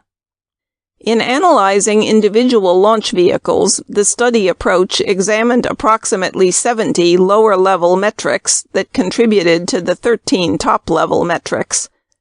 A summary was created for all relevant launch systems for each mission category as to their ranking relative to the other launch systems capable of supporting that particular mission.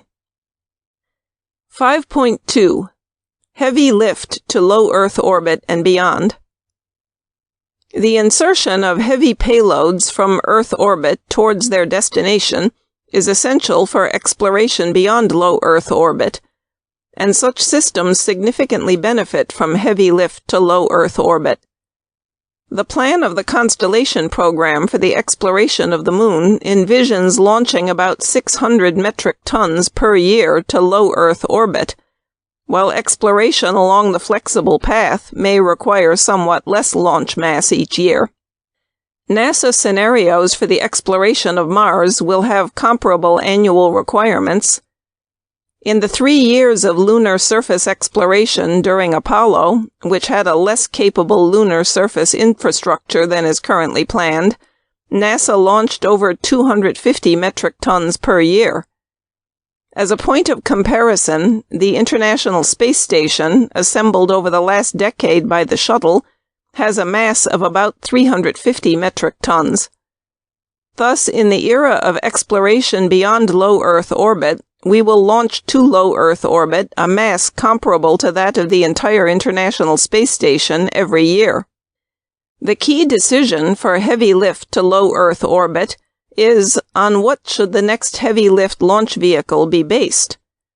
The committee examined 5 candidates for heavy lift, with their estimated launch mass to low Earth orbit shown in the rightmost 5 bars of Figure 5.2-1. In the end, to simplify the considerations, the committee treated the 5 launchers in the 4 classes summarized in Figure 5.2-2, the currently planned Ares 1 and Ares 5 architecture, the Ares 5 Lite, used in a dual mode for lunar missions, a shuttle-derived vehicle, and a Super Heavy launcher derived from Evolved Expendable Launch Vehicle (EELV) heritage. The shuttle-derived class was used to represent both inline and side-mount vehicles, each of which will be discussed in detail below. 5.2.1 The Need for Heavy Lift. First, the committee examined the question, do we need a heavy lift capability? While it is obvious that the ability to inject massive spacecraft away from low Earth orbit is vital for exploration, there is some question as to the smallest practical size of the launcher that will be used to carry cargo to low Earth orbit. The committee reviewed the issue of whether exploration beyond low Earth orbit will require a super heavy lift launch vehicle that is larger than the current heavy EELVs, whose mass to low Earth orbit is in the 20 to 25 metric ton range, and concluded that it will.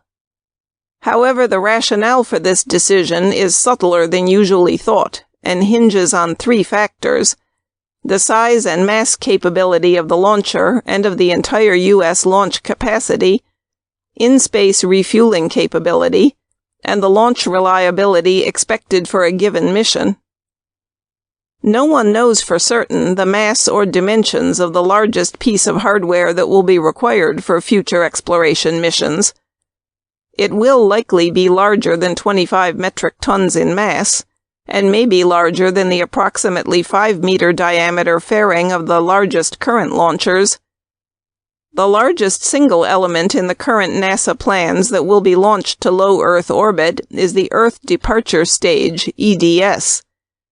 Not counting its approximately 60 metric tons of payload, the EDS arrives in low Earth orbit on a standard lunar mission with a mass of about 119 metric tons, of which about 94 metric tons is fuel, and only 25 metric tons is dry mass. In the absence of in-space refueling, the U.S. human spaceflight program will require a heavy lift launcher of significantly greater than 25 metric tons capability to launch the EDS and its fuel. However, the picture changes significantly if in-space refueling is used. All of the heavy lift vehicles listed in Figure 5.2-2 use an EDS to lift the specified payload mass to low Earth orbit. In the conventional scheme, the EDS burns some of its fuel on the way to orbit, and it arrives in low Earth orbit partially full. The remainder of its fuel is expended in injecting the payload towards its destination beyond low Earth orbit. The alternative is to refuel the EDS in low Earth orbit from either a dedicated tanker or a fuel depot. This allows more mass to be injected from the Earth with a given EDS. Studies commissioned by the committee found that in-space refueling could increase by at least 2 to 3 times the injection capability from low Earth orbit of a launcher system, and in some cases more. Thus, an in-space refueling capability would make larger super heavy lift vehicles even more capable, and would enable smaller ones to inject from low Earth orbit a mass comparable to what larger launchers can do without in-space refueling. See Figure 5.2.1-1. In fact, the larger elements launched to low Earth orbit tend to be propulsion stages, and these are usually about 80% fuel by mass. If there were the capability to fuel propulsion stages in space, the single largest mass launched would be considerably less than in the absence of in-space refueling. The mass that must be launched to low Earth orbit in the current NASA plan, without the fuel on board, is in the range of 25 to 40 metric tons, setting a notional lower limit on the size of the super heavy lift launch vehicle if refueling is available. As an additional benefit of in-space refueling, the potential government-guaranteed market for fuel in low Earth orbit would create a stimulus to the commercial launch industry beyond the current International Space Station commercial cargo services market. The committee examined the current concepts for in-space refueling. There are essentially two. In the simpler one, a single tanker performs a rendezvous and docking with the EDS on orbit transfers fuel and separates, much like an airborne tanker refuels an aircraft. In a more evolved concept, many tankers rendezvous and transfer fuel to an in-space depot. See Figure 5.2.1-2, Artist's concept of a fuel depot servicing the Earth departure stage. Then at a later time, the EDS docks with the depot, fuels, and departs Earth orbit. The committee found both of these concepts feasible with current technology, but in need of significant further engineering development and in-space demonstration before they could be included in a baseline design. This would require engineering effort, and at some development investment, long-term life cycle savings may be obtained. The concept of in-space refueling introduces the idea of critical launches and less critical launches in any given mission. Using the lunar mission with crew as a reference, the critical launches would carry the Orion, Altair, and EDS to low Earth orbit. Depending on launch vehicle capacity, this could be accomplished on one flight as it was in Apollo, 2 or even 3 launches. Less critical missions would be the ones that bring fuel to low Earth orbit. The committee commissioned a detailed analysis of the reliability of missions that would require multiple launches of critical and less critical payloads. It found that achieving reasonable probability of mission success requires either 90-plus days of on-orbit life for the EDS or a depot, and that at most 3 critical launches should be employed. Since it is very constraining to balance mission components to always partition equally between launches, this strongly favors a minimum heavy lift capacity of roughly 50 metric tons that allows the flexibility to lift 2 dry exploration elements on a single launch. Another way to view the requirements of heavy lift is to consider the recurring cost to NASA of using a significant fraction of the yearly existing and planned U.S. launch capability after the shuttle retires. At reasonable production rates of the existing EELV heavy launch vehicles, mid-size EELVs, new commercial vehicles, and the Ares 1, much, if not all, of the excess capability that exists in the U.S. production system would be used launching 400 to 500 metric tons to low Earth orbit, and it would be an expensive way to accomplish this. The committee finds that exploration would benefit from the development of a heavy lift capability to enable voyages beyond low Earth orbit. This might be supplemented by the development of an in-space refueling capability. In-space refueling has great potential benefits, but needs development and demonstration before being incorporated into a baseline design. Using a launch system with more than 3 critical launches begins to cause unacceptably low mission launch reliability. Therefore, a prudent strategy would be to use launch vehicles that allow the completion of a lunar mission with no more than 3 launches without refueling. This would imply a launch mass to low Earth orbit of at least 65 to 70 metric tons based on current NASA lunar plans. Vehicles in the range up to about 100 metric tons will require in-space refueling for more demanding missions. Vehicle above this launch capability will be enhanced by in-space refueling but will not require it. When in-space refueling is developed, any of these launches will become more capable. The development of such a heavy lift vehicle would have other benefits. It would allow large scientific observatories to be launched, potentially enabling them to have optics larger than the current 5-meter fairing sizes will allow. More capable deep space science missions could be mounted, allowing faster or more extensive exploration of the outer solar system. Heavy lift may also provide benefit in national security space applications. 5.2.2 The choices for heavy lift. The committee examined the 4 choices for heavy lift outlined in Figure 5.2-1 and Figure 5.2-2, all of which pose different heritage, capability, maturity, and organizational ramifications. They will be discussed with reference to the use on a typical lunar mission and a flexible path mission. Ares 5. The Ares 5 is used with a human-rated Ares 1 for lunar missions, the so-called 1.5 launch architecture. The Ares 1 launches the Orion, which docks in low Earth orbit with the Altair lander and EDS launched on the Ares 5. The Orion and Altair departs towards the Moon, propelled by the EDS. See Figure 3.4.2-1. The Ares 1 rocket is currently under development by the Constellation program and has a great deal of commonality with the Ares 5. This version of the Ares 5, in contrast with the Ares 5 Lite discussed below, is the most capable of the launch vehicle alternatives under study, with a payload to low Earth orbit of about 160 metric tons. See Figure 5.2.2-1.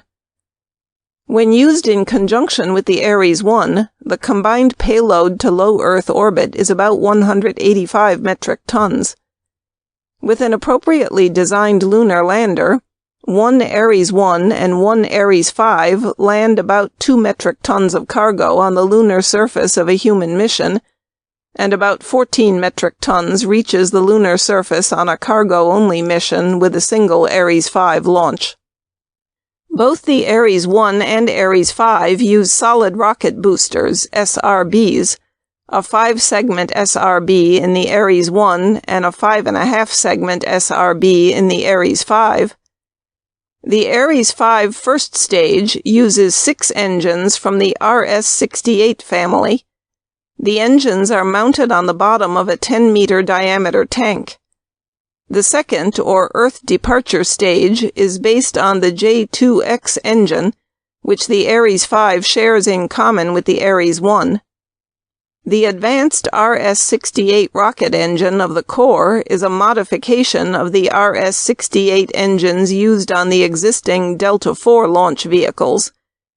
Certain changes to the RS-68 for use in the Ares family are anticipated. These include upgrades to reduce hydrogen flow at startup and for extended operation in the more aggressive Ares 5 thermal environment. The J2X rocket engine is a modification of the J2 engines used on the Saturn V program. The use of the Ares 1 as a means of crew transport to low Earth orbit will be discussed in Section 5.3. Ares 5 Lite. The Ares 5 Lite is a slightly lower performance variant of the Ares 5, with a low Earth orbit payload of about 140 metric tons, but with the same essential configuration as the Ares 5. However, in this option, it would be human-rated, as it is used for crew launch with the Orion. It uses 5-segment SRBs, already under development for the Ares 1, and 5 core engines, a derivative of the RS-68, the engine used on the Delta IV Heavy EELV. It would use a slight variant of the same EDS as the Ares 5, with the same J2X engine. For lunar missions, the Ares 5 Lite is used in the dual mode. The Orion and Altair are launched on separate Ares 5 flights, and they dock either in Earth or Moon orbit, depending on the mission mode eventually chosen. With a combined payload to low Earth orbit for the dual launches of about 280 metric tons, This architecture would enjoy considerable payload margin that could provide significant enhancement in mission robustness for lunar missions. With an appropriately designed lunar lander, this system lands about 7 metric tons of cargo on the lunar surface on a crewed mission. With a single Ares 5 light launch, the same lander can deliver about 14 metric tons on a cargo-only mission. When used on flexible path missions, a single Ares 5 light and EDS, in combination with the Orion and an in-space habitat, are able to support a visit to the Lagrange points without refueling. In order to reach near-Earth objects and beyond, in-space refueling, or alternatively multiple Ares 5 light launches, is necessary. Shuttle-derived launchers. The committee examined the shuttle-derived family, consisting of inline and side-mount vehicles substantially derived from the shuttle. These are all characterized by 4-segment solid rocket boosters, Space Shuttle main engines or their RS-25E expendable derivatives, and 8.3-meter diameter external tanks as used on the Space Shuttle. This class actually comprises a family of possible vehicles. Shuttle-derived side-mount launcher. On one end of the spectrum is the side-mount launcher that is most directly derived from the shuttle. See Figure 5.2.2-2. It replaces the shuttle orbiter with an expendable side-mounted payload carrier that contains both a clamshell-type payload shroud and a propulsion system consisting of 3 Space Shuttle main engines, SSME. It uses the exact same tank and SRB configuration as the shuttle. It would likely carry an EDS with a J2X engine internal to the payload bay. This would be the smallest development effort possible within the family. Depending on details of design, a side-mount launcher with an EDS can lift 90 to slightly more than 100 metric tons to low Earth orbit. Shuttle-derived inline launcher. At the other end of the spectrum is an inline vehicle such as the Jupiter 241, with 4 SSMEs mounted at the bottom of a redesigned tank thrust structure with an EDS atop the tank. See Figure 5.2.2-3. Once the existing stock of SSME engines is depleted, this configuration will use an expendable version of the SSME, the RS-25E. The upper stage uses liquid oxygen and liquid hydrogen as propellants, with a single J2X rocket engine. The committee evaluated the smaller Jupiter 130 that does not have an EDS, but used the more capable Jupiter 241 as the basis of comparison, which has a launch capacity in the range of 100 to 110 metric tons to low Earth orbit. In a lunar exploration scenario, it is assumed that 3 shuttle-derived launchers of a nominal 110 metric ton capability would be used for a crewed mission. A single launcher would be used for lunar cargo missions. When used in conjunction with a lunar lander designed for this size vehicle, this system lands about 5 metric tons of cargo on a crew mission. A single launch cargo mission lands less than 5 metric tons of cargo on the lunar surface. However, a single launch cargo mission enhanced by the use of in-space refueling increases the cargo mass landed on the lunar surface to more than 20 metric tons. For flexible path missions, 2 shuttle-derived launchers, combined with in-space refueling of an EDS, are required to propel the Orion and in-space habitat to the Lagrange points, near-Earth objects, and beyond. While the committee did not examine the technical trade between the side-mount and inline variants in detail, it observes that the side-mount variant is considered an inherently less safe arrangement if crew is to be carried, and is more limited in its growth potential. EELV Heritage Super Heavy. The EELV Heritage Super Heavy launchers represent a potential family of vehicles derived from the current Evolved Expendable Launch Vehicles heritage. They are distinguished technically from the NASA Heritage vehicle by their use of liquid booster rather than solid rocket boosters, and secondarily by a hydrocarbon RP-1 fueled rocket in the first stage core. See Figure 5.2.2-4. The upgraded EELV systems would have a core vehicle that would by itself have a launch capability to low Earth orbit in the range of 30 to 35 metric tons. Using a Super Heavy variant that would have a core and 2 boosters of the same basic design, and when used in conjunction with an upgraded common hydrogen-oxygen upper stage, it is likely to have a maximum payload to low Earth orbit in the range of 75 metric tons. This exceeds the nominal minimum for a heavy lifter useful for exploration as defined above. A representative of this category of launchers is the Atlas V Phase II Heavy. The EELV Super Heavy uses 2 RD-180 rocket engines on each of the core and 2 boosters. The RD-180 engine has a long history of successful launches in Russia and in the U.S. on the Atlas V family of launch vehicles.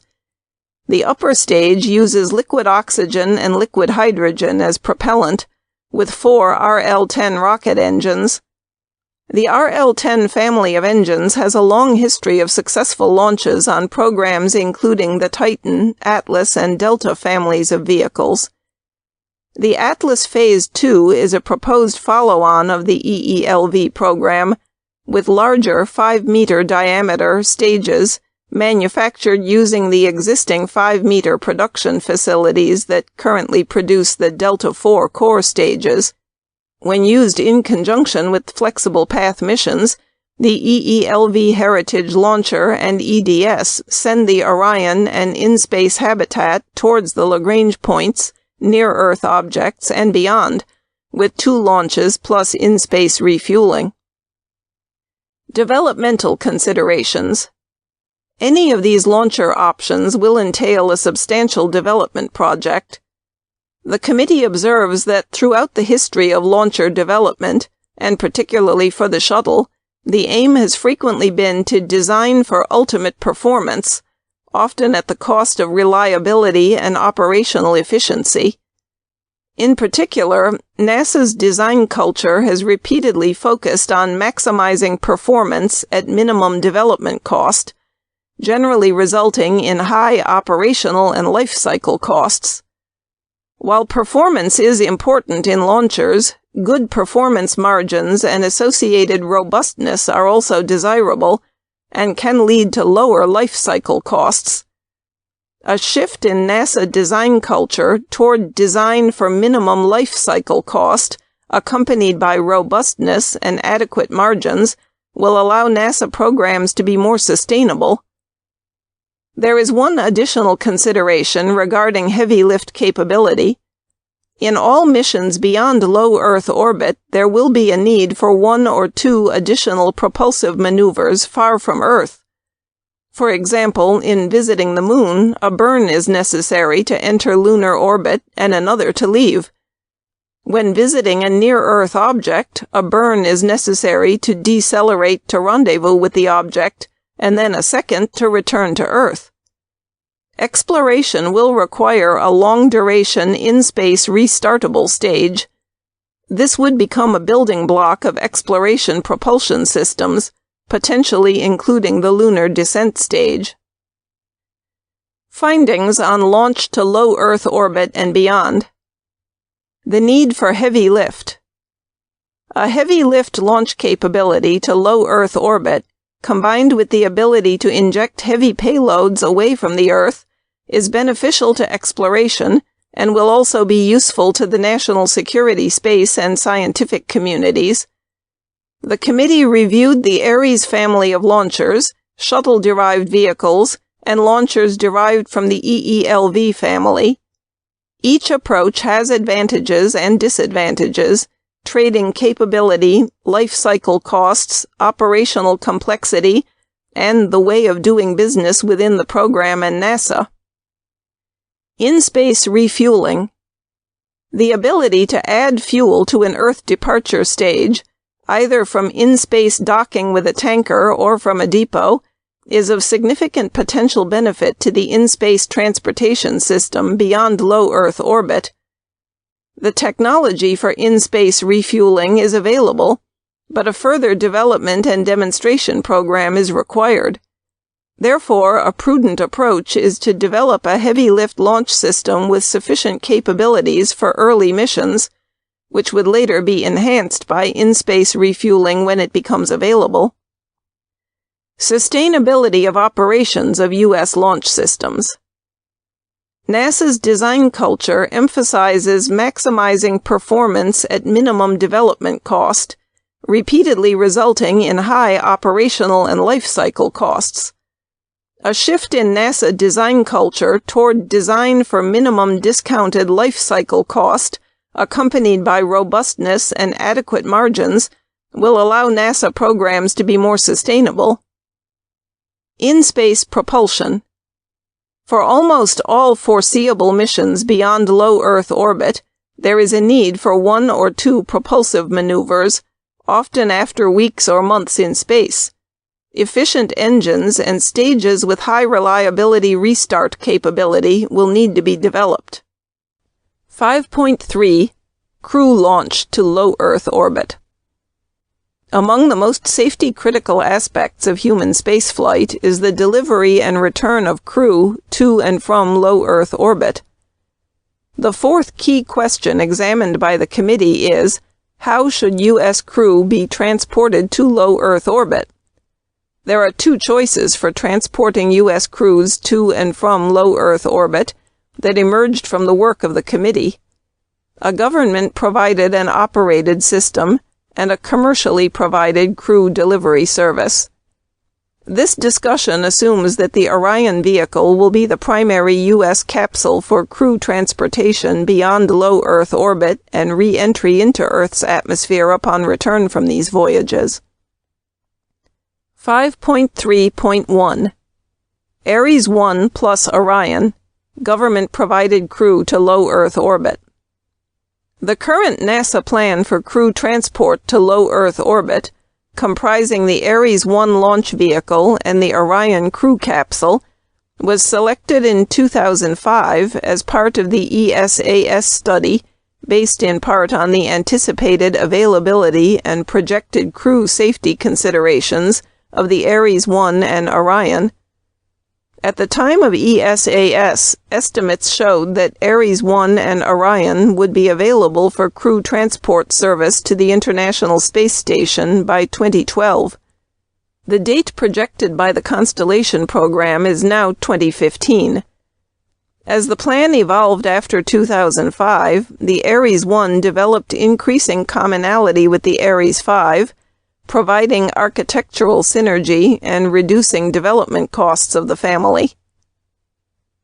Ares 1. The Ares 1 launch vehicle currently consists of a single 5-segment solid rocket booster as the first stage and a liquid-fueled upper stage. See Figure 5.3.1-1. The 5-segment SRB is a modification to the existing Space Shuttle SRBs. The upper stage uses liquid oxygen and liquid hydrogen as propellants, with a single J2X rocket engine. The J2X rocket engine is a modification of the J2 engine used on the Saturn V program. In its selection of a crew launch system, ESAS correctly placed a very high premium on crew safety, and the Ares 1 was selected because of its potential delivering at least 10 times the level of crew safety as the current shuttle. The launch vehicle configuration is one that best allows for crew escape in the event of a launch failure. The capsule is mounted at the top of the stack and has an independent launch escape system. The track record of demonstrated high reliability of the SRB suggests a low likelihood of first-stage failure on ascent. Under the budget profile NASA leadership anticipated in 2005, estimates showed that the Ares 1 could be developed by the early to mid part of the decade, and the Ares 5 could be developed by the late 2010s. It was thought that the Ares 1 would have a lower operating cost when visiting the International Space Station than other alternatives, and would produce a lower operating cost of the entire system when joint operations of the Ares 1 and Ares 5 were begun. Additionally, the development approach of engaging many NASA employees in the design and testing of the Ares 1 would allow the NASA workforce, which has not developed a new rocket for over 20 years, to gain experience on the relatively simpler Ares 1 rocket before beginning the development of the more complex Ares 5. 5.3.2 Alternatives to government-provided crew access to low Earth orbit. The committee considered several alternatives to Ares 1 and Orion, including a longer-term reliance on international, currently Russian, crew transport services, the human rating of an existing EELV for launching the Orion, the development of commercial crew transport services, the use of a heavy lift vehicle to launch the Orion. While the committee found interim reliance on international crew transport services acceptable, it also found that an important part of sustained U.S. leadership in space is the operation of our own domestic crew launch capability. This closed out the first alternative. The committee next examined a NASA-commissioned study by the Aerospace Corporation on the feasibility and cost of human rating an EELV, the Delta IV Heavy, for use as the launcher for Orion. Delta IV HLV. The Delta IV Heavy launch vehicle consists of two liquid-fueled strap-on boosters, a liquid-fueled first stage and a liquid-fueled upper stage. The two strap-ons and the core stage are very similar and use liquid oxygen and liquid hydrogen as propellants, and a single RS-68 family rocket engine on each of the three stages. The independent study found that launch of Orion to low Earth orbit did not require an upper stage, as the spacecraft could provide the necessary impulse. The Delta IV HLV is a variant of one of the EELVs that has launched successfully many times. While launch of the Orion on the Delta IV HLV was found to be technically feasible, it requires some modification of the current launcher, and was comparable in cost and schedule to simply continuing with the development of the Ares 1. When the committee factored in the carrying cost of the NASA infrastructure that would be maintained if any NASA Heritage Heavy launcher would eventually be developed, Ares 5 in any variant or a more directly shuttle-derived heavy launcher, any cost savings that might have occurred due to using an EELV to launch the Orion were lost. Using the EELV for launch of Orion would only make sense if it were coupled with the development of an EELV Heritage Super Heavy vehicle for cargo launch. Except in this case, this analysis closed out the second option. 5.3.3 Commercial services to transport crew to low Earth orbit. Having eliminated the long-term international supply option and the EELV option for all but the EELV Heritage Super Heavy choice for heavy lift, the remaining possible choices besides Ares 1 were to utilize commercial crew services or use the heavy lift vehicle as a crew launcher. As the nation moves from the complex reusable shuttle back to a simpler, smaller capsule, it is an appropriate time to consider turning this transport function over to the commercial sector. There is broad policy support for this approach, from both congressional legislation and presidential policy, see Figure 3, and one of the four main charges given to the committee by the Office of Science and Technology Policy in its statement of task, was to stimulate commercial spaceflight capability. This section considers the technical feasibility of a commercial service, safety issues, financial implications, programmatic risks, and acquisition strategy. Technical feasibility of commercial transport services for crew.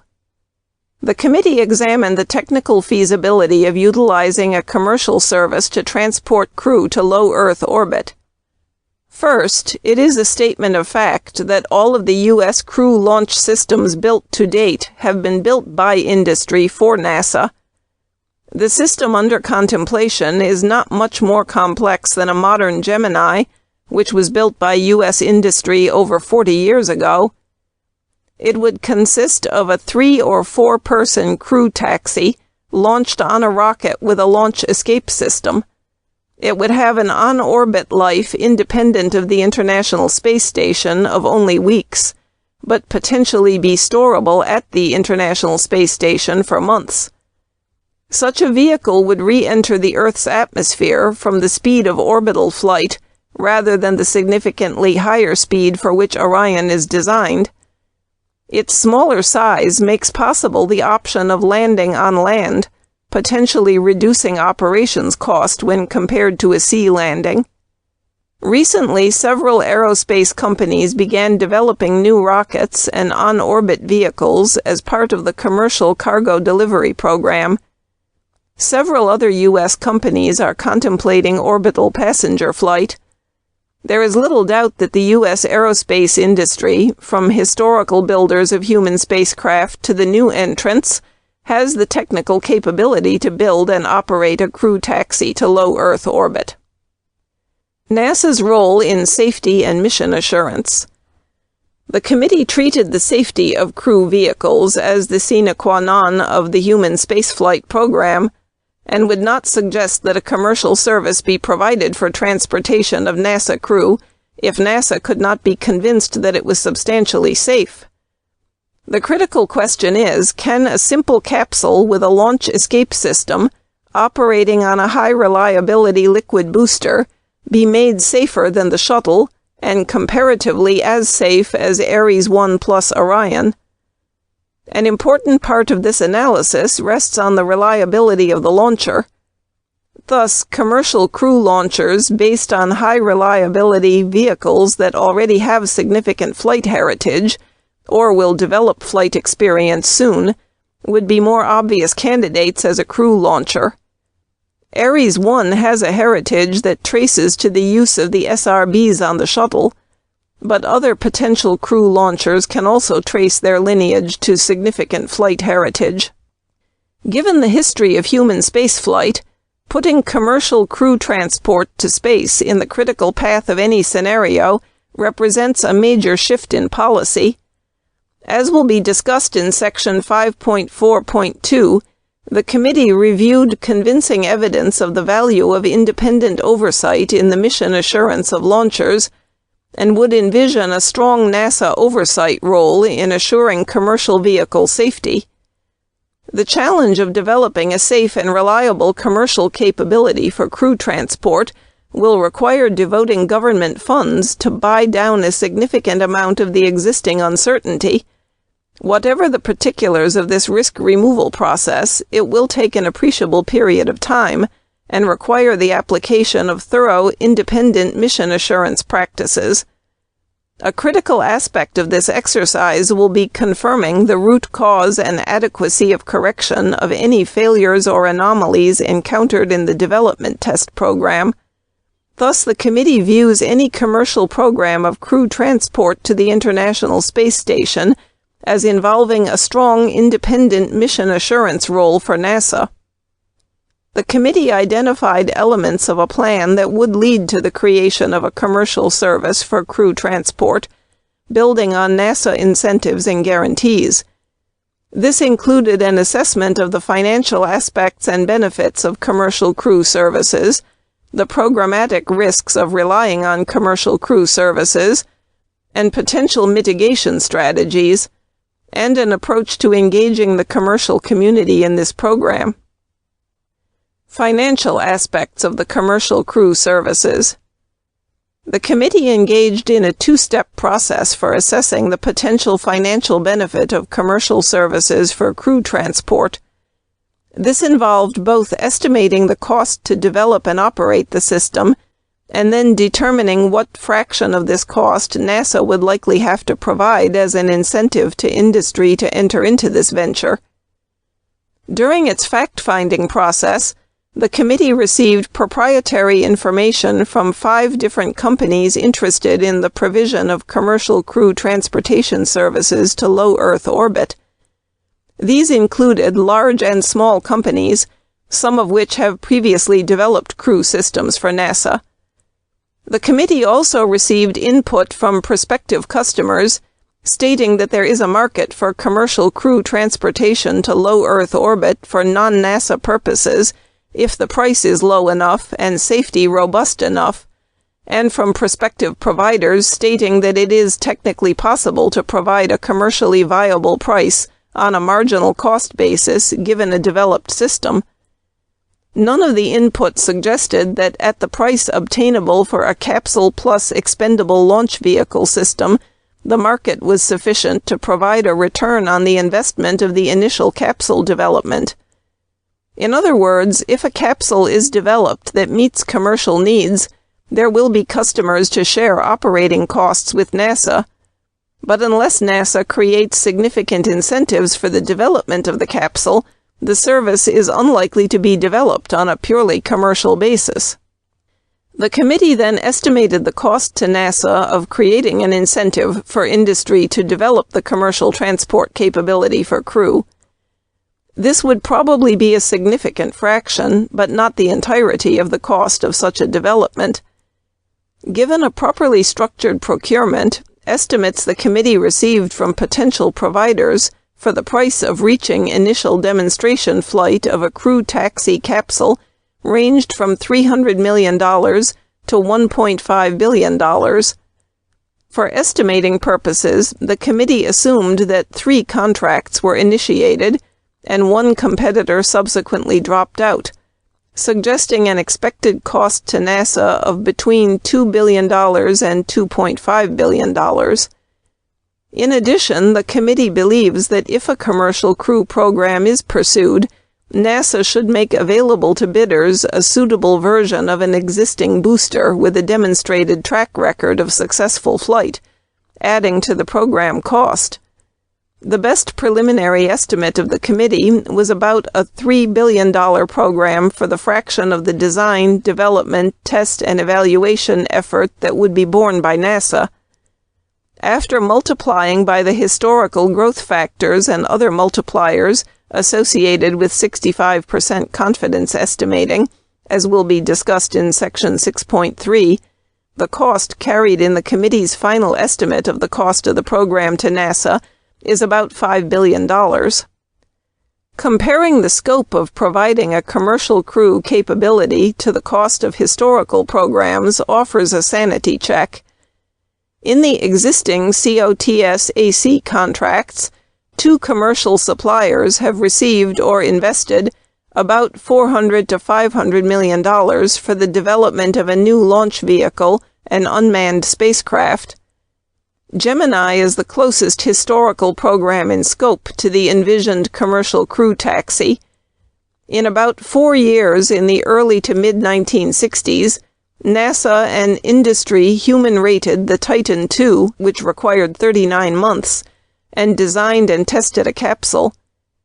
In GDP inflator-corrected 2009 dollars, the design, development, test, and evaluation cost of this program was about $2.5 to $3 billion, depending on the accounting for test flights.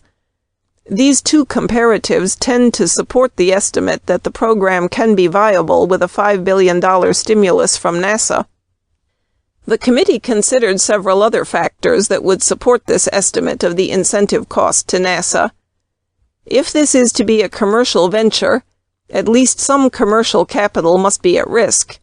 Alternate sources of capital, including private and corporate investment, would be expected.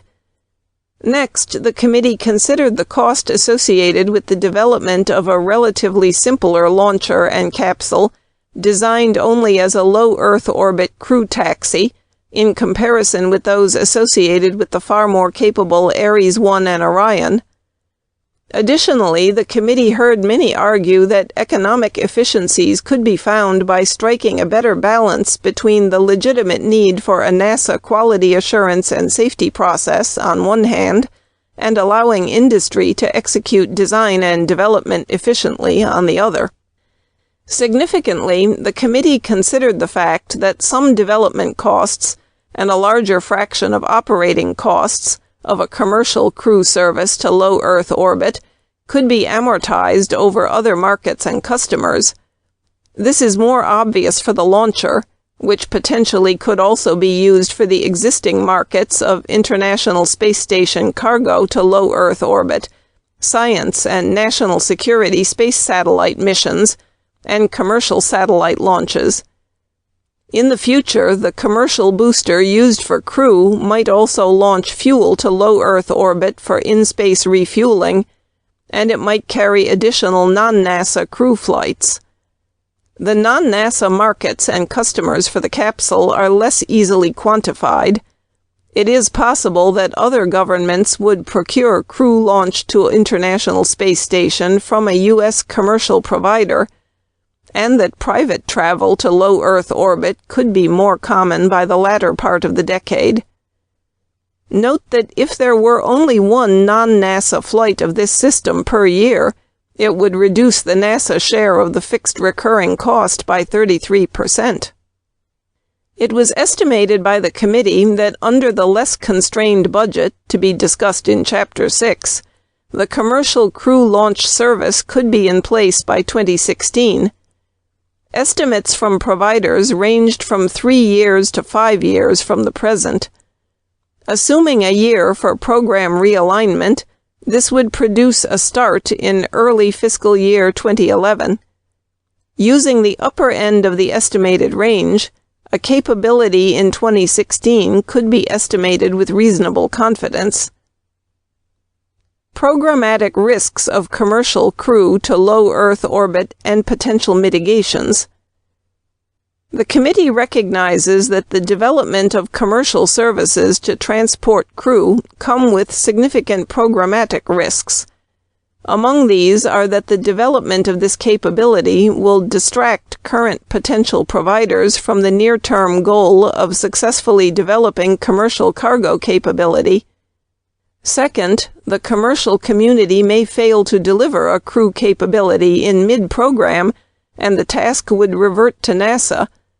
This could be caused by either a technical failure or a business failure, a failure to obtain financing, changes in markets or key suppliers, realignment of business priorities, or another non-technical reason. Either type of failure would require NASA intervention, and the possibility that NASA would either have to operate the system or fall back to an alternative. While there are many potential benefits of commercial services that transport crew to low Earth orbit, there are simply too many risks at the present time not to have a viable fallback option for risk mitigation. The committee contemplated several alternatives, including continuing to rely on international providers, likely available but not consistent with the long-term need for U.S. access as part of its leadership in space, and continuing the Ares 1 program in parallel, prohibitive in terms of cost. The committee also considered the possibility of putting the Ares 1 program on warm hold, ready for a possible restart, while continuing the development of the 5-segment SRB and the J2X, which are common to the Ares 5.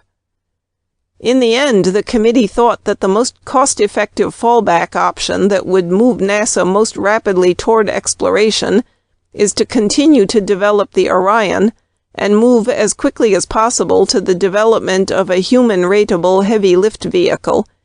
See the discussion in Section 5.3.4 on human rating. The first stage of any of the heavy lift launchers under consideration would be more than capable of launching an Orion to low Earth orbit. In the best case, the heavy lift vehicles themselves would not be available until the beginning of the 2020s, but the first stage, or core, could be accelerated, perhaps by a year or two. In this case, the core heavy human-rated launcher would arrive only a few years later than an Ares 1, under the less constrained budget scenarios. The details of the preferred fallback option are best left to NASA, but the question is clear. Assume that emphasis will be placed on building the heavy lifter as quickly as possible, and assume that commercial services for crew transportation to low Earth orbit will be started in development and may fail to materialize. What variant of the heavy launcher can be identified that could be developed quickly and at small marginal cost in the future, if needed, to transport Orion and crew to low Earth orbit? A desirable feature is that the preparation for the development of this variant would have the minimum impact on the construction of the heavy lift vehicle itself. Engaging the commercial community in crew transport services. The potential providers of capsules emphasized that the nature of the acquisition of these services is critical. To be commercially viable, low operating cost is essential, and to obtain that cost, the requirements for the capsule need to be as few as is essential and stable. Several providers gave anecdotal examples where NASA programs suffered from significant requirement creep, and emphasized the need for a more commercial-type procurement, where any changes to work scope would be matters for mutual negotiation rather than one-sided impositions by NASA. The committee envisions a new competition for this service, in which both large and small companies are invited to participate. Several potential providers should be funded through some initial development milestones measuring tangible progress and incrementally incentivized. It is crucial to the success of the program that multiple providers be carried through to operational service. It is the pressure of competition that provides the drive for low operating cost. Assurances of a market would need to be offered by the government. By creating a third market for commercial launch services, cargo to International Space Station, fuel to low Earth orbit, and crew to low Earth orbit, it is possible that the efficiencies associated with increased production runs and more frequent operations will appear. 5.3.4 Human Rating of Launchers. The history of human rating U.S. launch vehicles can be traced to the Atlas and ICBM Titan usage in the Mercury and Gemini programs. The purpose of human rating was and is to assure that safety levels are appropriate for human flight. Crew safety was addressed in these earlier programs primarily by adding a crew escape system. The reliability of these launch vehicles was addressed by eliminating known design weaknesses, adding redundancies, providing fault detection systems to initiate crew escape, and tightening requirements for manufacturing, assembly, systems test, and checkout at launch sites. The process of human rating launch vehicles is central to the viability of commercial service for crew transport, as well as the option of using the heavy launcher as a backup. The committee found a progressive new approach to human rating at NASA, reflected in the current Human Rating Guidelines, NASA Procedural Requirement 8705.2b. These guidelines, applicable to newly developed NASA vehicles, provide for intelligent application of similar and dissimilar redundancy when called for, and appropriate approaches to single-string design when unavoidable. In addition, there is a general set of guidelines, NPR 8715.3, that currently would be applied to NASA personnel operating in non-NASA vehicles. In view of the complexity and cost of retroactively human rating a vehicle, comparable to a significant fraction of the original cost to develop the vehicle, The committee suggests that all new NASA-developed vehicles, including heavy-lift launchers, be designed so that they are human-rateable. That is, they could reasonably be human-rated at some point in the future. This is a compromise between human-rating them at inception and not human-rating them at all. It preserves the option to human-rate in the future at lower cost. NASA would benefit from this approach so that it could use its heavy-lift launcher as a backup crew vehicle with Orion should the commercial providers fail to deliver for any combination of business and/or technical reasons. Additionally, the criticality of cargo launched on the heavy-lift vehicle would suggest that NASA institute quality control and requirements comparable to human rating guidelines in any event. Findings on crew launch to low Earth orbit. Note: a finding on the Ares 1 is presented in Chapter 4. End note. The need for independent U.S. human access to space. In the long run, it is important for the U.S. to maintain independent access to low Earth orbit for its crews. In the future, this might be provided by government, commercial providers, or a combination of the two. Commercial launch of crew to low Earth orbit. Commercial services to deliver crew to low Earth orbit are within reach. While this presents some risk, it would provide an earlier capability at lower initial and life cycle costs than government could achieve. A new competition with adequate incentives should be open to all U.S. aerospace companies. This would allow NASA to focus on more challenging roles, including human exploration beyond low Earth orbit, based on the continued development of the current or modified Orion spacecraft. Human rating of launch vehicles. NASA has recently adopted a new, more outcome-based standard for human rating space systems, and has in its policy a more flexible approach for human rating existing or new third-party systems. NASA would be well served by applying these policies to field a set of safe yet efficient capabilities, including the provision that all newly developed government-funded launch vehicles be readily human-rateable. In this way, if plans change in the future, for example, if the commercial capability of crew transport to low Earth orbit fails to materialize, NASA would have a backup means of launching crew on heavy-lift vehicles. Safety. Human space exploration is an inherently risky endeavor. NASA should continue to make every reasonable effort to reduce the risks of spaceflight. Design for safety should be the prime, but not only, criterion in the development of systems and operations. 5.4.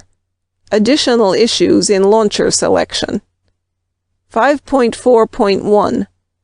Launch vehicle performance and costing. In evaluating the systems described in this chapter, the committee noted that each has avid proponents, and as such the claimed cost, schedule, and performance parameters include varying degrees of aggressiveness. Some of these estimates are close to or within the spread of historical programs, while others are well outside historical bounds. The latter could of course be attributed to fresh new approaches that make the historical databases inapplicable, or they could be attributable to unwarranted optimism. The analysis techniques employed in the assessment sought to differentiate between the two. The only large potential decrease to the cost of space transportation, absent greatly increased traffic, resides in the adoption of a new paradigm for commercially purchasing highly reliable space transportation services. This approach benefits from commercial best practices embraced by experienced providers of launch systems and new systems and processes offered by young firms. The price of shifting to commercial practices is to decrease the NASA workforce and sacrifice the expertise that has been built up at NASA over the years, as the agency has directed and overseen the development of launch systems. This new strategy may eventually restore the total number of space launch workforce in terms of expertise and number of workers, but near-term reductions would be expected. The health and viability of the large solid rocket motor industrial base rests in part on the choice of future crew transport and heavy-lift cargo launch system designs. Those that are all liquid obviously present the most negative impact on the SRM industrial base, and those that either launch crew with an SRM or support heavy lift with SRMs provide the most benefit to the SRM industrial base. If the choice is to pursue all liquid launch systems for both crew and cargo, there is no perceived future need for large segmented SRMs in support of civil space activities. 5.4.2 Reliability. Reliability of launchers is important to the safety of crew and the success of missions or exploration. The U.S. history of heavy lift launcher reliability is shown in Figure 5.4.2-1. The historical record can be separated into two classes, those intended for human spaceflight and those intended for cargo use. Saturn and the Shuttle are in the former class, while the other existing vehicles considered here are in the cargo class. The most reliable U.S. heavy-lift launch vehicle built to date is the Shuttle, whose launch reliability, demonstrated by flight history, and computed using the Bayesian estimation process, based on a 50% confidence level common for this type of analysis, is 98.7%. The Saturn vehicles also exhibited high reliability over their limited flight history. The less reliable Titan HLV only launched cargo, and the Delta IV-H is limited to only 3 flights to date. During this examination of future space exploration launch systems, the vehicles considered included those derived from Shuttle, Saturn, and Delta IV Heavy Heritage engines and motors, including Ares 1 and 5 and Shuttle derivatives, those derived from the EELV program families of launchers, Atlas V and Delta IV, and new vehicles with limited heritage, Falcon and Taurus II. Historically, vehicles with heritage derived from prior demonstrated systems have shown greater reliability in early usage than newly developed systems. The process of converting an established cargo launcher into a human-rated launcher results in improved reliability, as was demonstrated in the early U.S. human spaceflight programs where modified ICBMs were employed as launch systems. History has shown that the early flight period is of much higher risk than would be expected later in flight history. Figure 5.4.2-2 displays flight reliability for programs managed by the U.S. government, those managed by foreign governments, and those managed by commercial providers.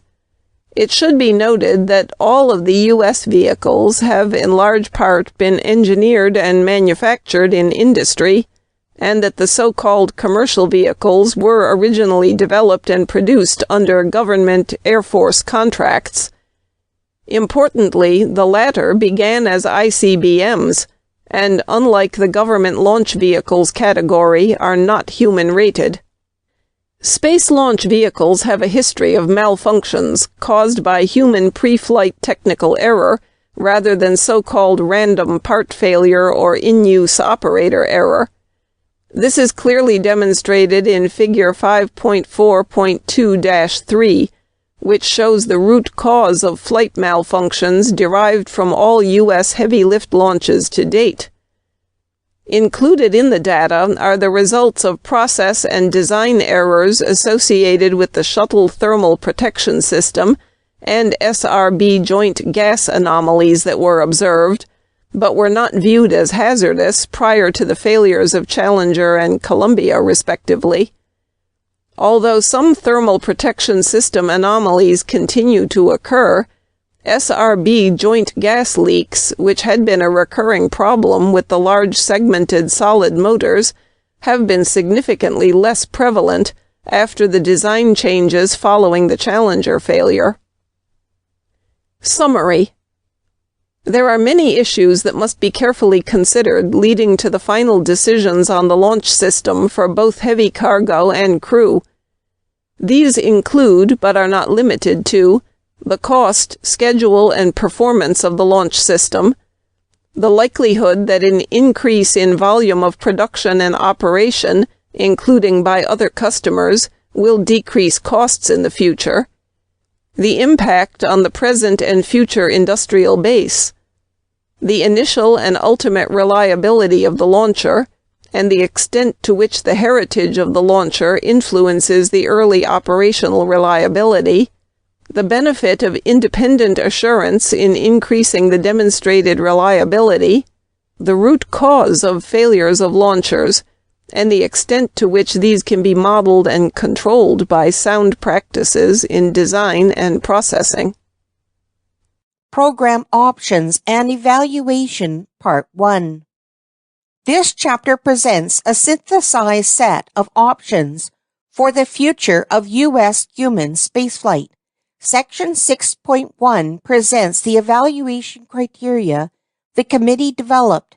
The 5 key questions that frame the examination are briefly restated in Section 6.2, and the choices for each are summarized. These have been presented individually in Chapters 3, 4, and 5. In Section 6.2, pointers denote places where the individual choices will be discussed in the context of the integrated options. These analyses form the basis of sections 6.3 through 6.6.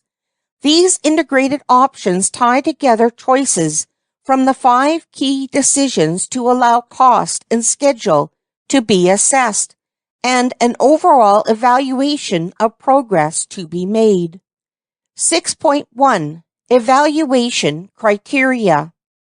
In order to conduct an independent review of ongoing U.S. human spaceflight plans and alternatives, the committee recognized that it would be important to define a process that would equitably evaluate the wide range of options to be identified. Consistent with the systems engineering approach, it was important to clearly define the set of criteria against which all options would be assessed, and to define an evaluation process that would enable a fair and consistent assessment of each option. Since many of the evaluation criteria are not quantitative, the committee did not intend that the evaluation would generate a single numerical score. Rather, it would provide a basis for comparison across options, highlighting the opportunities and challenges associated with each. Assigning weights to individual figures of merit is within the purview of the ultimate decision makers.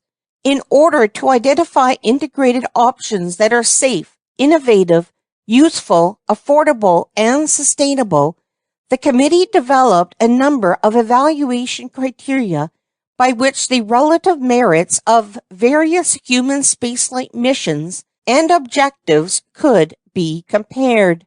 The committee was chartered by the Office of Science and Technology Policy in the Executive Office of the President.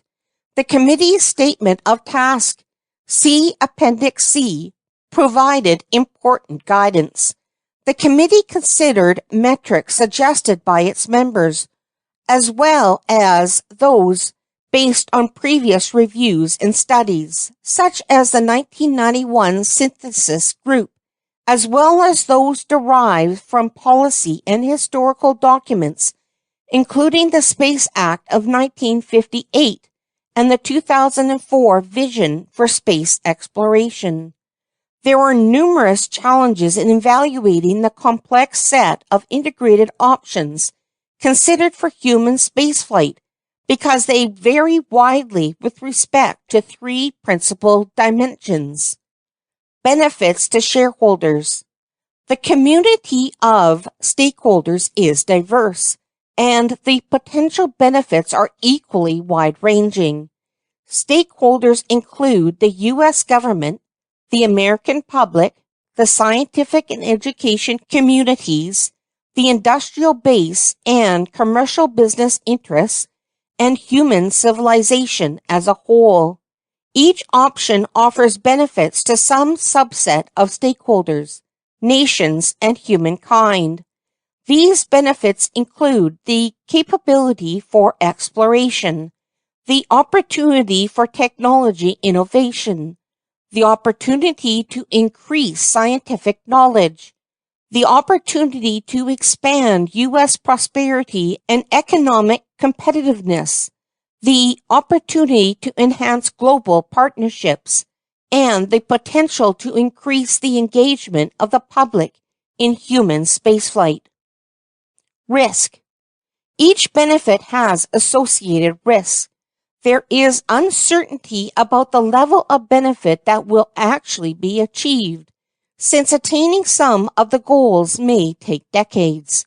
These risks are not independent of each other. NASA can mitigate some, but others are driven by external forces. Good program management can ameliorate schedule and programmatic risk, given sufficient schedule margin and financial reserves. Safety and mission risk can be managed by changing the mission profile or reducing program content.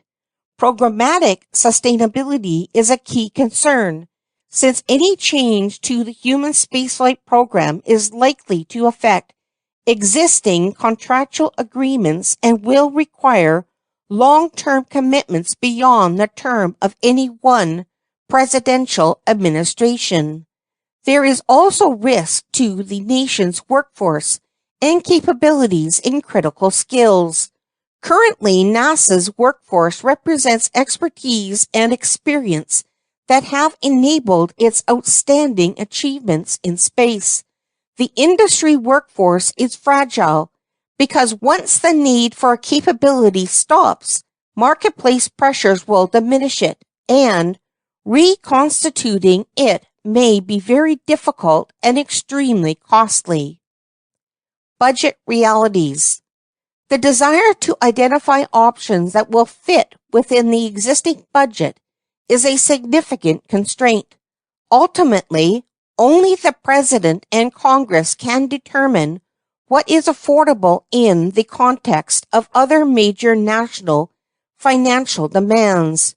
Human spaceflight is not a short-term commitment, and it requires budget stability for decades in order to achieve its goals. Year-to-year funding will affect NASA's ability to successfully implement strategic decisions that can reduce total life cycle cost. The committee recognizes that operating costs have a sustained and significant impact on the budget, and they may limit the ability to start new efforts critical to achieving human spaceflight goals. For the purpose of this assessment, the committee chose to represent the full cost of the programs and did not assume any financial contributions by international partners. These dimensions were expanded into 12 criteria by which integrated options could be compared. The committee clearly recognized that for each option, there is some degree of uncertainty as to the magnitude of the influence and interdependence across the three dimensions. The committee selected the following criteria as the basis for evaluation. Exploration preparation. 1. Exploration preparation. Since the nature of exploration is, by definition, uncertain and subject to the surprise of discovery, it is important to establish a robust program that provides the opportunity to demonstrate technology, systems, and operations that will be important in future exploration, specifically a program that can be adapted to explore destinations that facilitate missions to Mars. 2. Technology innovation. Integrated options should enable technology maturation and foster the development of new modes of exploration, in addition to creating new technologies and new engineering knowledge that will enhance exploration. Technology development should also provide the opportunity to demonstrate national leadership in innovation. Technologies that are of use to stakeholders beyond NASA can be critical to the nation as a whole and should be sought during the exploration effort. 3. Science knowledge. Integrated options should address research areas critical to the scientific community as defined by the National Academy's Decadal Survey priorities. They should include an implementation plan that supports accomplishment of the prescribed research as a key product of the mission. The committee recognizes that for some decadal survey priorities, the requirement for the human spaceflight program is simply to do no harm. However, science can be enhanced by human exploration, particularly of complex environments, and by providing the ability to service scientific facilities in space. 4. Expanding and protecting human civilization. Integrated options should lead to the possibility of a sustained and off-planet human presence. They should also support research for physiological effects associated with radiation and zero or low G, as well as physiological stress associated with long-duration remote exploration. Finally, an option is more highly rated if it will aid in the protection of human civilization against a near-Earth object impact. 5. Economic expansion. Integrated options should encourage and stimulate a growing profitable industrial base. They should provide an opportunity for a sustained commercial engagement, and they should help increase U.S. development and production capabilities. Those capabilities would, in turn, increase the nation's international competitiveness, as well as ultimately lower the cost of space transportation and operation. 6. Global partnerships. Integrated options should provide the opportunity to strengthen and expand international partnerships in the human spaceflight program. These would include existing international partners, but should not preclude expansion to new partners, and would allow partners to make contributions that could be on the critical path to mission success. Participation by other countries would be advantageous not only from the perspective of encouraging global cooperation, but also in terms of creating opportunities for synergistic research, risk reduction, cost sharing, and technology interchange. 7. Public engagement. Integrated options should inspire current and future generations, educate the public about the opportunities and societal benefits gained from space missions, and motivate young people to pursue an education in science, technology, engineering, and mathematics, followed by careers that capitalize on this education. Options that provide the opportunity for regular visible accomplishments can galvanize broad public interest in exploration. 8. Schedule and programmatic risk. Integrated options should be formulated to deliver a stated exploration capability on schedule. The technical design should be robust and technologies required should be reasonably mature, with sufficient schedule and technical margins to support risk mitigation. 9. Mission safety challenges. The committee did not carry forward any integrated option that failed to provide for reasonable crew safety and overall mission success. Therefore, to discriminate among options, the committee assessed the relative risk and complexity of mission scenarios and the likely impact on crew safety and mission reliability. Human exploration beyond low Earth orbit will be riskier than current human spaceflight activities, since such exploration requires doing things that have not been done before, and the options for recovery will be limited. Missions that involve beyond lunar landings, beyond near-Earth orbit flybys, or complex orbital operations will have mission profiles with a significantly increased safety challenge. 10. Workforce impact. The committee evaluated the impact on the workforce in two ways. 1. The impact on national critical skills, and 2. The impact on the total NASA and industrial workforce. Each option was assessed for its potential impact on the critical skills across the nation and the ability to retain or develop the needed critical skills and expertise needed both in industry and at NASA.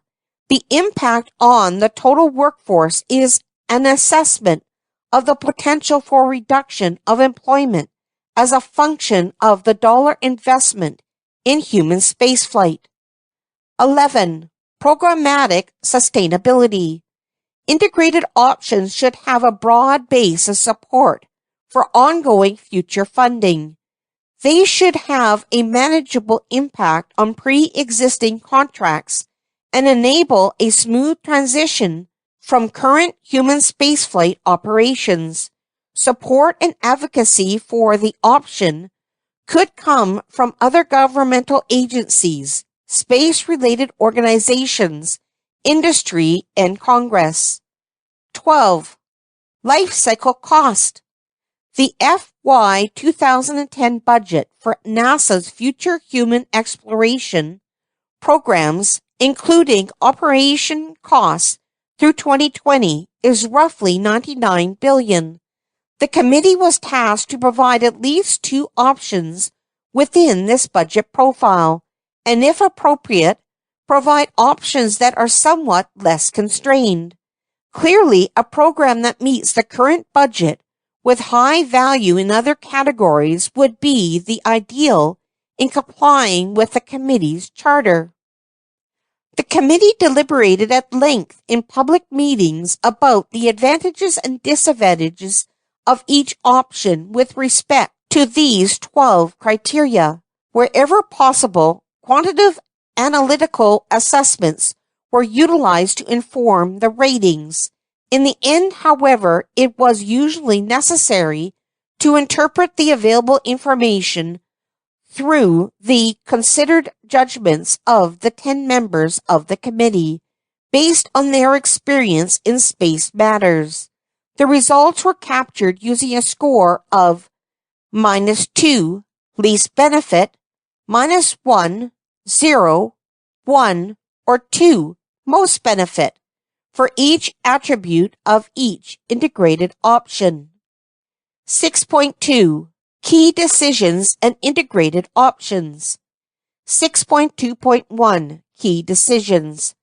The future of U.S. human spaceflight in the upcoming decades can be formulated in terms of 5 key questions and the associated choices for answering each one.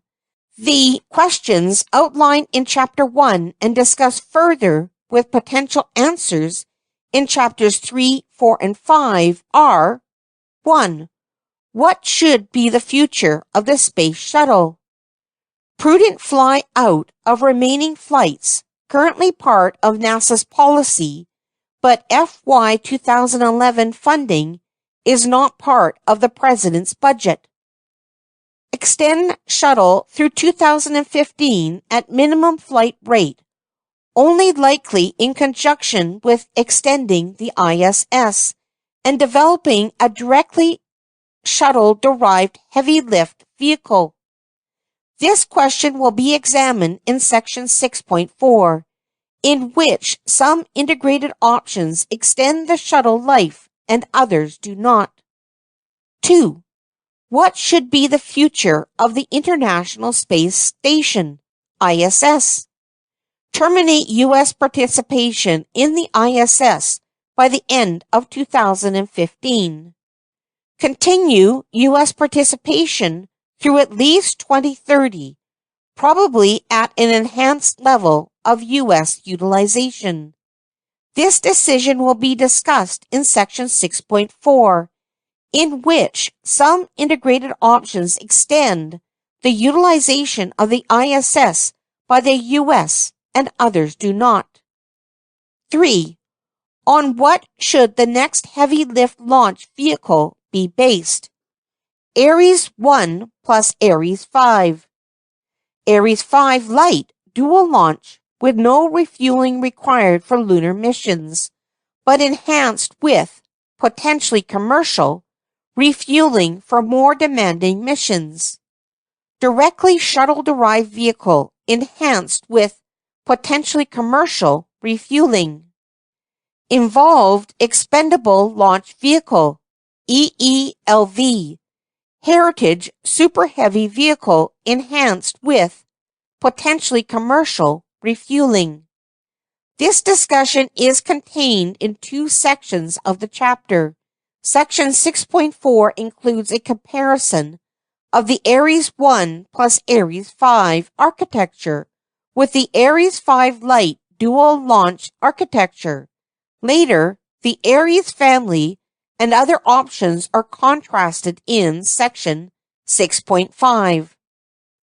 How should crews be carried to low Earth orbit? U.S. government-provided systems, commercially provided systems with backup by U.S. government system. Section 6.4 contains integrated options that include both choices. 5. What is the most practical strategy for exploration beyond low Earth orbit? Moon first on the way to Mars with lunar surface exploration, focused on developing capability for Mars. Flexible path to Mars via the inner solar system objects and locations, with no immediate plan for surface exploration, then followed by exploration of the lunar and/or Martian surface. Section 6.4 contains integrated options that have the moon first as their strategy, while Section 6.5 presents those that explore along the flexible path. The cross-case analysis of these options will be presented in Section 6.6. The committee addressed one other underlying question: what meaningful exploration program beyond low Earth orbit could be executed within the budget constraints represented in the FY 2010 budget. This will be the topic of Section 6.3. The committee considers the framing and answering of these questions individually and consistently to be its principal evaluation of the potential U.S. human spaceflight plans. The integrated options were prepared in order to understand the interactions of the decisions, particularly with regard to cost and schedule. By formulating the integrated options, the committee did not mean to constrain the possible final decision, but only to inform it. Other reasonable and consistent combinations of the choices are obviously possible, each with its own cost and schedule implications, and these could also be considered as alternatives. The integrated options evaluated are intended to represent the families of options yet without presenting an unmanageable number of alternatives. The committee, in keeping with its charter, expresses no preference among these families, but does discuss the various advantages and disadvantages with respect to the evaluation criteria without weighing those attributes. 6.2.2 Integrated Options. The committee has defined 5 principal integrated options for human spaceflight. These have been selected from the more than 3,000 possible alternatives. Even after defining the choices for the 5 key decisions, 62 different options are possible. Not all of these combinations are worth considering.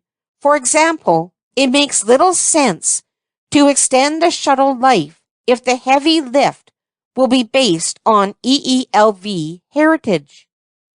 The 5 integrated options considered by the committee are: 1 baseline case, founded on the current constellation program, plus 4 alternate options, summarized for reference in Figure 6.2.2-1. The first 2 integrated options represent attempts by the committee to develop alternatives that are compatible with the FY 2010 budget profile. Each follows an approach that is principally aimed at lunar exploration. Option 1 uses the content of the program of record, while Option 2 extends the ISS, uses commercial crew delivery, skips development of the Ares 1, and uses Ares 5 Lite as the sole NASA launcher. See Figure 6.2.2-2. The baseline, Option 3, and the remaining 2 options are all fit to the same, less constrained budget profile. Options 3 and 4 are also lunar-oriented strategies. Option 3 is an implementable version of the program of record, with nearly exactly the content of the Constellation program, but with 2 minor changes in funding that the committee found necessary to extend the shuttle into FY 2011 and to deorbit the ISS in 2016.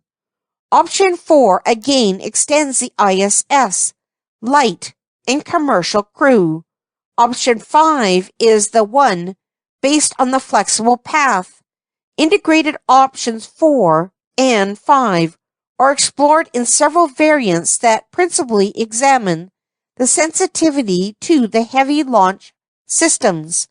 A more visual representation showing a possible design logic among these options is shown in Figure 6.2-3. 6.2.3 Methodology for analyzing the integrated options. The committee used a synthesized cost-schedule-value methodology to assess the integrated options. In the first step, the committee created the integrated options that have been presented in Figure 6.2.2-1. These options were intended to link together representative combinations of the outcomes. The committee included the baseline case of the program of record in the mix.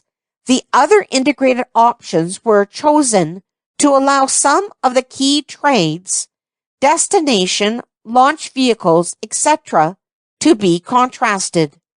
The committee used 2 candidate budget profiles for examining the integrated options. In the first, the guidance of the FY 2010 budget was enforced. This is called the constrained case, or simply FY 2010 budget case, as shown in Figure 6.2.3-1. It became apparent to the committee that options were needed that were not constrained to the FY 2010 budget.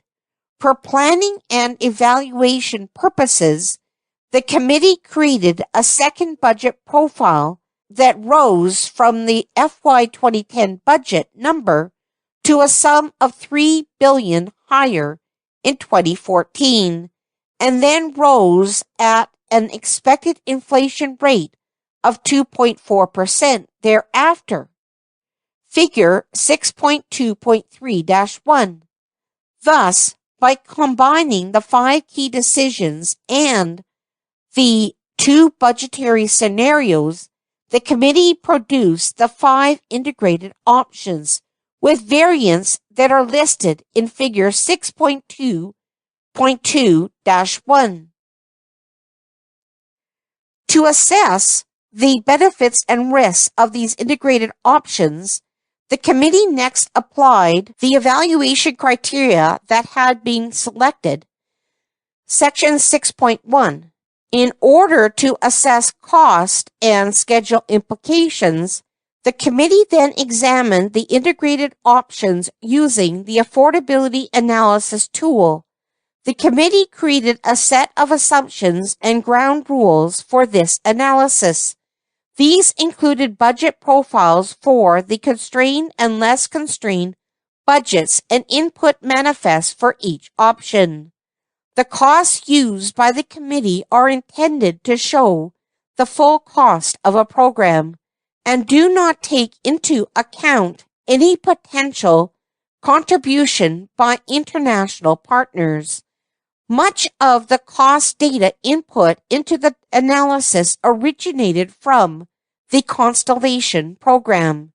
In these cases where the program cost estimates already contain a credit for an international contribution, this credit was removed by the committee in order to show the full cost. In other cases, the committee itself or other sources help to define the input. For example, the EELV Super Heavy launcher costs were based on Aerospace Corporation examination of the EELV development plans. The organizational transition costs in Option 5B were provided by NASA headquarters. The in-space habitat in Options 5 was the result of an assessment of comparables performed by Aerospace.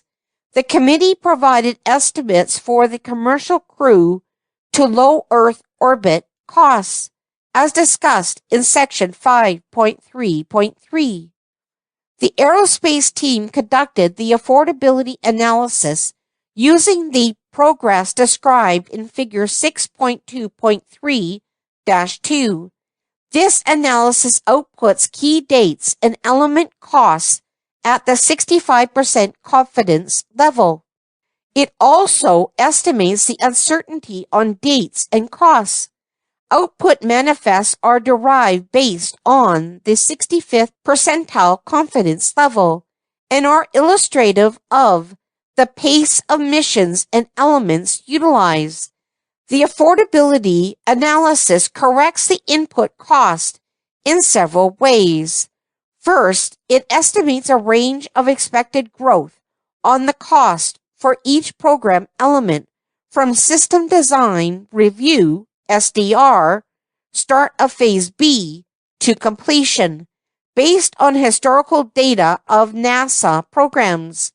At the average, this introduces a 51% growth from the estimate held at SDR in the cost for development, DDT and E costs. For elements that have not reached their SDR, such as the Ares 5 or commercial crew service, this full correction was applied. For elements that have passed their SDR, credit was given for subsequent development and maturity of the design. For example, the mean cost of the Orion in the analysis due to this factor is only 25% higher than would be reported by the program of record at the mean. Other, more mature programs, such as the Ares 1, receive credit by a similar process. In operations, a 26% growth factor was applied to unproven systems, and no growth factor at the mean was applied to existing systems such as the shuttle or the ISS, or to defined budget items such as the technology program. NASA headquarters asked the program of record to report cost and schedule at the 65% level, and the committee attempted to report in a consistent manner. Note that on average, the difference between the mean of expected costs and the 65% confidence costs adds about 10% to all program costs calculated. Finally, the affordability analysis combines the development schedule of all the elements of the program. This process accounts for the additional cost of one element if another element it depends upon slips in the schedule.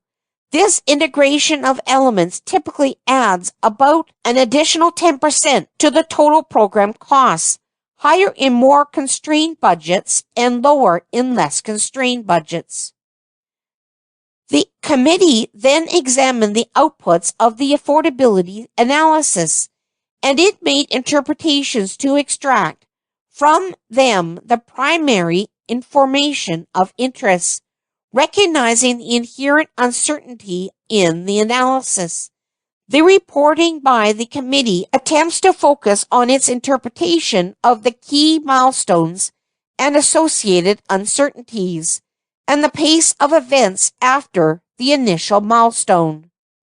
6.2.4 Reference cases of the entirely unconstrained program of record. Unconstrained program of record. As an example of the affordability methodology applied to an actual integrated scenario, the reference case of an implementable version of the current Constellation program of record, unconstrained by any budget whatsoever, was analyzed. This implementation version contains only two slight variations from the actual program instituted by the committee: the provision for the shuttle to be flown out in 2011, and additional funds for the deorbit of the ISS in 2016. After withdrawal of U.S. participation at the end of 2015. Note that the ISS is not extended to 2020 in this particular reference case. As assessed by the committee, this case delivers Ares 1 Orion in late 2016, achieves human lunar return by the early 2020s, and a human-tended lunar outpost a few years later. These are very close to the dates held internally by the Constellation program. However, the committee's analysis indicates that in order to achieve the milestones on that schedule, the implementable program of record requires, in real year dollars, stated at 65% confidence, about $145 billion over the period from 2010 to 2020, which is about $45 billion over the guidance of the President's FY 2010 budget through 2020, and about $17 billion more than what is provided in the less constrained budget. The expenditures reach $14 billion per year in FY 2016, about $2 billion above the less constrained budget, and $5 billion over the FY 2010 budget for that year. The expenditures reach over $16 billion per year at their peak in FY 2019, $3 billion above the less constrained budget, and $7 billion over the FY 2010 budget for that year. Thus, the program of record as assessed by the Constellation Program and the unconstrained implementable version of the Program of Record as assessed by the committee deliver Aries 1 and Orion in the mid to late 2010s, and they both have human lunar return in the early 2020s. Neither provides for an extension of the ISS or a space technology program of significance. The committee's finding is that the totally unconstrained implementable version of the Program of Record would significantly exceed even the less constrained budget. Unconstrained Program of Record with the ISS extension. This case would be identical to the above version of the Program of Record, but with the extension of the ISS to 2020. Since the budget for this case is unconstrained, no milestones slip, but more funds must be added to the NASA budget to operate the ISS in the years between 2016 and 2020. In this reference case, the Aries 1 Orion again are delivered in late 2016. Human lunar return is accomplished by the early 2020s, and human-tended lunar outpost is developed a few years later, again close to the dates held internally by the Constellation Program. The ISS is extended to 2020, but in order to achieve these milestones, this variant of the Program of Record requires, at a 65% confidence level and in real year dollars, about $159 billion over the period from 2010 to 2020, which is about $59 billion over the guidance of the President's FY 2010 budget through 2020, and about $31 billion more than provided in the less constrained budget.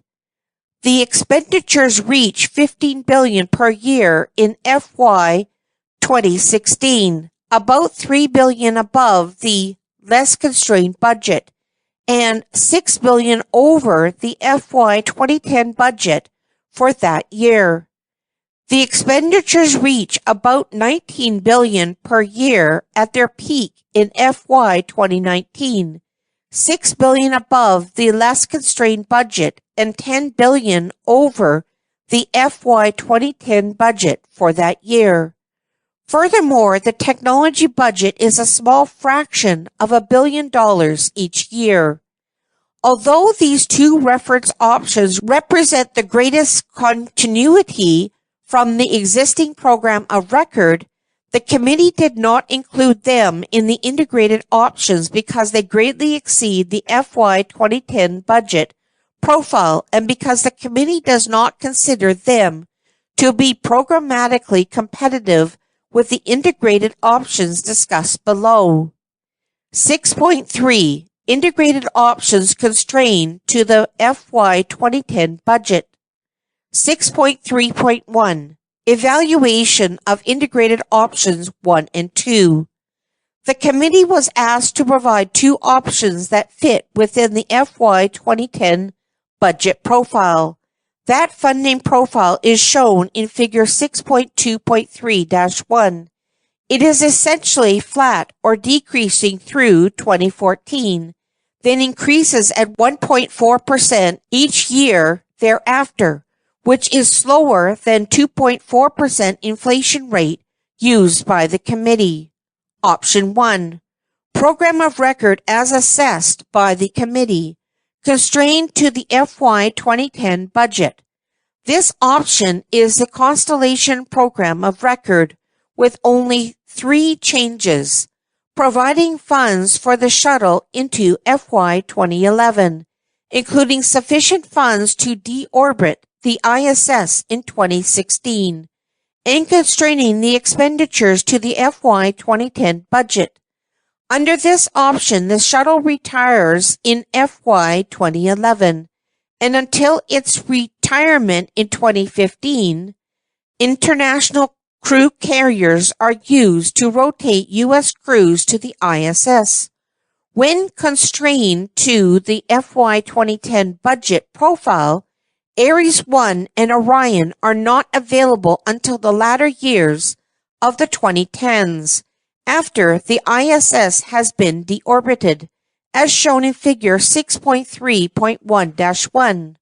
Starting in the late 2010s, piloted flights in the Ares 1 and Orion could begin at a pace of several flights per year, but with no specific destination defined.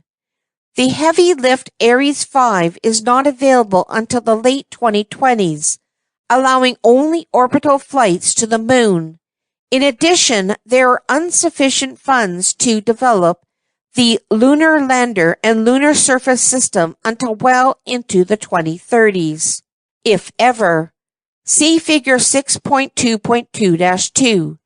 In short, this program operates within current FY 2010 budget constraints, but offers little or no apparent value. Option 2. The ISS and lunar exploration, constrained to FY 2010 budget. This option extends the ISS to 2020 and begins a program of lunar exploration using Ares 5 Lite in the dual launch mode. The option assumes shuttle fly out in FY 2011, and it includes a technology development program, a program to develop commercial crew services to low Earth orbit, and funds for enhanced utilization of the ISS. As shown in Figure 6.3.1-1, the shuttle retires in FY 2011, and international providers rotate crew to the ISS until U.S. commercial crew services become available in the mid to late 2010s. Those providers are used to rotate the ISS crew until the space station's retirement in 2020. This option does not deliver heavy lift capability with the Ares 5 Lite plus Orion until the late 2020s and does not have funds to develop the systems needed to land on or explore the moon. See Figure 6.2.2-2. The committee applied its evaluation criteria to assess integrated options 1 and 2 as shown in Figure 6.3.1-2. The analysis shows that Option 2, the ISS and lunar exploration, outperforms or equals Option 1 in all criteria. It has an equal but low exploration preparation rating and performs equally on science, knowledge, public engagement, schedule performance, mission safety challenge, and workforce impact criteria. Option 2 is more highly rated under several criteria. The technology investment provides a higher rating in technology. The extension of the ISS improves its ratings in human civilization because of the added microgravity human physiology experience gained above the ISS, and in global partnerships because of the continued engagement of the international partners. Use of the commercial crew produces higher scores for economic development and an improved score due to lower life cycle costs. The resulting stronger advocacy increases the rating for sustainability. 6.3.2 Examination of alternate budget guidance. The first two integrated options allows examination of the underlying question: what meaningful exploration program beyond low Earth orbit could be executed within the budget constraints represented in the FY 2010 budget? The committee concludes that two executable alternatives comply with FY 2010 funding guidance. Option 2 is scored on the evaluation criteria more highly than Option 1, which provides for neither the ISS extension nor technology development, but neither alternative provides for a viable exploration program. In the process of developing these options, the committee conducted a sensitivity analysis to determine whether any reasonable exploration program, example with different heavy lift vehicles or a different exploration destination, would fit within the FY 2010 budget guidance. The committee could find none. In addition, the committee tried to develop a variant of the flexible path that fit within the FY 2010 budget, and such a variant looked no more promising than option 2, with the first missions beyond low Earth orbit in the late 2020s. This analysis led the committee to its finding that human exploration beyond low Earth orbit is not viable under the FY 2010 budget guideline. It would be possible to continue the ISS and a program of human activity in low Earth orbit within this budget guidance and to develop the technology for future exploration. But the budget limitation would delay meaningful exploration well into the 2020s or beyond. 6.4 Moon First Integrated Options fit to the less constrained budget. 6.4.1 Evaluation of Integrated Options 3 and 4. Option 3 and 4 and its variants pursue the Moon First exploration strategy, but are not constrained to the FY 2010 budget profile. Rather, they are fit to the less constrained planning budget that the committee developed. The budget profile shown in figure 6.2.3-1 increases to $3 billion above the FY 2010 guidance between FY 2011 and FY 2014, and then grows with inflation at an expected inflation rate of 2.4% per year. While it was formulating integrated options, the committee quickly realized that viable options could not be found within the constrained budget. It then examined potential increases in the budget that would enable a sustainable and executable human spaceflight program. By examining several different potential expenditure profiles, the committee arrived at the above investment level that would provide for the extension of the ISS, allowing progress towards exploration beyond low Earth orbit, and make an investment in technology. It provided a useful standard by way which various options could be compared in a meaningful way. Option 3. Baseline Case. Implementable Program of Record. This is an executable version of the program of record. See figure 6.2.2-2. It consists of the content and sequence of that program, deorbiting the ISS in 2016, developing Orion, Ares 1, and Ares 5, and beginning exploration of the Moon. The committee made only 2 additions it felt essential: budgeting for the flyout of the shuttle in 2011 and including additional funds for the ISS deorbit. The committee then applied the less constrained budget profile. The committee's assessment of the schedule outcome for this option is shown in figure 6.4.1-1. Under that schedule, the shuttle retires in FY 2011, and International Cruise Services ferry U.S. crews to the ISS until its retirement in 2015. The option delivers the Ares 1 Orion in the mid to late 2010s and flights to low Earth orbit, but with no specific destination as yet definable. The Ares 5 becomes available and human lunar return occurs in the mid-2020s with a pace of about 2 flights per year. A lunar base begins to function about 3 years later. Although not included by the committee as an integrated option, a variant of option 3 is possible that extends the ISS to 2020, adds the technology program, and maintains all of the other content of option 3.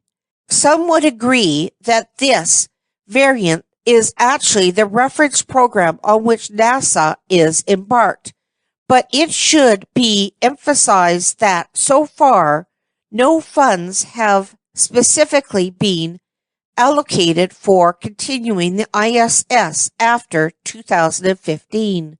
Constellation Program, in its planning, assumed that funds that had been previously used for the operation of the ISS would become available to the constellation by 2016. Additionally, no funds were explicitly in the NASA plans for a robust, broad-based technology development program. The impact of extending the ISS to 2020 is to require the additional expenditure of about $14 billion between 2015 and 2020.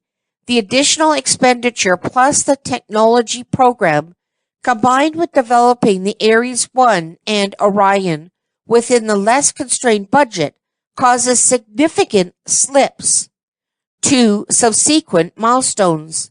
Orion Ares 1 do not become available until the late 2010s, serving the last few years of the ISS.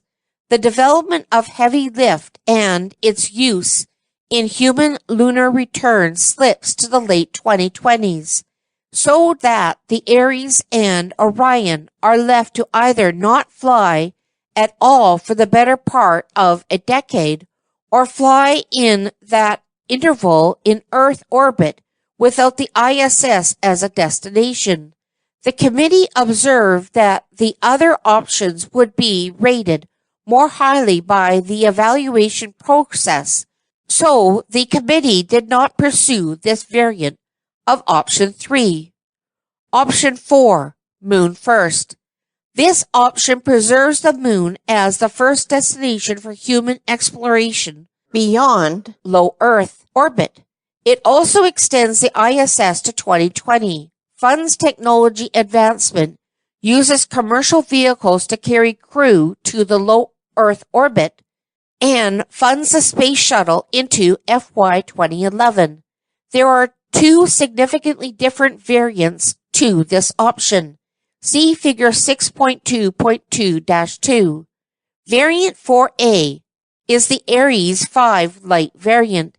As shown in Figure 6.4.1-1, this option retires the shuttle in FY 2011 and relies on international launch support for crew delivery until the U.S. commercial crew services become available in the mid to late 2010s. The commercial crew provider ferries crew to the ISS until its retirement in 2020, after which there is a gap in human flight activity until the Ares 5 light in the dual launch mode is available for lunar exploration in the mid-2020s. The beginnings of a lunar base follow about 3 or 4 years later. Variant 4B, the shuttle extension variant. This variant includes the only foreseeable way to close the gap in U.S. human launch capability. As shown in Figure 6.4.1-1, this variant extends the shuttle to 2015 at a minimum safe flight rate. Shortly after the shuttle is retired, commercial service picks up the ferrying of crew to the ISS until its retirement in 2020. This variant also takes advantage of synergy with the shuttle by developing the more directly shuttle-derived heavy lift vehicle.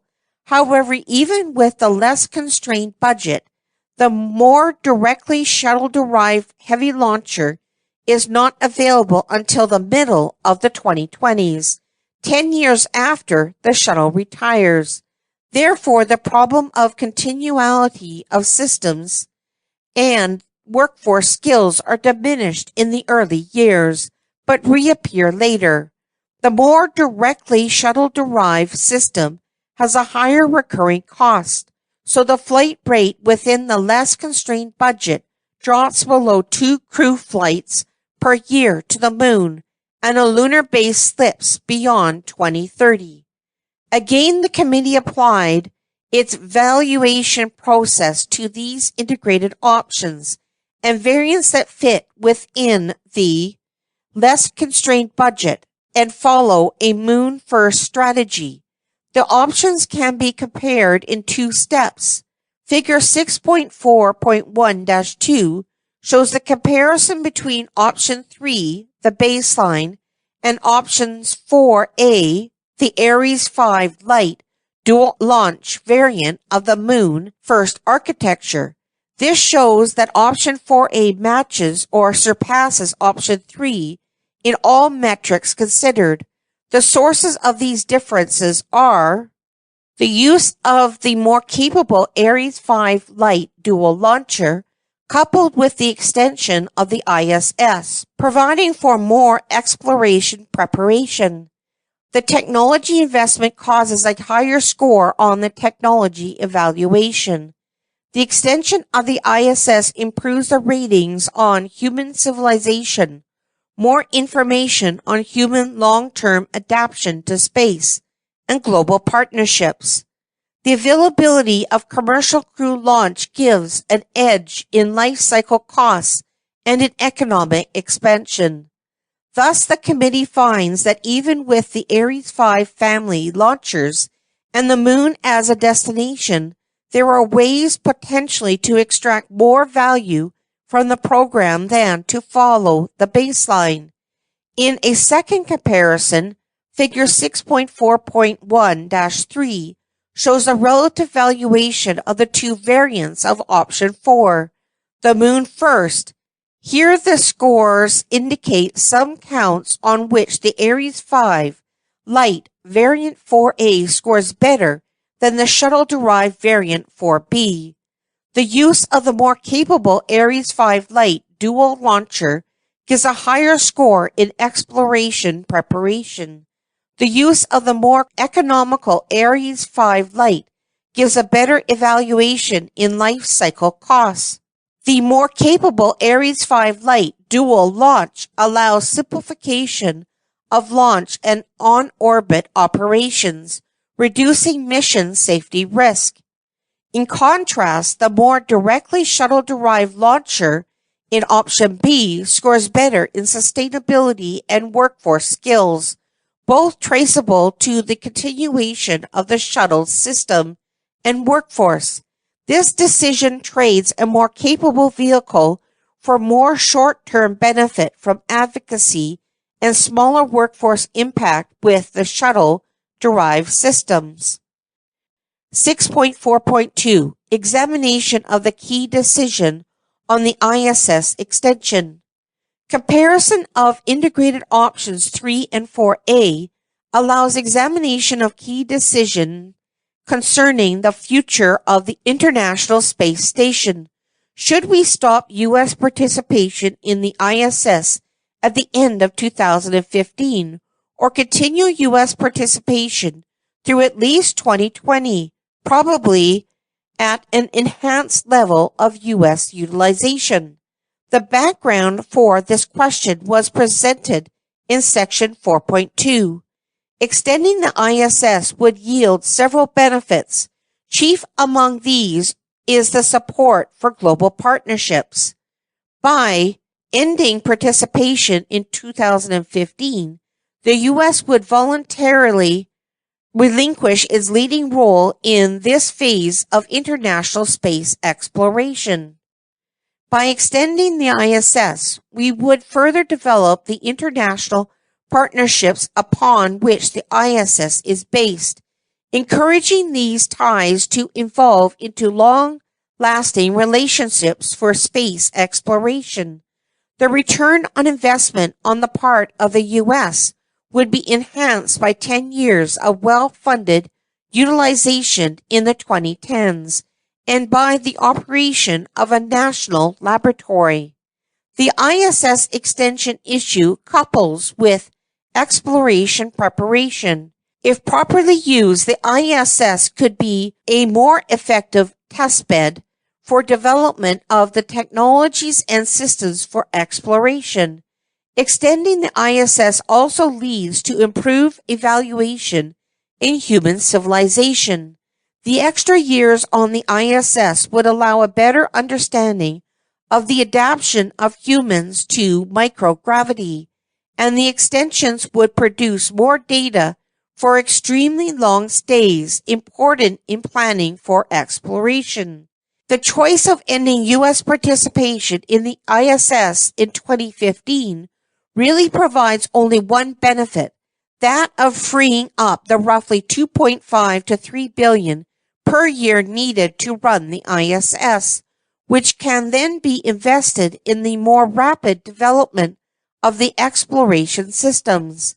The committee's integrated option analysis shows that if coupled to the choice of commercial crew launch system to low Earth orbit and the Ares 5 light heavy lift choice, this expenditure on the ISS would delay the exploration of the moon until the mid-2020s, only a few years after the most aggressive unconstrained profile would accomplish it. See section 6.2.4. By applying the evaluation criteria it developed, the committee finds extension of the ISS to 2020 to have greater value than the choice of ending U.S. participation in 2015.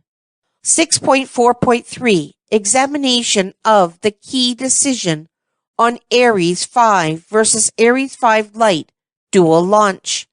Unlike the other four key decisions, each of which has been reduced in this chapter to two main choices, the decision on heavy lift is more complex, as indicated in Figure 5.2-1. The decision can be represented by three successive choices. Figure 6.4.3-1. At the highest level, the nation faces a choice of basing the heavy lift capability on the NASA heritage systems, Apollo and Shuttle, or on the EELV heritage systems. Within the NASA heritage systems are those more directly based on the Shuttle and those that belong to the Ares family. Within the Ares family, there is the choice of Ares 1 plus Ares 5 system currently planned, or the Ares 5 Lite used in the dual mode for lunar missions as the only vehicle developed. The issues behind this set of decisions were discussed in section 5.2. In this section, the third choice will be examined.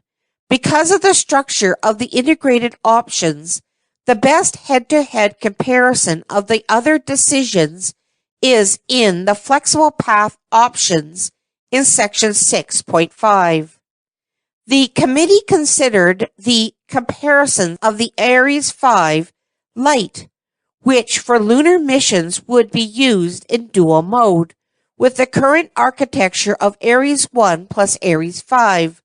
Setting aside the issues of crew launch on the Ares 1, which will be discussed in section 6.4.4, the principal distinguishing feature of the two alternatives is the extra heavy cargo launch capability that would be provided by the Ares 5 Lite dual launch during the lunar exploration. A secondary distinction is the relatively greater capacity of the Ares 5 compared with the relatively lower performance demands placed on the Ares 5 Lite. The main criteria involved in this comparison are exploration preparation, schedule, and program risks. The current baseline Ares 5 has more launch capability than the Saturn V, but current NASA studies show that when used in combination with Ares 1, It does not have enough launch capability to robustly deliver the currently planned landing and service systems to the moon. In order to deliver the greatest potential of the vehicle, many of the options to increase its performance have already been applied, including using 5.5 segment solid rocket boosters, SRBs, and 6 RS-68 family engines, both of which require further development. There is a concern expressed by some within NASA and by the committee that with performance already at the upper edge of what any Ares 5 family vehicle is likely to deliver, coupled with the potential weight growth of the payloads, the development will potentially face delays and added costs associated with weight reduction campaigns. In contrast, the Ares 5 Lite backs off on proposed performance by using a 5-segment SRB already in development and 5 RS-68 family engines. Thus, the development risk of the Ares 5 Lite is somewhat reduced. The essential difference between the two options is the use of 2 heavy lifters that for a lunar mission will give substantial margin and likely save development schedule and cost.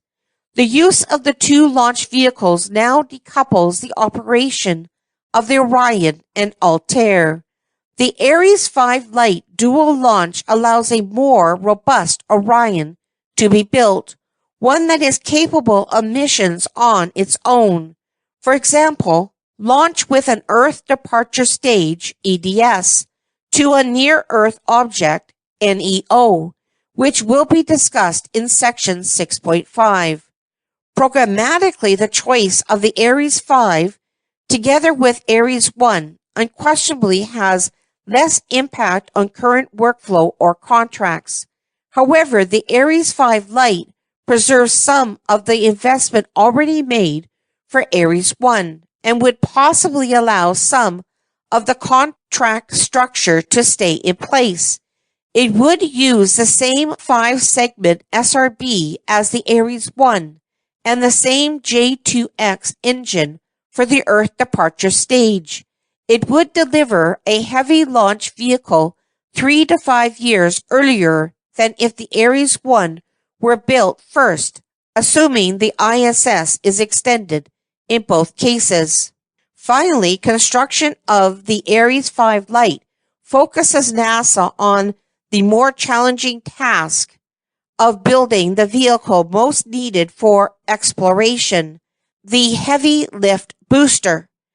The analysis performed for the committee indicated that the Ares 5 Lite dual launch scenario and the Ares 1 plus Ares 5 scenario would have comparable operating costs. In a normal year of lunar exploration, for example, in the mid-2020s, there would be 4 missions to the moon, 2 with crew and 2 with cargo. In the Ares 1 and Ares 5 architecture, this would require 2 Ares 1 launch vehicles and 4 Ares 5. In the Ares 5 Lite architecture, this same set of missions would require 6 Ares 5 Lites. Considering NASA's high fixed recurring costs, the difference in total cost between 4 and 6 launches a year of the same system would be a small fraction of the annual cost. In the Ares 1 and Ares 5 architecture, NASA would have 2 of the 6 launches by a less expensive vehicle, but would have to operate 2 launch systems with 2 processing flows at the Kennedy Space Center, offsetting potential savings. While the Ares 5 would nominally not have to be human-rated, the criticality of the payloads it would carry and the NASA development culture would likely and appropriately drive it to a nearly human-rated status. Ares 1 may have higher single-launch ascent safety than Ares 5, Both would be high reliability rockets with the same capsule and launch escape system. The first stage of the Ares 1 is considerably simpler. However, because of the higher dynamic pressure in the flight profile of the Ares 1 and its solid rocket motor, a capsule on the Ares 1 would have a more challenging separation from the booster than a capsule of the Ares 5. Ares 1 is not planned to launch at a rate higher than 2 per year, raising questions about the sustainability of safe operations. In contrast, up to 6 Ares 5 lights are planned to launch each year, about the average rate of shuttle launches throughout the program's years of operation, contributing to a potentially higher demonstrated reliability. There is widespread confusion about the findings of the Columbia Accident Investigation Board, CAIB, on the issue of mixing crew and cargo. The CAIB report said, when cargo can be carried to the space station or other destinations by an expandable launch vehicle, it should be, page 211 of the CAIB report. That suggests that humans should not be put at risk to carry cargo as they are in the shuttle. The implication is not that humans should be launched along with cargo, if that makes sense, which was the case with Apollo. One of the two vehicle choices, the committee finds the Ares 5 light in the dual mode contributes to a higher score on the evaluation options than does the Ares 5. The critical difference is the use of the two Ares 5 family launchers for lunar missions. Even the Ares 1 were to be built. The committee's findings indicate that the exploration missions would benefit from the using the Ares 5 light in the dual mode as described. 6.4.4 Examination of the key decision on the provision of crew transport to low Earth orbit. The key question pertaining to crew launch to low Earth orbit is whether to carry the crews on systems provided by the U.S. government or on commercially provided systems with eventual operational backup by a U.S. government system. The Exploration Systems Architecture Study, ESAS, of 2005 developed a plan to launch crew to the ISS and to destinations beyond low Earth orbit using the Ares 1.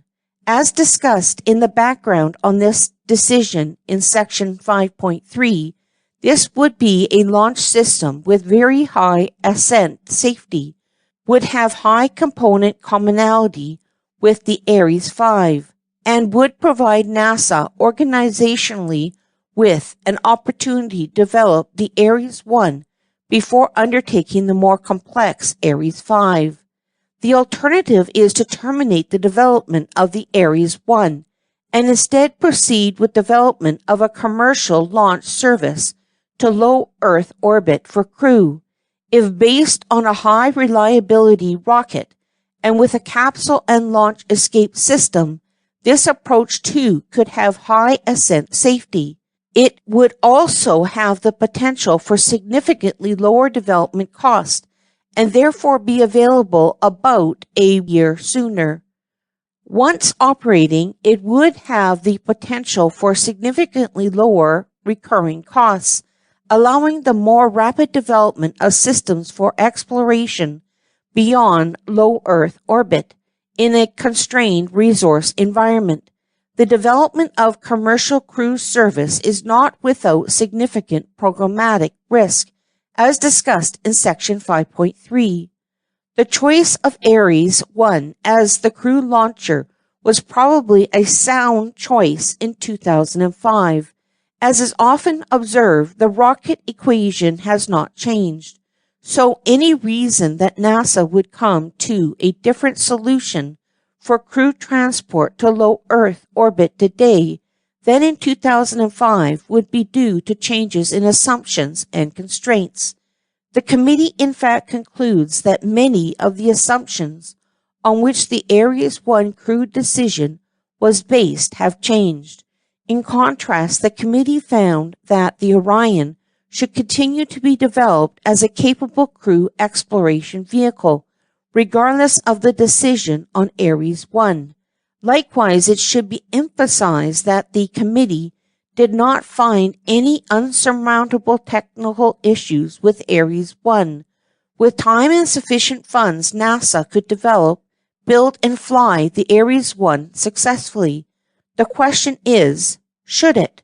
First, from the perspective of schedule, the committee observes that because of technological delays and the shortage of funds, Ares 1 will not effectively service the ISS, since the launch vehicle is expected to come online in FY 2017 after retirement of the ISS. Even if the ISS is extended within constrained resources, the Ares 1 and Orion will not be available until near the end of the decade, serving during only the last few years of the ISS. As noted, safety is paramount. It is unquestionable that crews need access to low Earth orbit at significantly lower risk than the shuttle provides. The best architecture to assure such safe access would be the combination of a high reliability rocket and a capsule with launch escape system. While Ares 1 and Orion fit that description, so do other alternatives. The committee was unconvinced that enough is known about the potential failures of any of the prospective high reliability launchers, plus capsule and launch escape systems, to distinguish their safety in a meaningful way. The uncertainty in the safety models is large compared to the differences they predict among competing systems, and it is clear that many of the failure modes observed in practice are not captured in the safety analysis. The budgetary environment today is significantly more constrained than in the assumptions used for the ESAS. Despite the significant architectural commonality of the Ares 1 and Ares 5, the program now estimates that Ares 1 will cost $5 billion to $6 billion to develop, even assuming that all common costs are carried by the Ares 5. Within the existing budget constraints, that will delay the availability of the Ares 5 to the mid-2020s if the ISS is not extended, and another several years if the ISS is extended. When it begins operations, the Ares 1 and Orion would be a very expensive system for crew transport to low Earth orbit. Program estimates are that it would have a recurring cost of nearly $1 billion per flight, even with the fixed infrastructure costs being carried by Ares 5. The issue is that the Orion is a very capable vehicle for exploration, but it has far more capability than needed for a taxi to low Earth orbit. Another understanding that has changed since the ESAS was performed is the traffic model. Figure 6.4.4-1 indicates the number of operational flights of the Ares 1 based on the choices made in two other decisions, and based on projected flight rates and the schedules estimated for the less constrained budgets. There are no Gemini-style missions included in this count that simply orbit and do not service the ISS. In none of the combinations are there more than about 6 Ares 1 flights in the next decade, or a dozen in the next 2 decades. In the years since the ESAS, other conditions have changed as well. The NASA workforce has learned from the development of the Ares 1. With the approaching launch of the Ares 1X flight test vehicle, Much of what will be learned may have already occurred. The sunk costs in Ares 1 will be partially recovered in the development of Ares 5 due to the commonality of the SRB J2X engine, etc. Further, a commercial space industry has continued to develop, in part due to the investment of NASA in the Commercial Orbital Transportation Services COTS program. Thus, the use of commercial vehicles to transport crews to low Earth orbit is much more of an option today than it might have been in 2005. Moving towards commercial crew services will also contribute to the evaluation on economic expansion. Together with commercial launch services for cargo to the ISS and potentially in-space refueling, the commercial crew options could further stimulate the development of a domestic competitive launch capability. Eventually, it could stimulate a commercial service for human transport to low Earth orbit that would be available to other markets. In summary, the committee found more potential contribution to the evaluation of integrated options due to the development of commercial crew service to low Earth orbit than in the continued development of the Ares 1. Unfortunately, neither option is without problems. The Ares 1 would be safe, but late to serve the ISS and expensive to operate.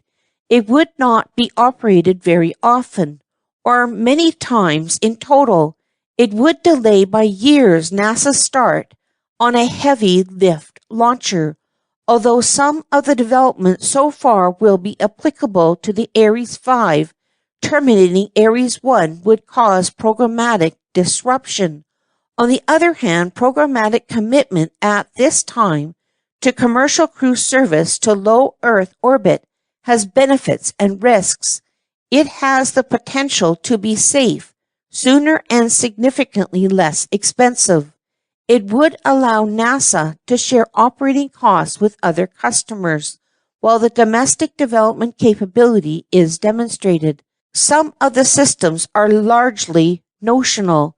The committee finds that if this alternative is pursued, the backup of a human-rateable heavy launcher should be accelerated, as discussed in Section 5.3. 6.4.5. Examination of the key question on shuttle extension. What should be the future of the space shuttle? A prudent fly-out of remaining flights, currently part of NASA policy, but FY 2011 funding for it is not part of the President's budget, or an extension of the shuttle through 2015 at minimum flight rate. A third option discussed in Section 4.1 of extending the shuttle life by one flight is considered to be a variant of the 2011 flyout option, which should be resolved by NASA. The potential advantage of extending the shuttle through 2015 at a low but safe flight rate are to continue to support the ISS with heavy logistics, to smooth the short-term workforce dislocation of shuttle workforce, and to help preserve the critical workforce skills associated with launch operations. Extending the shuttle would also help close the gap by delaying the retirement of the only system the U.S. currently has, or is likely to have in the next 5 years, to deliver humans to low Earth orbit. When viewed in the integrated options, some of these potential advantages are conditional. Extending the shuttle in combination with developing the Ares 1 and Orion would not entirely close the U.S. crew launch gap. If the shuttle is retired in 2011, the Ares 1 plus Orion would become available in 2017, producing a gap of about 7 years. If the shuttle is extended within a fixed budget, the funds that would have paid for the development of the Ares 1 and Orion will be further limited, and that will delay their availability until late in the 2010s, producing a gap of at least several years at that time. Additionally, the infrastructure changes and workforce transition required for Ares 1 would be delayed. The gap is not closed, but shifts to the future. The only way to close the gap in U.S. crew launch is to commission a commercial service for transporting crew to low Earth orbit, which, because it is potentially less expensive to develop, may at some risk be available by 2016, even with extension of the shuttle. Other than this scenario, the committee found no way to close the gap. The inclusion in many integrated options of reliance on international crew launch services is an indication that the committee found this to be an acceptable alternative as an interim measure. Extending the shuttle would provide more up mass and down mass capability to the ISS in this interval, which would be a benefit. The current U.S. space transportation policy, dated January 6, 2005, prohibits the government from taking actions that would put it in competition with commercial providers in space transportation. There is already a contract for NASA to buy commercial cargo launches, and it is not the committee's intent that a possible shuttle extension disrupt plans for those commercial flights. Any additional shuttle flights would supplement the ability of the commercial carriers to service the ISS. The one integrated option that includes a shuttle extension specifically includes the full manifest of commercial cargo flights through 2015. Extension of the shuttle would require that the recertification done by NASA be verified to ensure it is consistent with the CAIB recommendation. Shuttle retirement is the current NASA plan, which is a position supported by the Aerospace Safety Advisory Panel. Extending the shuttle would have a beneficial impact on the near-term workforce issues. Some workforce reductions would be indicated by the reduced flight rate proposed, but there would be several years in which to manage these reductions. In 2015, when the shuttle finally retires, no NASA crew launch system would be available for several more years, and then the problem of maintaining key workforce skills would resurface. If, however, the commercial crew option were to be ready by 2016 or so, some national competence in crew launch would be nearly continuous. Technically, extending the shuttle makes the most sense if a directly shuttle-derived vehicle is chosen to replace the shuttle, which is the case in option 4B. The relative advantages of this option are discussed below in section 6.5.2. Taking all factors into consideration, the decision to extend the shuttle or not is a complex trade. Consideration of near-term access to low Earth orbit, workforce and skills issues supports the extension. These benefits primarily materialize if the shuttle extension is complemented by the development of commercial crew service to low Earth orbit. The potential life cycle costs and lower capability of the associated heavy launch system favor early retirement of the shuttle. 6.5. Flexible path integrated options fit to the less constrained budget. 6.5.1. Evaluation of integrated option 5. In the final family of options are those that pursue exploration using the flexible path strategy, discussed in section 3.5. Like the integrated options in Section 6.4, these are not constrained to the FY 2010 budget profile. Rather, they are fit to the less constrained planning budget that the committee developed. As shown in Figure 6.2.3-1, that budget profile increases to $3 billion above the FY 2010 guidance between FY 2011 and FY 2014, and then grows at a rate comparable to an expected inflation rate of 2.4% per year. Option 5, Flexible Path. This option follows the flexible path as an exploration strategy. It operates the shuttle into FY 2011, extends the ISS until 2020, and funds technology development.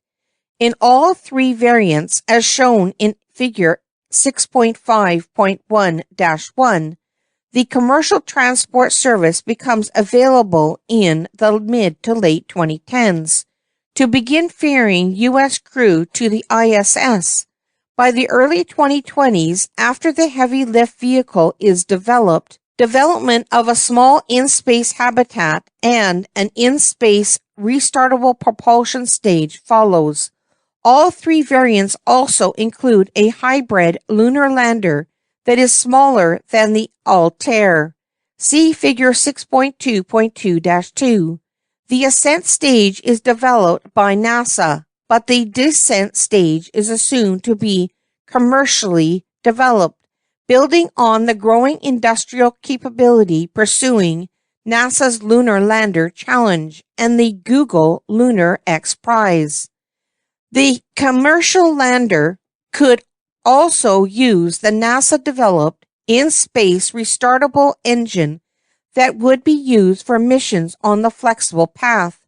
There are three variants with this option. They differ only in the heavy lift vehicle. Variant 5A as the Ares 5 Light variant. It develops the Ares 5 Light, the most capable of the heavy lift vehicles in this family of options. Figure 6.5.1-1 shows a schedule for this option. The Ares 5 Light becomes available in the early 2020s, and the flexible path missions to the Moon, Earth escape to Lagrange points or near-Earth objects, and a Mars flyby occur at about 1-year intervals. Initial lunar landing takes place in the mid to late 2020s. Lunar buildup occurs at a rate of about 2 flights per year with the more capable Ares 5 Light. On-orbit refueling or the use of a second Ares 5 Light is necessary for the most energetic of the flexible path missions. Variant 5B employs an EELV Heritage Commercial Super Heavy Lift Launcher and assumes a different and significantly reduced role for NASA. It has an advantage of potentially lower operational costs, but requires significant restructuring of NASA. It follows the same timeline as Variant 5A up to the landing on the Moon. On-orbit refueling is used for the flexible path missions. Therefore, the EELV Heritage Super Heavy flies 2 missions of 3 launches per year to the Moon, but does not carry as much load on each mission unless on-orbit refueling is used. Thus, a slower lunar development or the development of a less massive lunar infrastructure results. Variant 5C uses a directly shuttle-derived heavy lift vehicle, taking maximum advantage of existing infrastructure, facilities, and production capabilities. It too follows about the same timeline up to the first lunar landing, and uses on-orbit refueling for flexible path missions. When lunar missions begin, the higher recurring cost of the more directly shuttle-derived heavy launcher causes a slower rate of lunar buildup. Comparison of the three flexible path valuations is shown in Figure 6.5.1-2.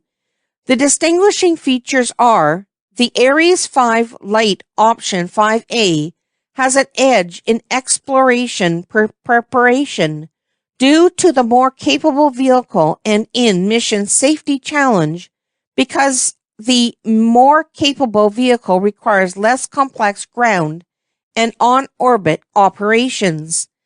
The EELV Heritage Super Heavy option 5B has an edge in technology because it includes a new US-developed large hydrocarbon engine and the lowest, i.e. best, life cycle costs due to the commercial nature of this operation. It does poorly in sustainability due to the disruption in contracts, workforce transitions, and the new way of doing business that would be necessary at NASA. The more directly shuttle-derived heavy launcher in option 5C has an edge in sustainability due to advocacy for shuttle-derived systems, but does poorly in life cycle costs. 6.5.2 Examination of the key questions on Aries 5 family versus shuttle-derived heavy launcher. In section 6.4.3, the decisions on heavy lift were outlined, and the comparison between the Aries 5 and Aries 5 Light was discussed. In this section, the comparison between the Aries 5 family and the more directly shuttle-derived launcher, as indicated by the decision tree of Figure 6.4.3-1, will be examined. The background for these decisions was presented in Section 5.2. As discussed in Section 6.4.3 above, the two Aries 5 family launchers under consideration are the Aries 5 with 5.5 segment SRBs and 6 RS-68 family engines, and the Aries 5 Light with 5 segment SRBs and 5 RS-68 family engines.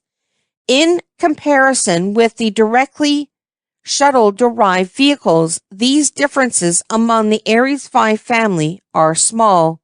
Also discussed in Section 5.2, the primary candidate for consideration from the more directly shuttle-derived family is the inline variant. This vehicle uses two 4-segment SRBs, some number of Space Shuttle Main Engines, SSMEs, or the engine's expendable derivative, the RS-2E, 3 or 4 typically, on the bottom of a re-engineered 8.3 meter diameter tank with an inline EDS and on top a cargo payload or human carrying capsule with a launch escape system. To the less trained eye, such a vehicle would look much like an Aries 5. In fact, at the end of the ESAS study in 2005, the candidate for the CALV cargo launch vehicle was exactly the shuttle-derived variant just described. In the 4 years since ESAS, the design has evolved into the Aries 5 known today. Thus, the considerations for this choice of a more directly shuttle-derived vehicle versus Aries 5 more or less exactly play out the trade studies conducted by NASA in the last 4 years. The principal difference between the two families in the use of the SSMEs or their expendable derivative on the more directly shuttle-derived launcher versus the use of the RS-68 family engines on the Aries 5. The use of more shuttle-derived components lowers the development costs somewhat and accelerates by about a year the availability of heavy lift, but these dates of first availability of heavy lift are in the early 2020s at best, due to budget constraints and likely extension of the ISS. Therefore, even if a shuttle-derived vehicle is developed and the shuttle is extended, there is about a decade of gap in heavy vehicle operations. This erodes the benefit of using the shuttle extension and a more directly shuttle-derived vehicle to close the critical workforce gap. Using the more directly shuttle-derived vehicles does produce a somewhat less capable vehicle, figures 5.2-2 and 5.2.1-1, and increases the reoccurring costs for a given mass launched to low Earth orbit. For example, in a year of planned constellation lunar operations in the mid-2020s, there would be 3 shuttle-derived vehicle launches for each mission to the moon, which would deliver a mass comparable to that of 2 Ares 5 class launchers. Cargo missions would use 1 or 2 shuttle-derived launchers, with 2 crew and 2 cargo missions per year. This would require 8 to 10 launches of the shuttle-derived launcher, each with 3 or 4 SSMEs or derivatives, for a total of 24 to 40 of the shuttle engines being used, with a resulting high recurring cost. Among the other notable differences between the Ares 5 family and the more directly shuttle-derived launcher family is the mission launch reliability. Since the latter requires 3 launches for each planned constellation lunar mission, there would be a somewhat lower reliability in any given time window than would be provided by the Ares 5, which only would require 2 launches in the same time window.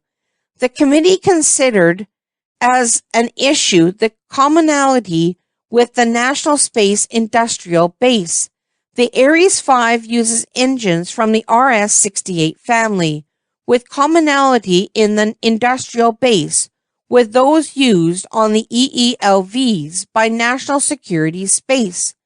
Both the Ares 5 and the more directly shuttle-derived vehicle have commonality in the solid rocket motors with vehicles used in national security space. In summary, the committee viewed the decision between the Ares 5 family and the shuttle-derived family as one driven by cost and capability. The development cost of the more shuttle-derived system would be lower, but it would be less capable than the Ares 5 family and have higher reoccurring costs. There are potential workforce and skill advantages associated with the use of the more directly shuttle-derived system, but the long gap between when the shuttle is retired in 2011 or even 2015 and when the shuttle-derived heavy launcher becomes available in the early to mid-2020s would diminish the potential value of the workforce continuity associated with shuttle derivatives. 6.5.3 Examination of the key question on NASA heritage versus EELV heritage super heavy vehicles. The highest level decision on heavy lift launch vehicles is whether to base the launch system for exploration on these NASA heritage vehicles or on the further extensions of the EELV heritage vehicles up to the 75 MT range, figure 6.4.2-1. It should be emphasized that this is not the existing EELV heavy launcher, which has a maximum payload to low Earth orbit of about 25 MT, but rather requires the development of a substantially new vehicle in part of existing components and manufacturing facilities. The EELV Heritage Super Heavy Launch Vehicle would be capable of launching about 75 MT to low Earth orbit, significantly less than the Ares 5 family at 140 to 160 MT, or the shuttle-derived vehicle in the range of 100 to 110 MT. However, the EELV Heritage Super Heavy is still larger than the committee's estimated smallest possible launcher to support exploration, which is in the range of 40 to 60 MT. In a nominal piloted lunar mission without in-space refueling, the EELV Heritage Super Heavy would require 3 flights, potentially with an additional crew taxi flight, versus 2 launches for the Ares 5 Lite. In the flexible path options, the EELV would not require more launches, but would involve more on-orbit operations than Ares 5 family approach. For these launch rates, the EELV would have a lower recurring cost than the NASA Heritage vehicles. Initially, the EELV Heritage Super Heavy vehicle would use the Russian RD-180 hydrocarbon-fueled engine currently used on the Atlas V. In the cost analysis utilized by the committee, provision was made for the development of a new large domestic engine to replace the RD-180 for both NASA and national security missions. This would have technology benefits and would provide value to national security systems. While there are technical differences between the two families, the committee intended the principal difference to be programmatic. The EELV Heritage Super Heavy would represent a new way of doing business for NASA, which would have the benefit of potentially lowering development and operational costs. The committee used the EELV Heritage Super Heavy vehicle to investigate the possibility of an essentially commercial acquisition of the required heavy launch capability by a small NASA organization similar to a system program office in the Department of Defense. It would eliminate somewhat the historic carrying cost of many Apollo and Shuttle era facilities and systems, thus creates the possibility of substantially reduced operating costs, which may ultimately allow NASA to escape its conundrum of not having sufficient resources to both operate existing systems and build a new one. However, this efficiency of operations would require significant near-term realignment of NASA, substantial reductions in workforce, facility closures, and mothballing would be required. When the committee asked NASA to assist the cost of this process, the estimates ranged from $3 billion to $11 billion over 5 years.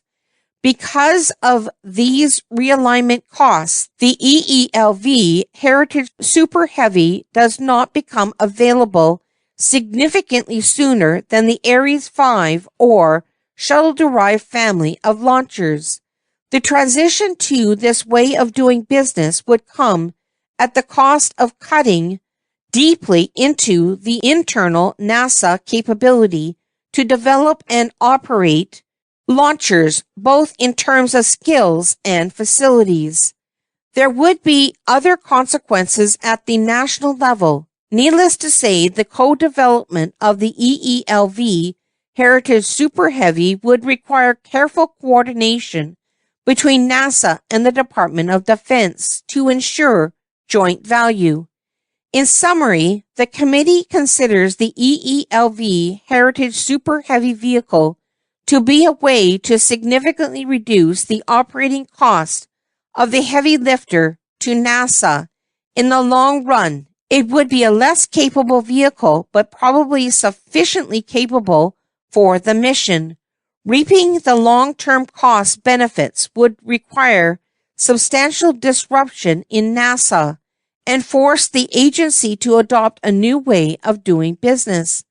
The choice between NASA and EELV Heritage is driven by potentially lower development and operations costs, favoring the EELV heritage system, versus continuity of the NASA's system design, development, and mission assurance knowledge and experience, which would provide higher probability of success and predictable developments favoring NASA systems. EELV heritage launch systems, due to their lower payload performance, would require significantly greater launch and mission complexity to achieve the same total mass in orbit. The EELV option would also entail substantial reductions in the NASA workforce and closure of facilities necessary to obtain the expected cost reductions. 6.6. Comparisons across integrated options. 6.6.1 Cross-option comparisons. A cross-family comparative evaluation is shown in Figure 6.6.1-1, which contrasts the baseline, option 3, with the Aries 5 light variant of the flexible path, option 5A. The flexible path option scores more highly than the baseline on 9 of the 12 criteria. The higher rankings include exploration preparation due to much more capable launch systems, technology due to investment in technology, science because of more places visited, human civilization due to the ISS extension, economic expansion because of commercial involvement in space elements and crew transport, global partnerships gained by extending the ISS, public engagement by visiting more new locations and doing so each year, schedule, exploring beyond low Earth orbit sooner, life cycle costs due to commercial crew services. 6.6.2 Examination of the key question on exploration strategy. The fifth and final of the key questions guiding the decisions on the future of human spaceflight is: what is the most practical strategy for exploration beyond low Earth orbit? In Chapter 3, 3 exploration strategies were presented, but the choice of exploration of Mars first was found not to be viable at this time. The 2 remaining choices are Moon first on the way to Mars, with surface exploration focused on developing capability for Mars. Flexible path to Mars via the inner solar system objects and locations, with no immediate plan for surface exploration, then followed by explorations of the lunar and or Martian surface. This contrast can be highlighted by comparison of the reference variant for Moon first option 4A and flexible path option 5A, as shown in Figure 6.6.2-1. These 2 options differ only in exploration strategy. The flexible path equals or exceeds the ratings of the Moon first option in all areas.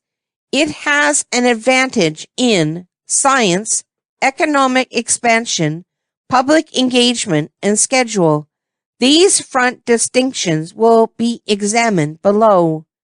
From the perspective of science knowledge, the Moon first approach would allow better understanding of the evolution of the Moon and the Moon's surface as a record of events in the evolution of the solar system.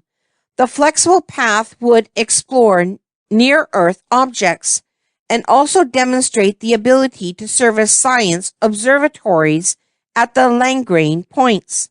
The crews on such missions would potentially interact with robotic probes on the surface of Mars, returning samples as well. In some of its alternatives, including the one costed in Section 6.5, the flexible path also allows exploration of the Moon, though at a more limited scale than in the Moon First approach. Considering that we have visited and obtained samples from the Moon, but not near Earth objects or Mars, and also that the flexible path develops the ability to service space observatories, the science knowledge criterion slightly favors the flexible path. Broadly, the more complex the environment, the more astronaut explorers are favored over robotic exploration. In practice, this means the astronauts will offer their greatest value added in the exploration of the surface of Mars.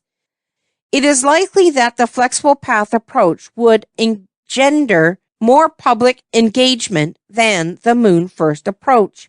In every flight, the flexible path voyages would visit places where humans have never been before, with each mission extending farther than the previous one, potentially heading to a full dress rehearsal for a Mars landing.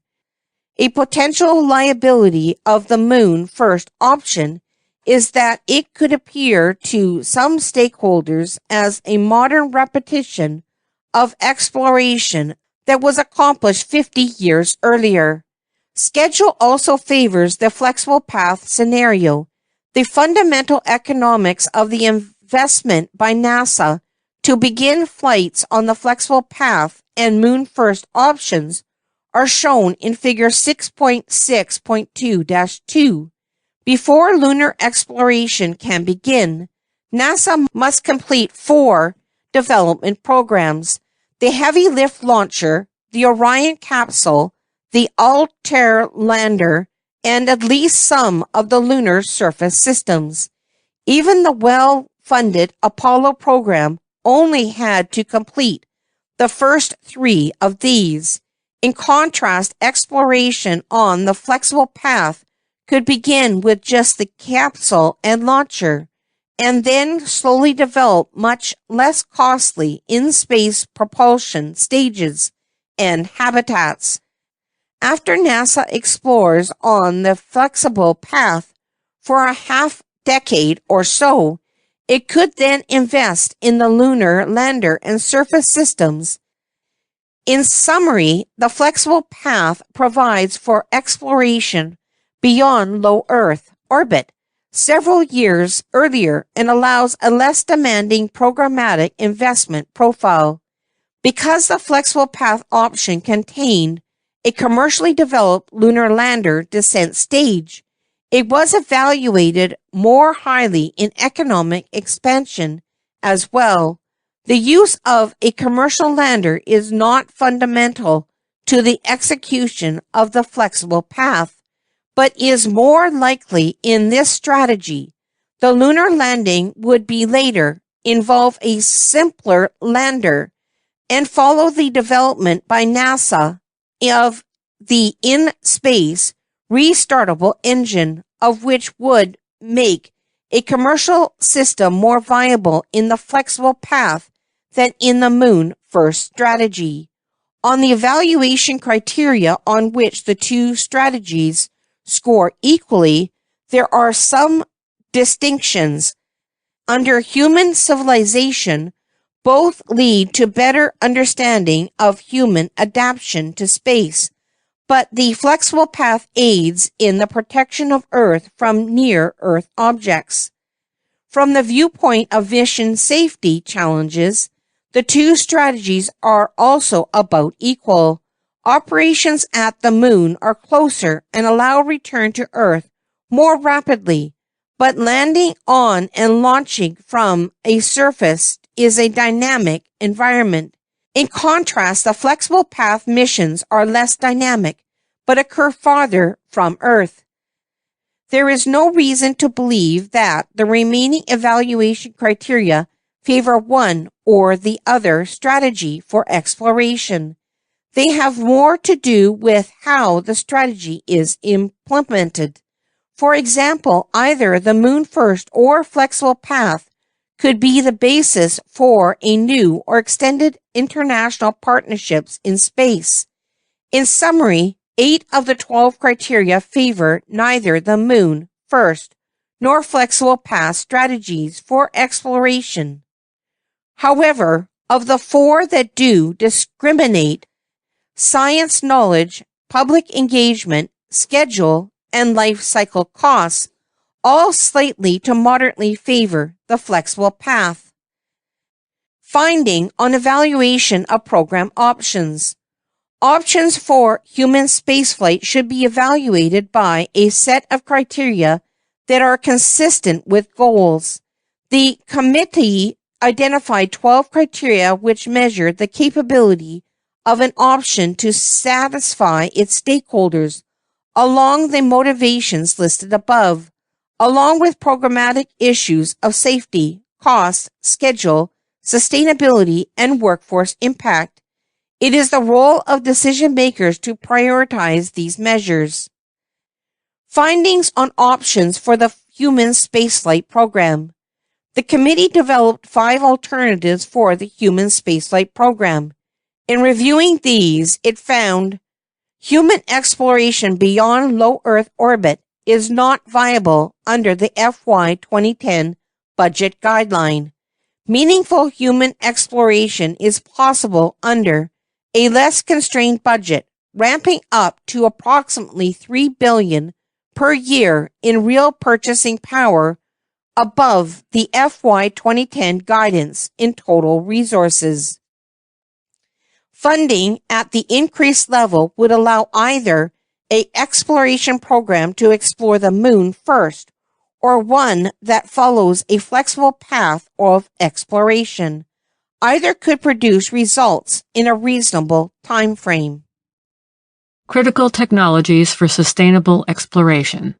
The Space Act of 1958 calls on NASA to preserve the U.S. position as a leader in space technology. Today, the alternatives available for exploration systems are severely limited because of the lack of a strategic investment in technology development in past decades. Looking forward, NASA has before it an unprecedented opportunity to make an effective strategic technology plan. With a 20-year roadmap of exploration laid before it, NASA can make wise technology investments that will enable new approaches to exploration. 2 recent reports of the national academies have made recommendations in this regard. The investment should be designed to increase the capabilities and reduce the costs of future exploration. NASA has conducted studies to demonstrate the mass reduction and therefore operational cost savings that are achievable with investments in technology. Figure 7.1-1. With technology investments, the mass required for a Mars exploration mission decreases from 8 times the mass of the International Space Station to a mass comparable to the station. Notes: results are cumulative and thus trends will be different for different technology combinations and sequences. The change between points shows the relative mass savings for that particular technology. 2018 one-year round-trip mission, crew of 4, lander pre-deployed. All propulsion chemical, aero capture, advanced propulsion, closed-loop life support, advanced materials, maintenance and spares, advanced avionics. As an illustration, it indicates an almost 10-fold reduction in mass required for future missions to Mars. If appropriately funded, a technology development program would re-engage the minds at American universities, in industry, and within NASA.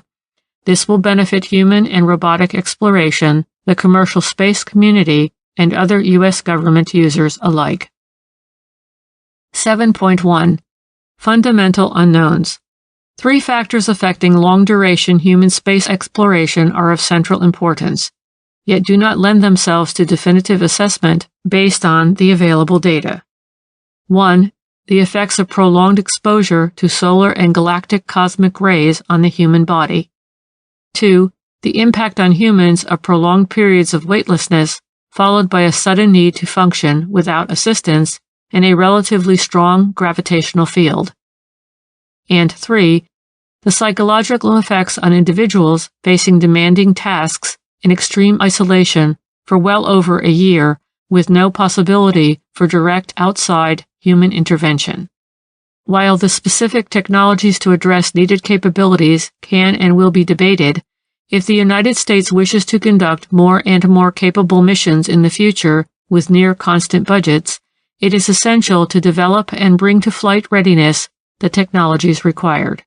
This will not happen without a sustained plan in which needed capabilities are identified, multiple competing technologies to provide that capability funded, and the most mature of them demonstrated in flight so that exploration architectures can then depend on them.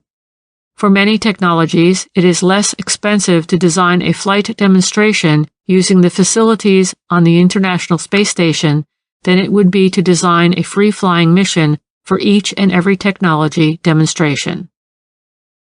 Radiation effects on humans.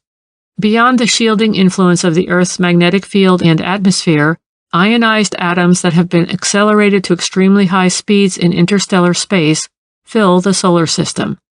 The effects of such galactic cosmic radiation on crews on long-duration spaceflight far from the Earth are a significant concern. Additionally, normal solar flare activity also occasionally releases radiation potentially injurious to humans. On the Moon or on the surface of Mars, techniques are available to shield a human habitat from these sources of radiation, but the massive shielding is cost-prohibitive for a spacecraft. These radiation effects are insufficiently understood and remain a major physiological and engineering uncertainty in any human exploration program beyond low Earth orbit. A 2008 report by the National Research Council concluded, quote, "Lack of knowledge about the biological effects of and responses to space radiation is the single most important factor limiting the prediction of radiation risk associated with human space exploration," unquote. A robust research program in radiobiology is essential for human exploration.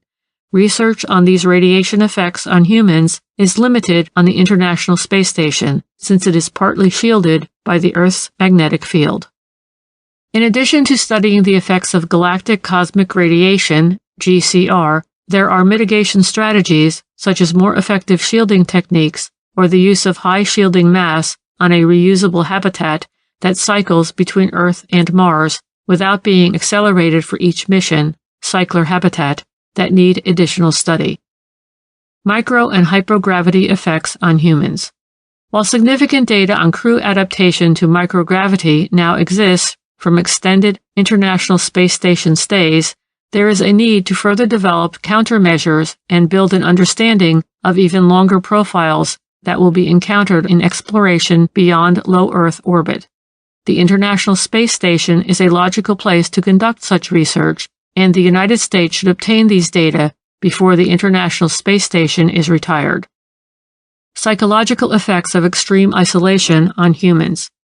While many experiments have been conducted on Earth to examine the effects of prolonged isolation on humans needing to continue to function at a high level, these experiments generally fall short of simulating the circumstance of extreme physical confinement in which the participant realizes there is no opportunity to end the experiment. In this regard, missions to Mars would be far more demanding than those to the Moon. Mars, at its closest, is 56 million kilometers from the Earth, whereas the Moon is 380,000 kilometers. In the latter case, return is generally possible within a few days. In contrast, Martian circumstances may require many months or years for an emergency return to Earth. 7.2. Propellant Storage and Transfer in Space. Wernher von Braun wrote of the significant benefits to be gained from propellant transfer and storage in space. Up to this time, the normal approach for inserting payloads on trajectories away from low Earth orbit towards the Moon or Mars is to use an upper stage called an Earth Departure Stage, EDS. In the conventional scheme, the Earth Departure Stage burns some of its fuel on the way to orbit and arrives at low Earth orbit partially full. The remainder of the fuel is expended, injecting the payload towards its destination beyond low Earth orbit. An alternative discussed in Chapter 5 is to refuel in space so that the EDS can arrive in orbit mostly empty and be refilled. After leaving Earth, exploration systems will still need to make 1, 2, or 3 propulsive maneuvers, often after months in space. Again, past experience is to use storable propellants for these maneuvers, but in human exploration, the cost of doing this becomes large. The benefit of in-space cryogenic transfer and storage is that it enables refueling in space and the use of high-energy fuels for in-space propulsion. Using propellant transfer for the EDS, for example, allows more mass to be injected from the Earth with a given launch vehicle or a smaller launcher for a given payload. Today, these technologies are considered ready for flight demonstration according to both NASA and industry experts working in the field. Figure 7.2-1. Nonetheless, legitimate questions remain as to the practical feasibility of the approach. These concerns generally center on cryogenic transfer and storage technology. Cryogenic transfer, storage, and gauging in a microgravity environment create challenges that have been investigated by researchers in the laboratory for decades. Automated rendezvous and docking of delivery tankers has recently been demonstrated. Capabilities that remain to be demonstrated include long-term storage of very cold cryogenic propellant without excessive boil-off, transferring cryogenic propellant between tanks in a zero-G environment, making cryogenic fluid line connections, gauging the quantity of propellant in the tanks in a zero-G environment. Figure 7.2-2 shows the maturity of various technologies based on the NASA Technology Readiness Level (TRL) system, summarizing the current assessment of capabilities required for propellant transfer and storage on orbit. Figure 7.2.2 Technology Readiness of Components for In-Space Refueling. Source: Review of U.S. Human Spaceflight Plans Committee. Technology: Most mature approach. Status: Liquid acquisition. Surface tension device plus setting. Ground demonstrations. Needs flight test. Propellant gauging. Capacitance probe plus settling. Mature technology with settling. Ullage gas management. Settled vent. Mature technology with settling. Transfer line conditioning. Recirculation. Mature technology with settling. Automated fluid coupling. Extension of probe used for propellant couplings on Orbital Express. Flight demonstrated with storables. Needs flight test with cryogens. Insulation and thermal management. MLI is mature technology. Vapor-cooled shield further lowers boil-off. Ground demonstrations needs flight test. These cryogenic technologies have reached the point where a flight demonstration is the next logical step in development before this capability can begin to be designed into systems. The two technologies of liquid acquisition, collecting fluid in microgravity near the point from which it will be withdrawn from a tank, and automated fluid coupling cannot be tested in a realistic environment without in-space demonstration. Cryogenic coolers are needed for true zero-boil indefinite storage of liquid hydrogen, LH2, but other technologies listed in the table are intended to negate this problem for storage up to 1 year. 7.3. In situ propellant production and transport. After mastering the technologies for storing and transferring propellant in space, the next step is to manufacture propellant from resources already there. The lunar surface and some near-Earth objects are the only known sources of suitable resources that can be brought feasibly to cislunar space, such as to the Earth-Moon Lagrange point L1, which was identified as a promising candidate for a cislunar propellant depot in a 2004 NASA study. In situ propellant production requires the combination of two unique capabilities. 1. Producing the propellant, and 2. Transporting it economically. Oxygen is abundant in all lunar rocks and regolith, dirt without organic material, and a variety of chemical processes to extract it have been demonstrated in Earth-based laboratories. These propellant production methods must next be demonstrated on the lunar surface through robotic missions. collecting lunar material and bringing it to a lunar-based processing station presents a great challenge. Laboratory work has shown that this will likely require both robotic and human-tended missions to mature the technology. In addition, it is also extremely important to produce hydrogen for fuel in space. If hydrogen can be economically extracted from the moon, it will likely serve as a source of propellant for future exploration missions.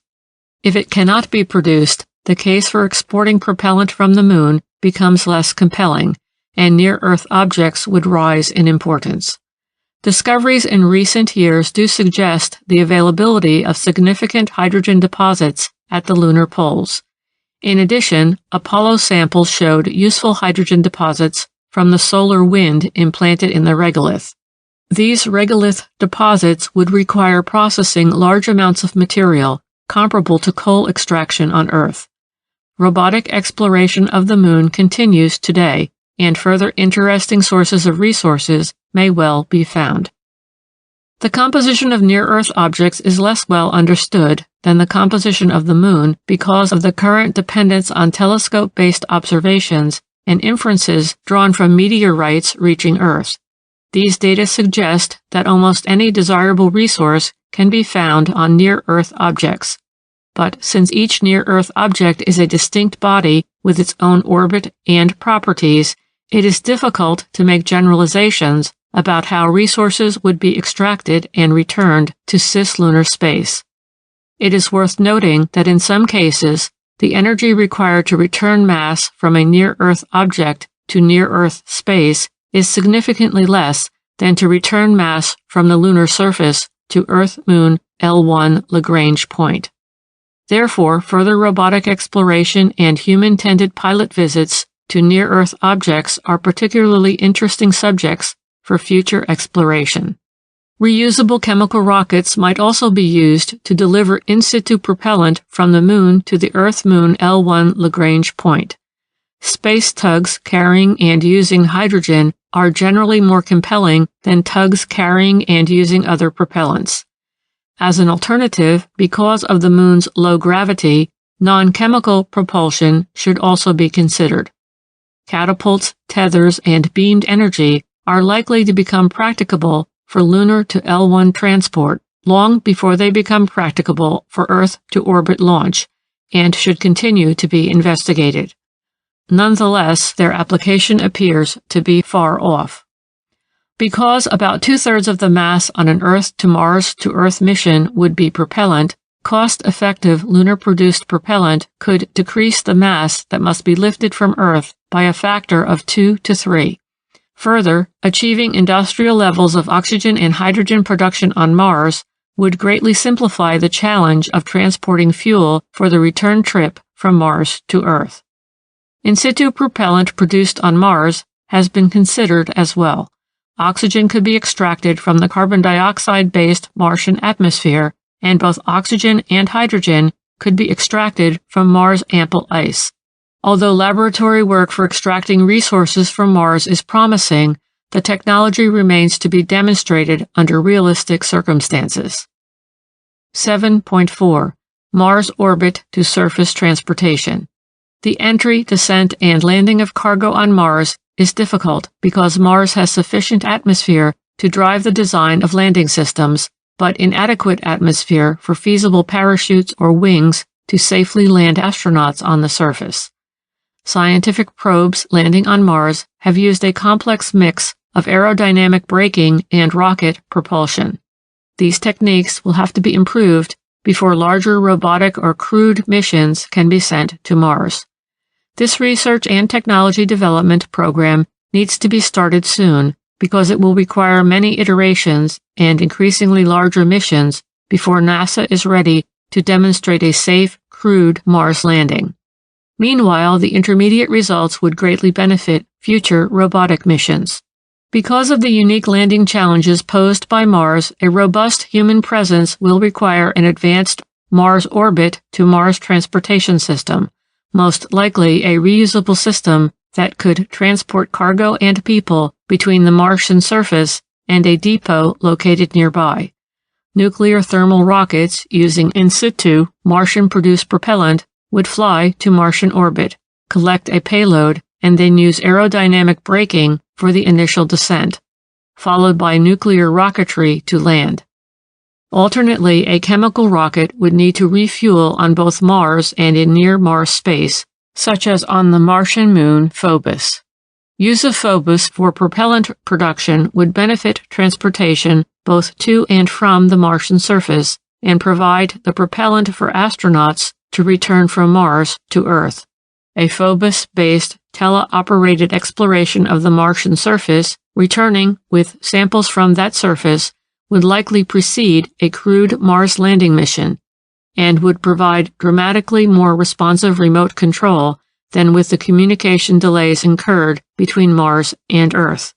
The use of Phobos and/or Mars-produced in situ propellant would likely reduce the flight cost of a crewed Mars landing expedition by a factor of 2 to 3. 7.5. Advanced Space Propulsion. Since the 1950s, advanced space propulsion has been recognized as an extremely desirable technology for Mars missions, as is the possibility of aero capture. See Figure 7.1-1. The application of advanced space propulsion to crewed missions could significantly reduce the amount of propellant used, while providing sufficient thrust to build up interplanetary velocities relatively quickly, over days or weeks instead of months or years. Unfortunately, the physics of the problem are such that the more a vehicle tries to minimize propellant usage, the more power it consumes. Yet, since the power supply weight increases with power generation requirements, a more substantial power supply can negate some or all of the benefits of lower propellant usage.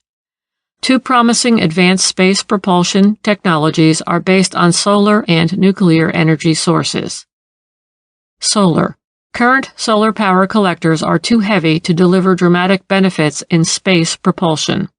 Solar electric thrust is used today for some satellites, and it may play a role in cargo transportation from LEO to, for example, L1 and back. Unfortunately, the acceleration it provides is so low that it would take months or years to get from Earth to the Moon, for example. As a result, for solar-powered advanced propulsion to provide revolutionary benefits, either far lighter, thin-film solar arrays must be matured, or the heavy solar power collector must be left off the spaceship and the power from the collector beamed by lasers to lightweight collectors aboard the ship. Theoretical studies indicate this latter technology is physically plausible, but it hasn't made it out of the laboratory. In addition, the beam can only be held together over distances up to a few 100,000 kilometers with a reasonable-sized transmitter. Solar technology requires research and development and flight demonstrations, as well as a large investment to build the solar power collector and beam transmitter in space.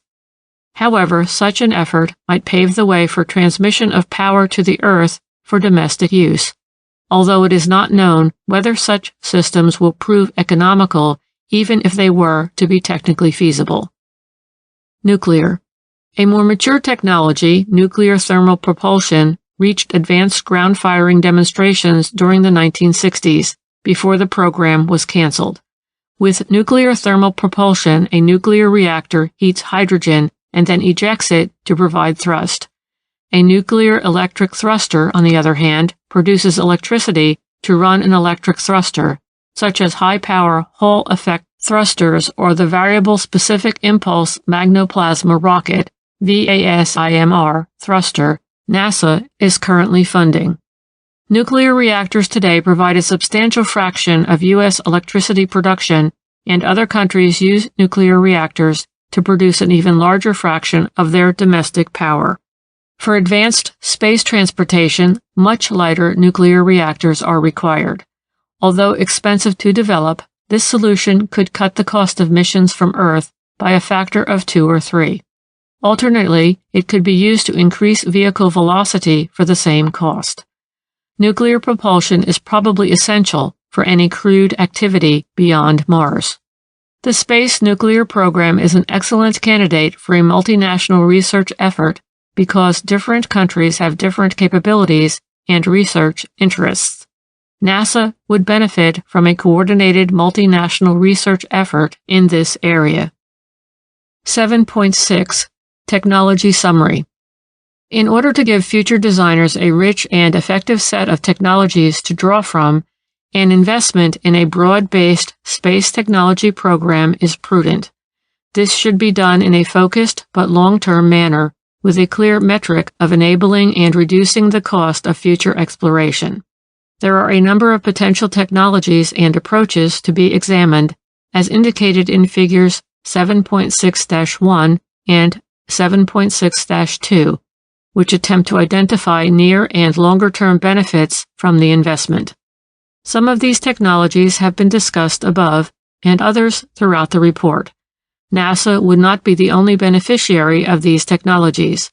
Other U.S. government and commercial users of space would benefit as well in terms of new capabilities or reduced cost. Consistent with administration planning, the Earth-based benefits to economic recovery, energy technology, biomedical science and health, and protection of our forces and homeland have been indicated. Figure 7.6-1. Technology opportunities to impact near and midterm exploration capabilities and sustainability. Source: Review of U.S. Human Spaceflight Plans Committee. Capability, approaches, benefit to NASA, other benefits.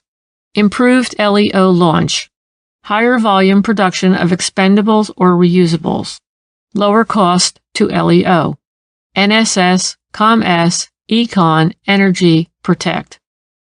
Galactic cosmic and solar radiation mitigation, better risk assessment, mitigation, shielding. Lower mass systems with better human protection, bio.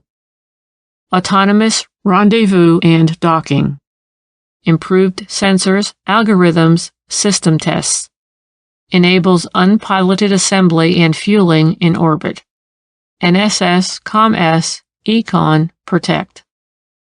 Cryogenic fuel transfer. Development and testing of fuel management and transfer technology. Enable smaller Earth departure stages or makes planned ones more capable. NSS, ComS, Econ, Protect. In-space restartable engine and boil-off technology. Cycle and engine development of hydrogen or methane engines. Enables longer duration exploration to destinations needing return propulsion. NSS, ComS, Econ, Energy, Protect. Crew autonomy and robotic support. Development of robotics to assist crew in space and on surfaces. Increases efficiency and focus of crew on tasks better done by humans. Bio, Protect. Advanced system design methodologies.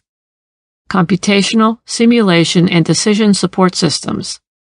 Quicker, better documented, and more thorough system designs. NSS, ComS, Econ, Energy, Protect. Advanced materials. High temperature and nano-engineered. Improves durability and strength. Lighter weight systems. NSS, ComS, Econ, Energy, Bio, Protect. Closed loop life support. Mechanical or biological systems. Lower mass for human duration. ComS, Econ, Bio, Protect. Methane engine. Cycle and engine development of methane engines. Allows better packaged stages that would use Mars ISUR products. NSS, ComS, Econ, Energy, Protect. Aero entry, descent and landing in atmospheres. Development of novel structures for aero braking and entry. Lowers mass of systems, enables large masses on Mars. NSS, ComS, Econ, Protect. Technologies are listed in approximate order of decreasing importance and urgency. Other benefits are to national security space, NSS, commercial space, ComS, economic recovery, econ, energy technology, energy, biomedical science and health, bio, and protection, protect. Figure 7.6-2. Technology opportunities impact longer-term capabilities and sustainability. Source: Review of U.S. Human Spaceflight Plans Committee. Capability, approaches, benefit, other benefits. Surface systems, accessible or inflatable habitats and mobility systems. Lower mass to surface, more capable exploration. COM-S, Econ, protect. Surface power, advanced solar, isotope, or fissile-based. Lower mass to surface, more power for exploration and ISRU. NSS, Econ, energy, protect. Lunar in situ resource utilization. Regolith or hydrogen-rich formations derived. Lower consumable delivery to surface. COM-S, Econ. Lunar in situ propellant production and export. Reusable lunar to EM L1 tug. Enabling of new Earth, Moon, Mars transportation architectures. COM-S, Econ. NEO-based in situ resource utilization. Based on initial sample assays and transportation network. Enabling of new intersolar system transportation architectures. COM-S, Econ. Advanced in-space propulsion. Beamed power or nuclear. Smaller in-space propulsion systems, significantly lower mass to LEO. NSS, COM-S, Econ, energy, protect. Mars in situ propellant production. Atmosphere or ice derived. Lower mass for human duration and enabling of lighter ascent vehicles. COM-S, Econ. Earth-Mars cycling spacecraft. Aldrin and multi-synodic cyclers. Enabling new mode of interplanetary travel. Finding on technology development. Technology development for exploration and commercial space. Investment in a well-designed and adequately funded space technology program is critical to enable progress in exploration. Exploration strategies can proceed more readily and economically if the requisite technology has been developed in advance. This investment will also benefit robotic exploration, the U.S. commercial space industry, the academic community, and other U.S. government users. Partnerships. Various forms of partnerships have been discussed throughout the report. This section examines in greater detail international partnerships, section 8.1, as well as partnerships among elements of the U.S. government, section 8.2. 8.1 International Partnerships. The human exploration of space is historically intertwined with the recent evolution of America's international relationships. The U.S. has moved from an era of competing with the Soviet Union in the Apollo era to collaborating with our historical allies in space station freedom, to embracing the Russians in the International Space Station, and now to engaging many potential new partners. Space exploration has become a global enterprise.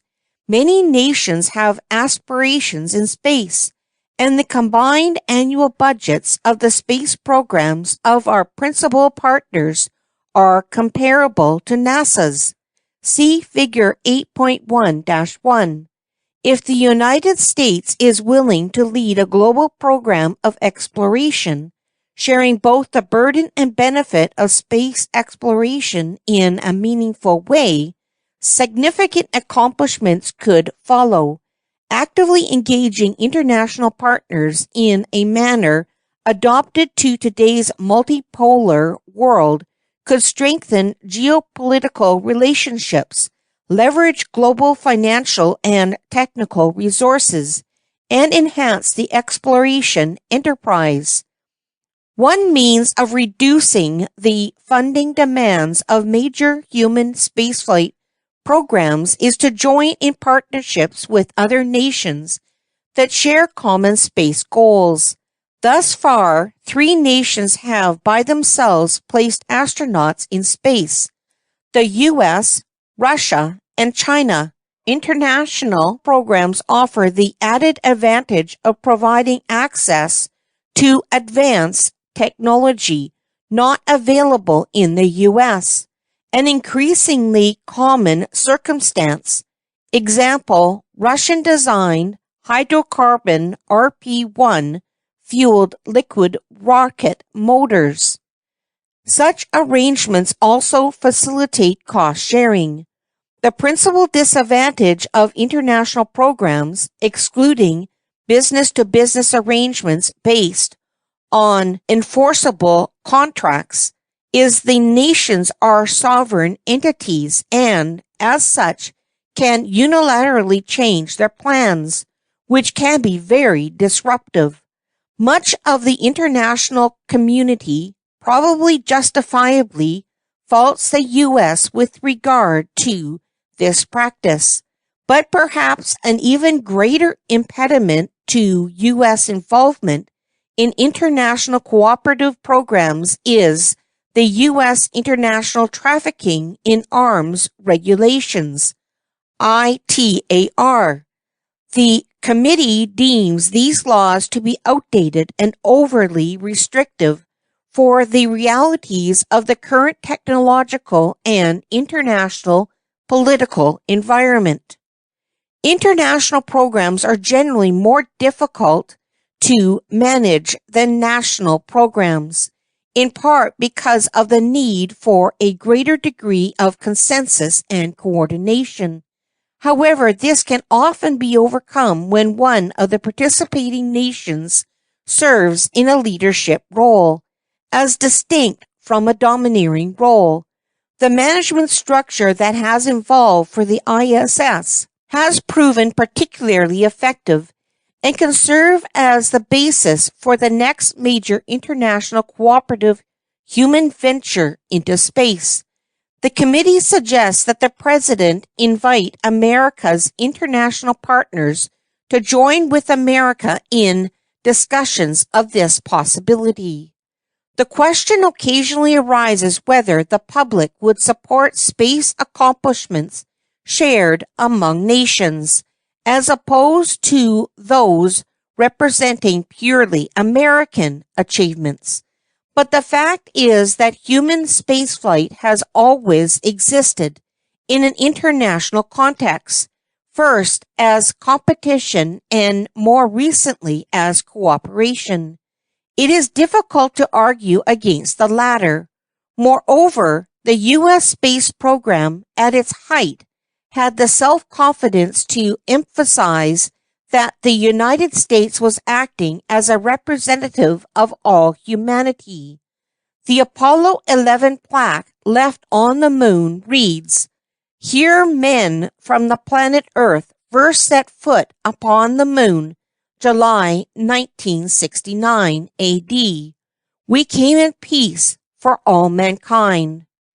If international programs are to succeed, i.e., where a true partnership that benefits all parties exists, there will be inevitably some measure of dependency of the member nations upon one another. In some cases, this may imply dependency with regard to capabilities that lie on a mission-critical path. Witness the impending launch gap. Nonetheless, if effective and meaningful partnerships are to be established, some degree of such dependency is simply the price of admission, a price the committee concludes that is worth paying in most instances. International cooperation has been fruitful for both robotic and human space missions. The U.S. has enjoyed long, positive space exploration partnerships with several countries. The U.S. has participated in cooperative efforts with Europe for many years, both through independent European country agencies and through the European Space Agency. Similarly, the U.S. has excellent historical space relationships with Japan and Canada. The U.S.-Russian space partnership has roots in the Apollo-Soyuz project of the early to mid-1970s. The current partnership began in the early 1990s with Phase 1, Shuttle Mir, and continues today with Phase 2, ISS programs. The advantages have been noteworthy. Mir was revitalized and extended because of the capabilities of the space shuttle, and Russian assets provided U.S. logistics and astronaut transport to the ISS following the Space Shuttle Columbia's accident.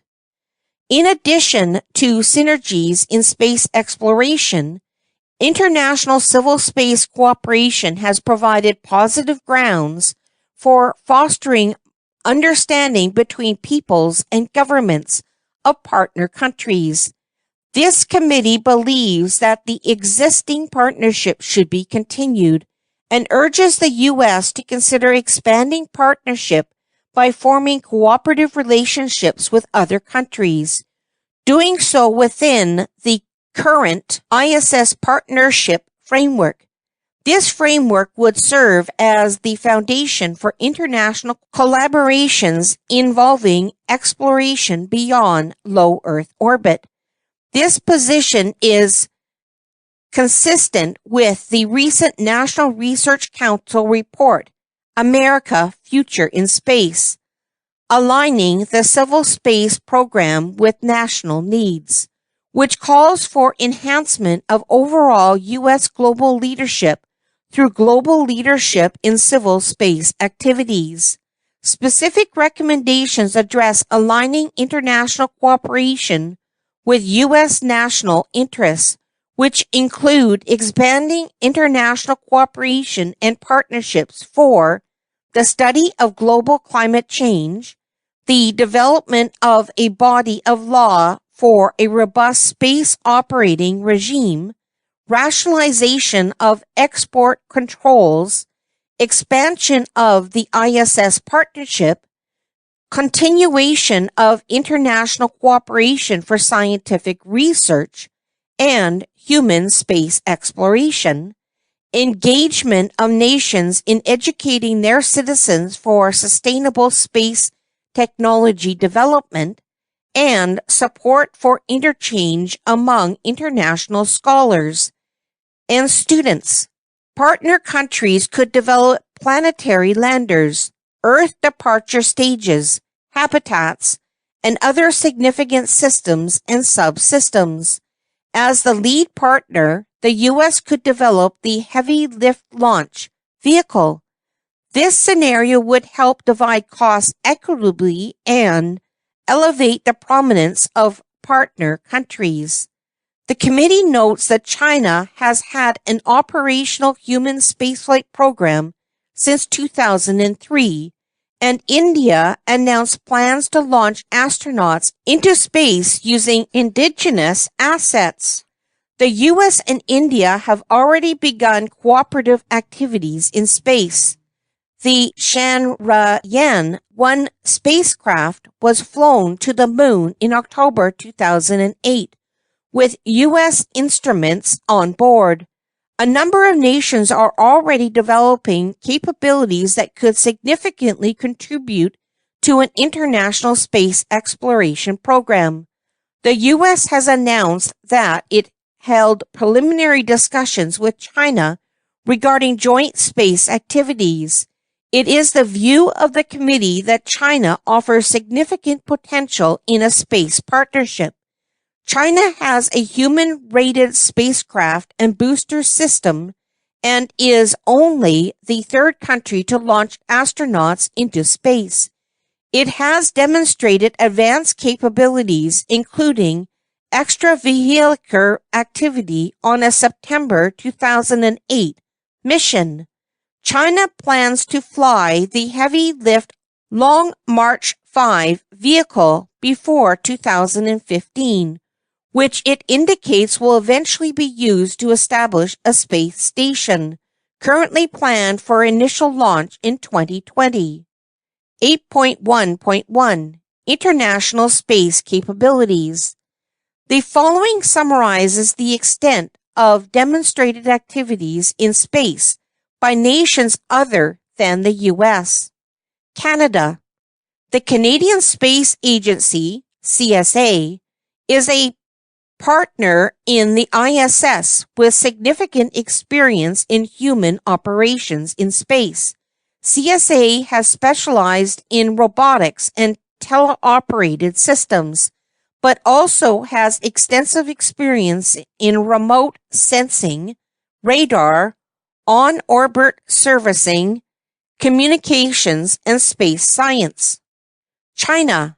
As the third nation in the world to launch humans into space, the People's Republic of China, PRC, has developed an indigenous capability for the technical requirements associated with human spaceflight. The PRC has a stable of space launch vehicles up to medium lift capability, 9 MT to low Earth orbit, with upgrade to 25 MT envisioned, including the upper stage capabilities for geotransfer orbit and interplanetary trajectories. China has launched one robotic probe to the moon and has follow-on missions planned. The PRC has robust capabilities in communications, navigation, and Earth observation satellites. Next on its announced human spaceflight agenda are demonstrations of rendezvous and docking and the construction of an orbiting space laboratory. The PRC has demonstrated capabilities in life support, power generation and storage, pressurized module construction, in-space propulsion and attitude control, guidance and navigation, and communications and computation. India. The Indian Space Research Organization, ISRO, possesses two very capable launch vehicles, and an upgrade is underway to provide a medium lift capability. India also has an indigenous capability to provide complex satellites and robotic scientific probes, as demonstrated by their first interplanetary robotic mission to the moon in 2008. A human spaceflight program is being strongly recommended to the Indian government by ISRO and is likely to be approved, which could lead to Indian human spaceflight capability as early as 2015.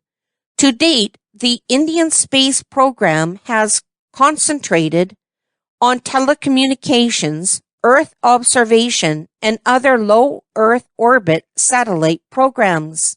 Neon lights flash in my eyes, digital dreams in the night. Circuit boards ain't no surprise, electric hearts in this flight. Data streams like rivers flow, silicon streets we roam. Binary beats start to glow, holograms calling us home. We thrive in the cyber skies, dancing on electric tides. No limits, no goodbyes, just endless cyber vibes. Pixelated stars up high, quantum love won't deny. Clouds of code passing by, hoverboards make us fly. We thrive in the cyber skies, dancing on electric tides. No limits, no goodbyes, just endless cyber vibes. Futures now we break free, lost in this tech fantasy. living like a wild spree in the cyber symphony. We thrive in the cyber skies, dancing on electric tides. No limits, no goodbyes, just endless cyber vibes. We thrive in the cyber skies, dancing on electric tides. No limits, no goodbyes, just endless cyber vibes.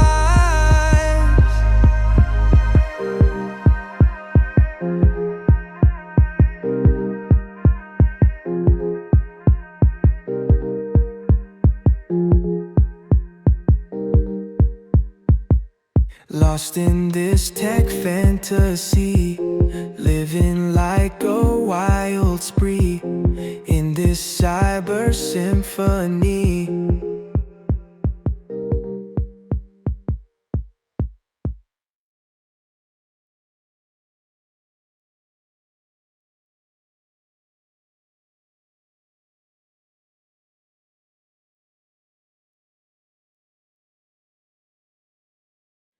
Japan. The Japan Aerospace Exploration Agency, JAXA, conducts a robust space program and is a partner in the ISS. Its workhorse launch vehicle, the H-2, has been upgraded to the H-2 transfer vehicle for use as a logistics carrier to the ISS.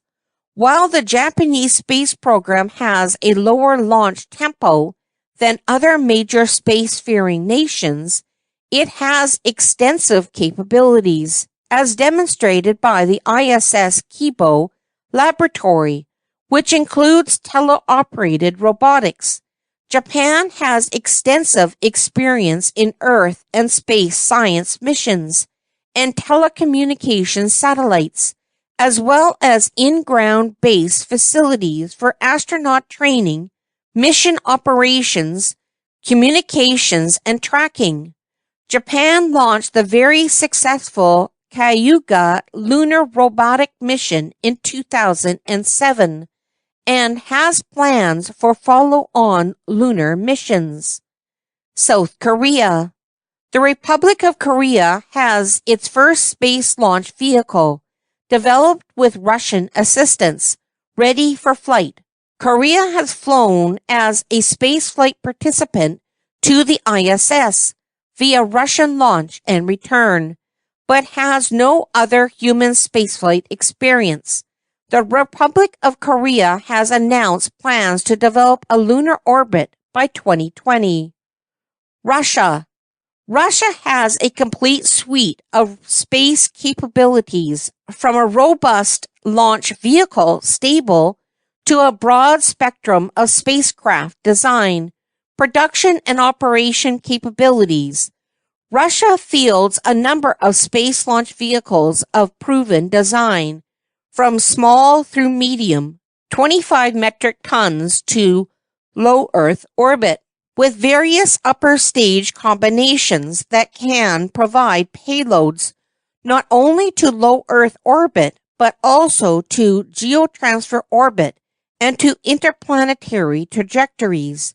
Russia is one of 3 nations to demonstrate the capability to launch humans into space. The highly evolved Soyuz spacecraft is currently programmed to become the linchpin of the ISS in the immediate future. Russia has also demonstrated capabilities in large space structures, pressurized modules, life support, power generation and storage, communications, thermal control, propulsion and attitude control, guidance and navigation, remote sensing, computation equipment, subsystems, and operation techniques. These are all elements necessary for both human and robotic space exploration. Currently, the Iran, North Korea, and Syrian Non-Proliferation Act INKSNA, has limited cooperation in space operations between Russia and the United States. European Space Agency. The European Space Agency, ESA, and its member states possess very significant space capabilities. ESA is a partner in human spaceflight for the ISS and has demonstrated its ability to build large, pressurized, habitable modules for use as part of the ISS, as well as launch, rendezvous, and other critical capabilities. Through Arianespace, a French company owned by the French government, the Europeans possess the most active commercial space launch program in the world, with various launch vehicles up to medium capability, 21 MT, to low Earth orbit. They have demonstrated the capacity to put significant payloads on interplanetary trajectories and have demonstrated space navigation and communications for both low Earth orbit and interplanetary robotic probes. ESA possesses industrial and commercial capabilities to build complex spacecraft and robotic probes, including all subsystems. The automated transfer vehicle has provided significant logistics support to the ISS and has the potential to be upgraded to a cargo return vehicle and eventually a human-carrying spacecraft. Individual member states also have interest in and the capacity for cooperation outside the ESA structure. Cooperation with both ESA and individual European states allows access to significant technological capabilities. Nations other than the above have very limited space programs, but could potentially play niche roles as their national, industrial, and technical capabilities allow. 8.2 U.S. Intra-Government Partnerships. The committee has examined issues about the space program managed by U.S. government agencies besides NASA, such as the Department of Defense, DoD, and the Commercial Space Office of the Federal Aviation Administration, FAA.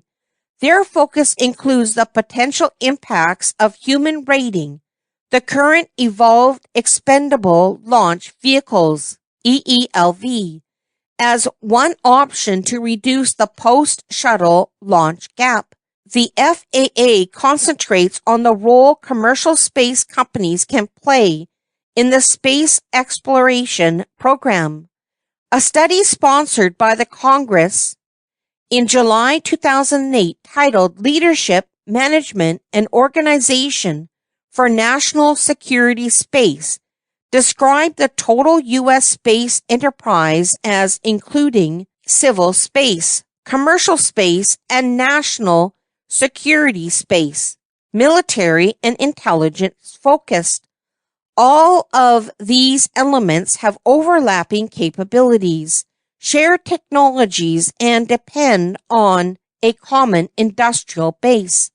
As a result, any examination of the U.S. human space program must consider its impact on the efforts of agencies responsible for these other U.S. space activities and vice versa. The most obvious concern has been expressed by the DoD, particularly the U.S. Air Force, because of its unique role today as the single agent for government expendable launch capabilities.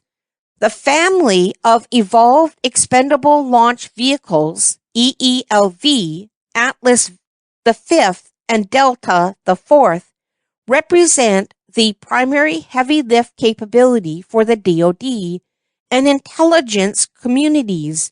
Any changes in configuration to these EELV systems, such as incorporating crew escape systems in orbit, in order to human rate them, raise concerns about the potential impacts on cost and the ability to reassign vehicles from the EELV production line to high-priority national security missions.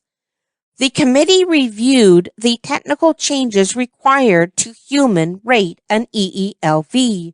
It also met with the National Security Space leadership in the Office of the Secretary of Defense, the Air Force, and the National Reconnaissance Office.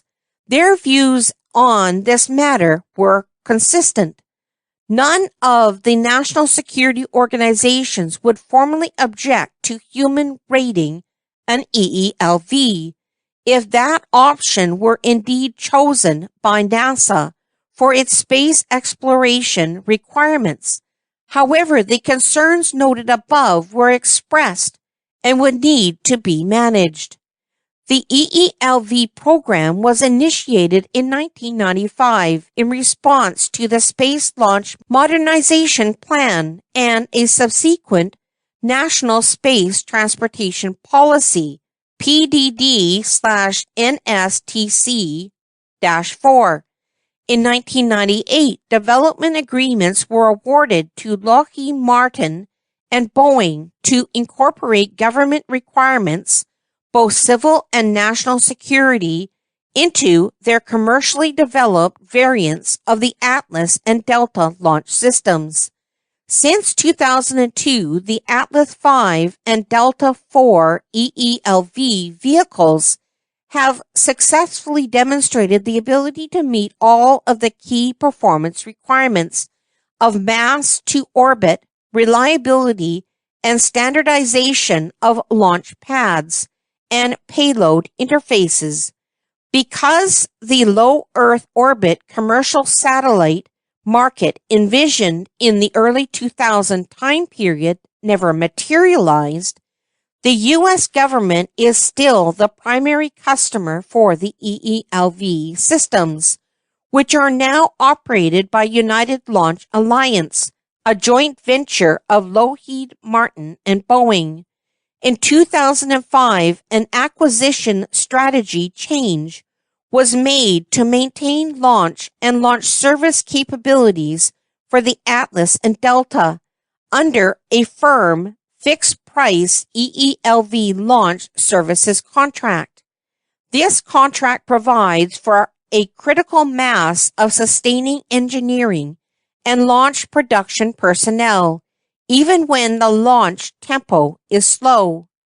The DoD, Air Force, indicates that it is technically feasible to human rate the EELV systems, as verified for the committee by an independent aerospace corporation study.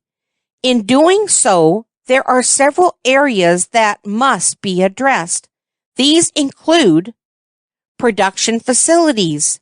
United Launch Alliance is currently consolidating its manufacturing capabilities in Decatur, Alabama.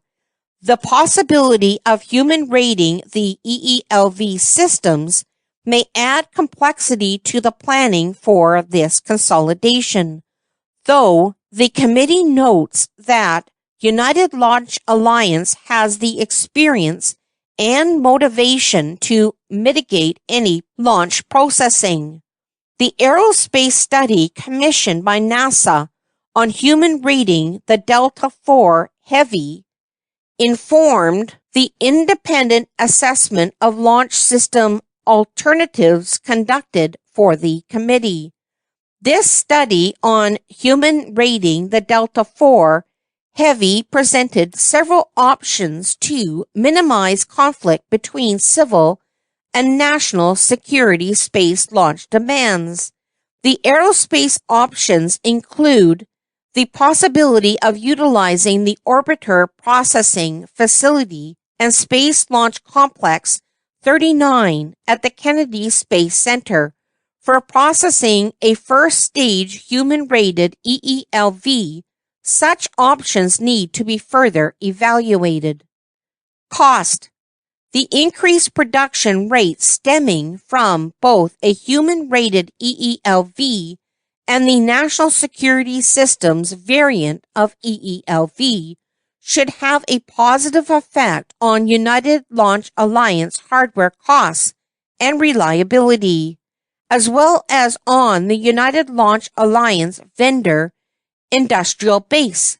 A more efficient procurement, surveillance, and mission assurance program should benefit both DoD and NASA programs.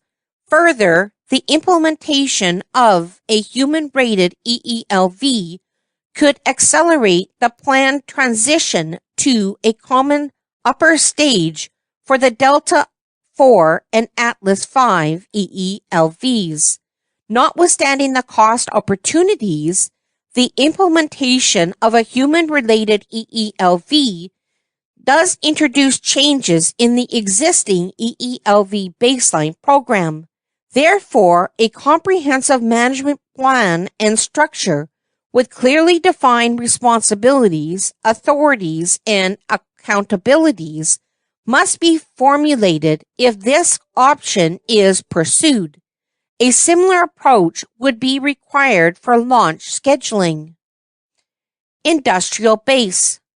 If a decision is made to human rate the EELV systems and NASA were to abandon the Ares 1 system but retain the Ares 5 heavy launch capability, the solid rocket motor industrial base would need to be sustained until the Ares 5 generated demand.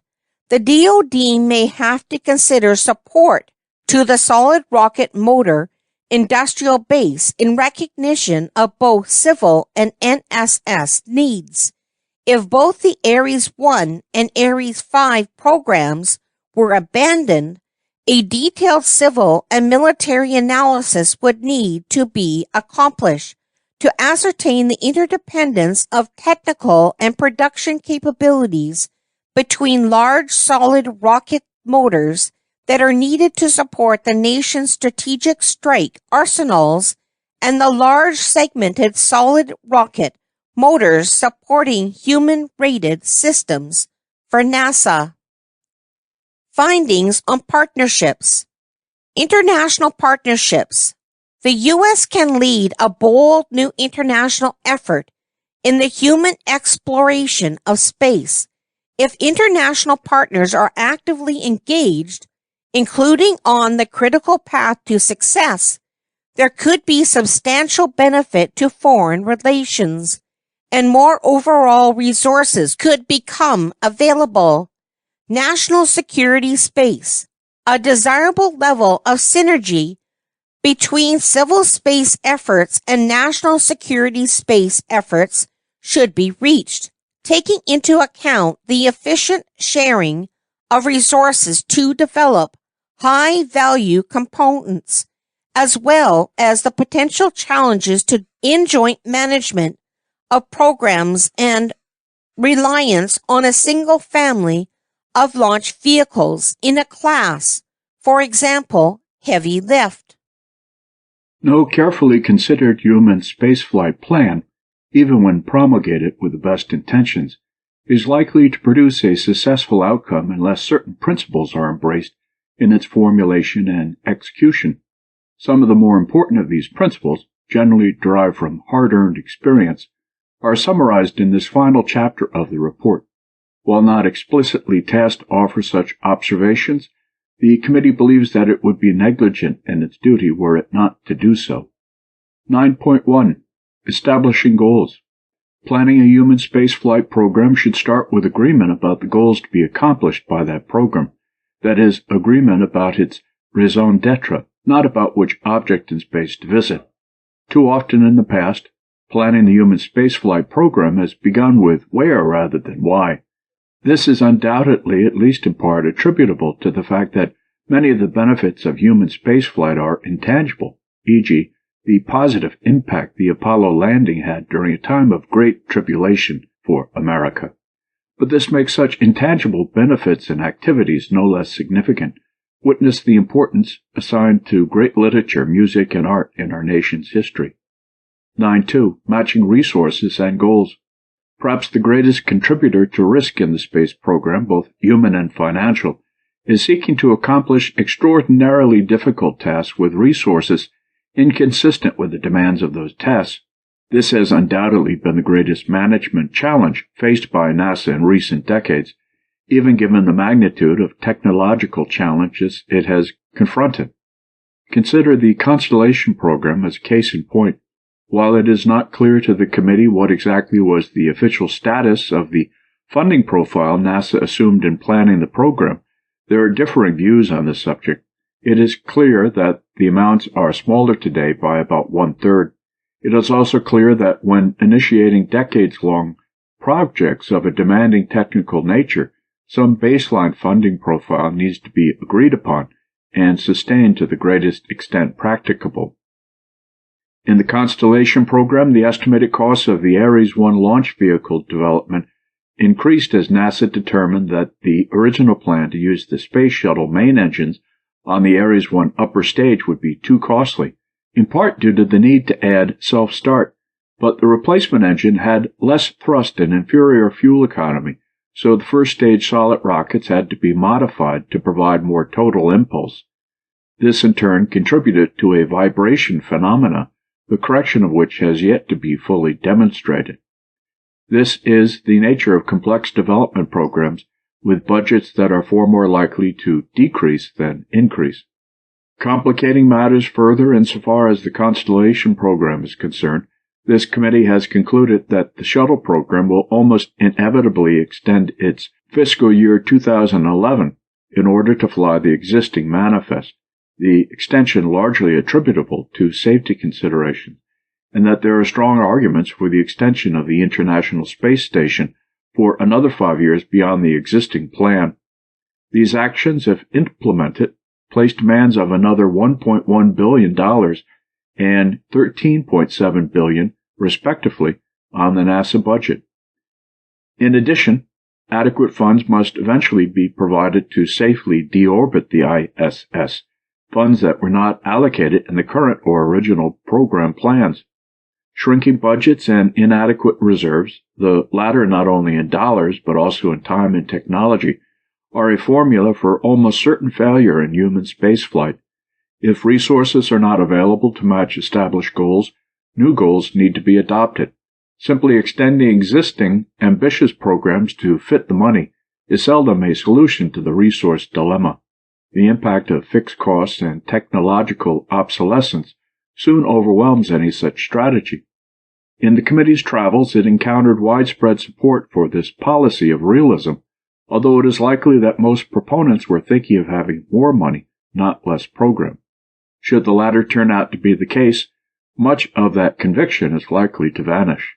In the case of NASA, one result of this dilemma is that in order to pursue major new programs, existing programs have had to be terminated, sometimes prematurely. Thus, the demise of the Space Shuttle and the birth of the gap. Unless recognized and dealt with, this pattern will continue. When the ISS is eventually retired, will NASA have the capability to pursue exploration beyond low Earth orbit, or will there be still another gap? When a human-rated heavy lift vehicle is ready, will lunar systems be available? This is the fundamental conundrum of the NASA budget. Continuation of the prevailing program execution practices, i.e., high fixed cost and high overhead, together with flat budgets, virtually guarantees the creation of additional new gaps in the years ahead. Programs need to be planned, budgeted, and executed so that development and operations can proceed in a phased, somewhat overlapping manner. An additional action that would help alleviate the gap phenomena is to re-energize NASA's space technology program, an important effort that has significantly atrophied over the years. The role of such a program is to develop advanced components, for example, new liquid rocket engines, that can later be incorporated into major systems. Developing components concurrently with, or as a part of, major system undertakings is a very costly practice. A technology development program closely coordinated with major ongoing programs, but conducted independently of them, is preferable. 9.3. NASA Management Challenges. In planning to reach these lofty objectives with constrained resources, the question arises how NASA might organize to explore. The NASA administrator, who has been assigned responsibility for the management of NASA, needs to be given the authority to manage NASA. This includes the ability to restructure resources, including workforce and facilities, to meet mission needs. Likewise, managers of programs need clear lines of responsibility and authority. Management of unprecedented and complex international technological developments is particularly challenging, and even the best managed human spaceflight programs will encounter developmental problems. Such activities must be adequately funded, including reserves to account for the unforeseen and unforeseeable. Good management is especially difficult when funds cannot be moved from one human spaceflight budget line to another, and where new funds can ordinarily be obtained only after a 2-year budgetary delay, if at all. In short, NASA should be given the flexibility allowed under the law to acquire and manage its programs. Fixed overhead and carrying costs of NASA are currently helping to undermine what might be accomplished in new space endeavors. A significant fraction of what appear to be program-related costs in fact cover fixed and carrying costs of employees, facilities, and in some cases, contractors. This reality affects NASA in several ways. When a program such as the shuttle is terminated, not all of the program funds actually become available to new programs. In fact, the fixed costs often simply move to the new program, where they continue to accumulate.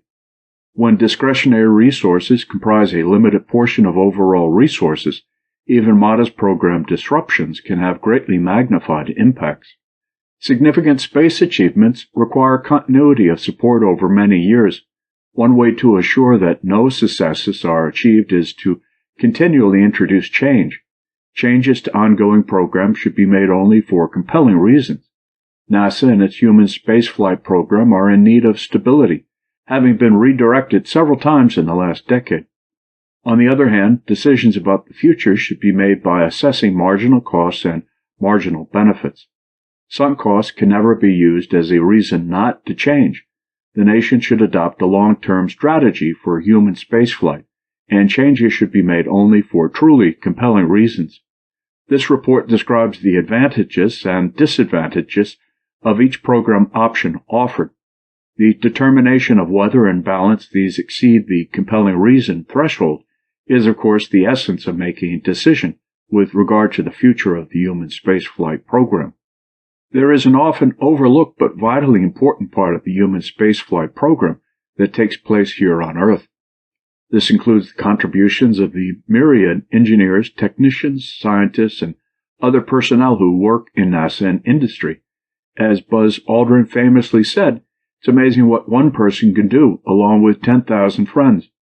Special attention needs to be devoted to assuring the vitality of those portions of the workforce that represent critical and perishable skills that are unique to the space program. One example is the design and manufacturing of very large solid propellant motors. At the same time, it is demeaning to NASA's professionalism to treat the human spaceflight effort as a jobs program. Only a modest fraction of jobs generally fits the critical, perishable, and unique criterion. The NASA administrator needs to be given the authority to tailor the size of the NASA workforce and the number of centers employing that workforce to match foreseeable needs, much as is routinely done in the private sector under the pressure of competition. For example, when the end of the Cold War changed the role of the aerospace industry, some 640,000 jobs were terminated. Work should be allocated among centers to reflect their legitimate ability to contribute to the tasks to be performed, not simply to maintain a fixed workforce. NASA's relationship with the private sector requires particularly thoughtful attention. The two entities should not be in competition. NASA is generally at its best when innovating, creating, and managing challenging new projects, not when its talents are devoted to more routine functions. Industry is generally at its best when it is developing, constructing, and operating systems. 9.4. Systems Engineering. If NASA is to successfully execute the complex undertakings to which it aspires, it must maintain a world-class systems engineering capability. a capability that this and other reviews have deemed to be marginal in its current embodiment. The dilemma is that the best systems engineers are often those with a great deal of experience, scar tissue, as it is often called by those in the aerospace industry. But how can one get scar tissue if one is confined to studying, analyzing, and overseeing the work of others? The answer, by and large, is that one cannot. One of NASA's answers to this dilemma, which has generated criticism in the past, has been to assume responsibility for developing selected major items of hardware internally, e.g., the Ares 1 upper stage. This, of course, places the institution in the hazardous position of serving at once as judge, jury, and potential defendant, as well as being in competition with those it manages in other arenas.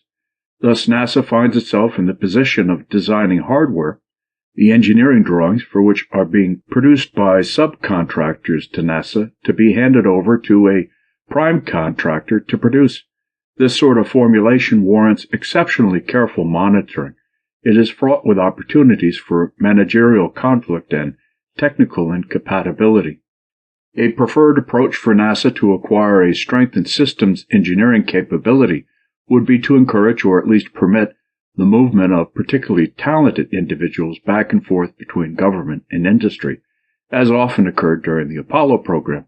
This, however, is now discouraged or even precluded by today's government personnel policies, e.g., the long-time need for hiring well-intentioned but prohibitive conflict of interest policies, etc.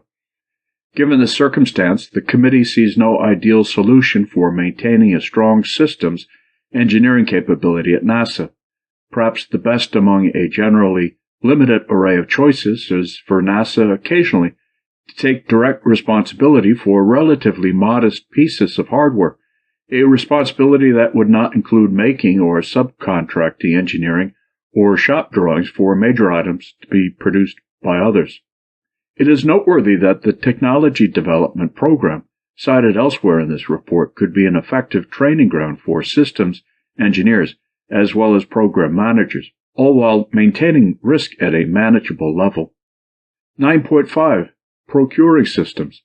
The committee has examined various future NASA system options and has observed that in many instances one of the more significant discriminators in development and operations costs is neither what NASA procures nor who supplies it, but rather how NASA procures and operates a system.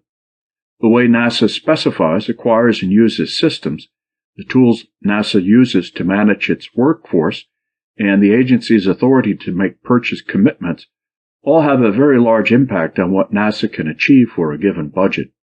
Currently, NASA labors under many restrictions and practices that impair its ability to make effective use of the nation's industrial base. For example, NASA is commonly not allowed to change the size and composition of its workforce or facilities, which limits its ability to save money through the purchase of commercially available products. NASA has limited ability to shift funds between related projects to adapt to technical challenges without a protracted approval process. NASA is not permitted to make loan guarantees or employ other mechanisms by which it could create a market for commercial providers that might otherwise invest private funds in meeting some of NASA's needs. The Department of Defense has procurement rules that allow this. For example, NASA could very likely acquire propellant depots by making a bankable commitment to purchase propellant from such a depot, but depending on a promise from NASA today would almost certainly not be viewed as a reasonable risk by private investors. NASA is expected to undertake long-term projects with little hope of budget stability.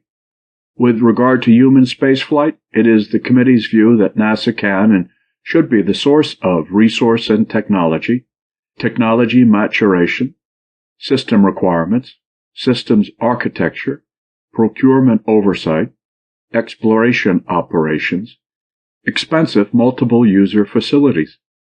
NASA generally should not be its own supplier. Numerous studies have shown that any organization, public or private, that is its own supplier lacks much of the incentive to deliver the most cost-efficient product. Today, NASA has many options available to procure systems innovatively, These include, but are not limited to, commercial purchases, Space Act agreements, COTS-like cost-sharing agreements, prizes for innovative technologies, and others. Determining the requirements for an engineering project while it is being built inevitably leads to a very expensive result. Requirements should be clearly established prior to beginning engineering development. Work that contains significant risk or for which scope cannot be accurately defined is generally best performed under cost-reimbursable contracts. Work with scope that can be accurately defined should generally be conducted under fixed-price contracts.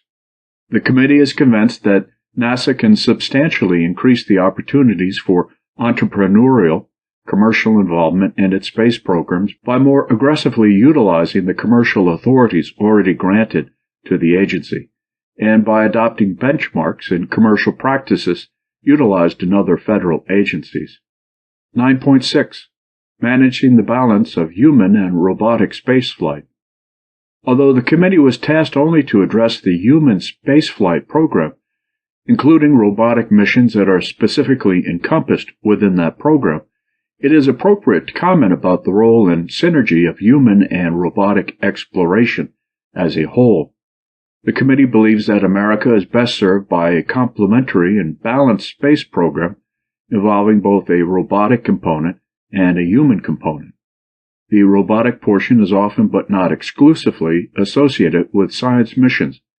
Without a strong and sustainable science program, the means of acquiring fundamental new knowledge, any space program would be hollow.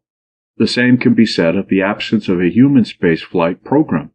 Humans in space on new and exciting missions inspire the public, but so do the spectacular accomplishments of such robotic spacecraft as the Hubble Space Telescope, the Mars rovers, the Earth Observing System satellites, or the twin Voyager spacecraft that are poised to reach interstellar space. This is to suggest that both the human spaceflight program and the science program are key parts of a nation's space portfolio. Needless to say, robotic spaceflight should play an important role in the human spaceflight program itself, reconnoitering scientifically important destinations, surveying future landing sites, providing logistical support, and more. Correspondingly, humans can play an important role in science missions, particularly in field geology, exploration, and in the maintenance and enhancement of robotic systems in space. It is in the interest of both science and human spaceflight that a credible and well-rationalized strategy of coordination between the two types of pursuit be developed, without forcing unwarranted intermingling in areas where each would better proceed on its own. Robotic activity in space is generally much less costly than human activity, and therefore offers a major inherent advantage. Of even greater importance, it does not place human lives at risk. Astronauts provide the greatest advantage in the most complex or novel environments or circumstances. This will be the case in the exploration of planetary surfaces and in repair or servicing missions of the type undertaken for the Hubble Space Telescope's primary mirror. In contrast, the value of humans in space is usually at its minimum when they are employed transporting cargo. The bottom line is that there are important roles to be played by both humans and robots in space, and America should strive to maintain a balanced program incorporating the best of both kinds of explorers. That said, there are nonetheless inevitable conflicts that arise from the competition among programs for resources, particularly financial resources. It is therefore of the utmost importance, if balance is to be maintained, that neither the human program nor the robotic spaceflight program be permitted to cannibalize the other. This has been a significant concern in the past, particularly given the size of the human spaceflight program. Difficulties in the human space program too often swallowed resources that had been planned for the robotic program, as well as for aeronautics and space technology. Robotics are generally, although not exclusively, considered to be of greater interest to the scientific community. It is essential that budgetary firewalls be built between these two broad categories of activity. In the case of the International Space Station, one firewall should be the establishment of an organizational entity to select endeavors to be pursued aboard the space station. Without such a mechanism, turmoil is assured and program balance endangered. Findings: the right mission and the right size. NASA's budget should match its mission and goals. Further, NASA should be given the ability to shape its organization and infrastructure accordingly, while maintaining facilities deemed to be of national importance. Robotic program coordination. The robotic and human explorations of space should be synergistic, both at the program level, e.g., science probes to Mars and humans to Mars, and at the operational level, e.g., humans with robotic assistance on a spacewalk. Without burdening the space science budget or influencing its process of peer-based selection of science missions, NASA should proceed to develop the robotic component of its human exploration program. Management authority. The NASA administrator and program managers need to be given the responsibility and authority to manage their endeavors.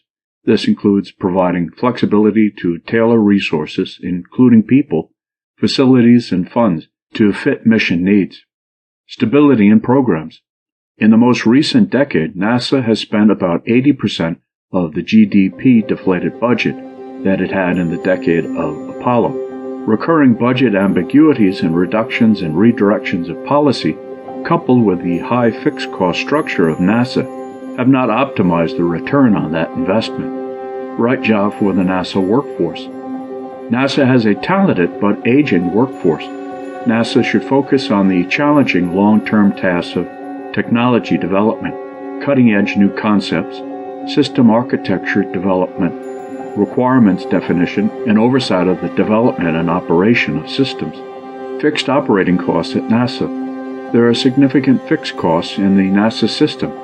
Given that reality, reducing the funding profile much below the optimum for the development of a given program has an amplified effect of delaying benefits and increasing total program cost. NASA's fundamental budgetary conundrum. Within the current structure of the budget, NASA essentially has the resources either to build a major new system or to operate one, but not to do both. This is the root cause of the gap in capability of launching crew to low Earth orbit under the current budget. It will likely be the source of other gaps in the future. Commercial involvement in exploration.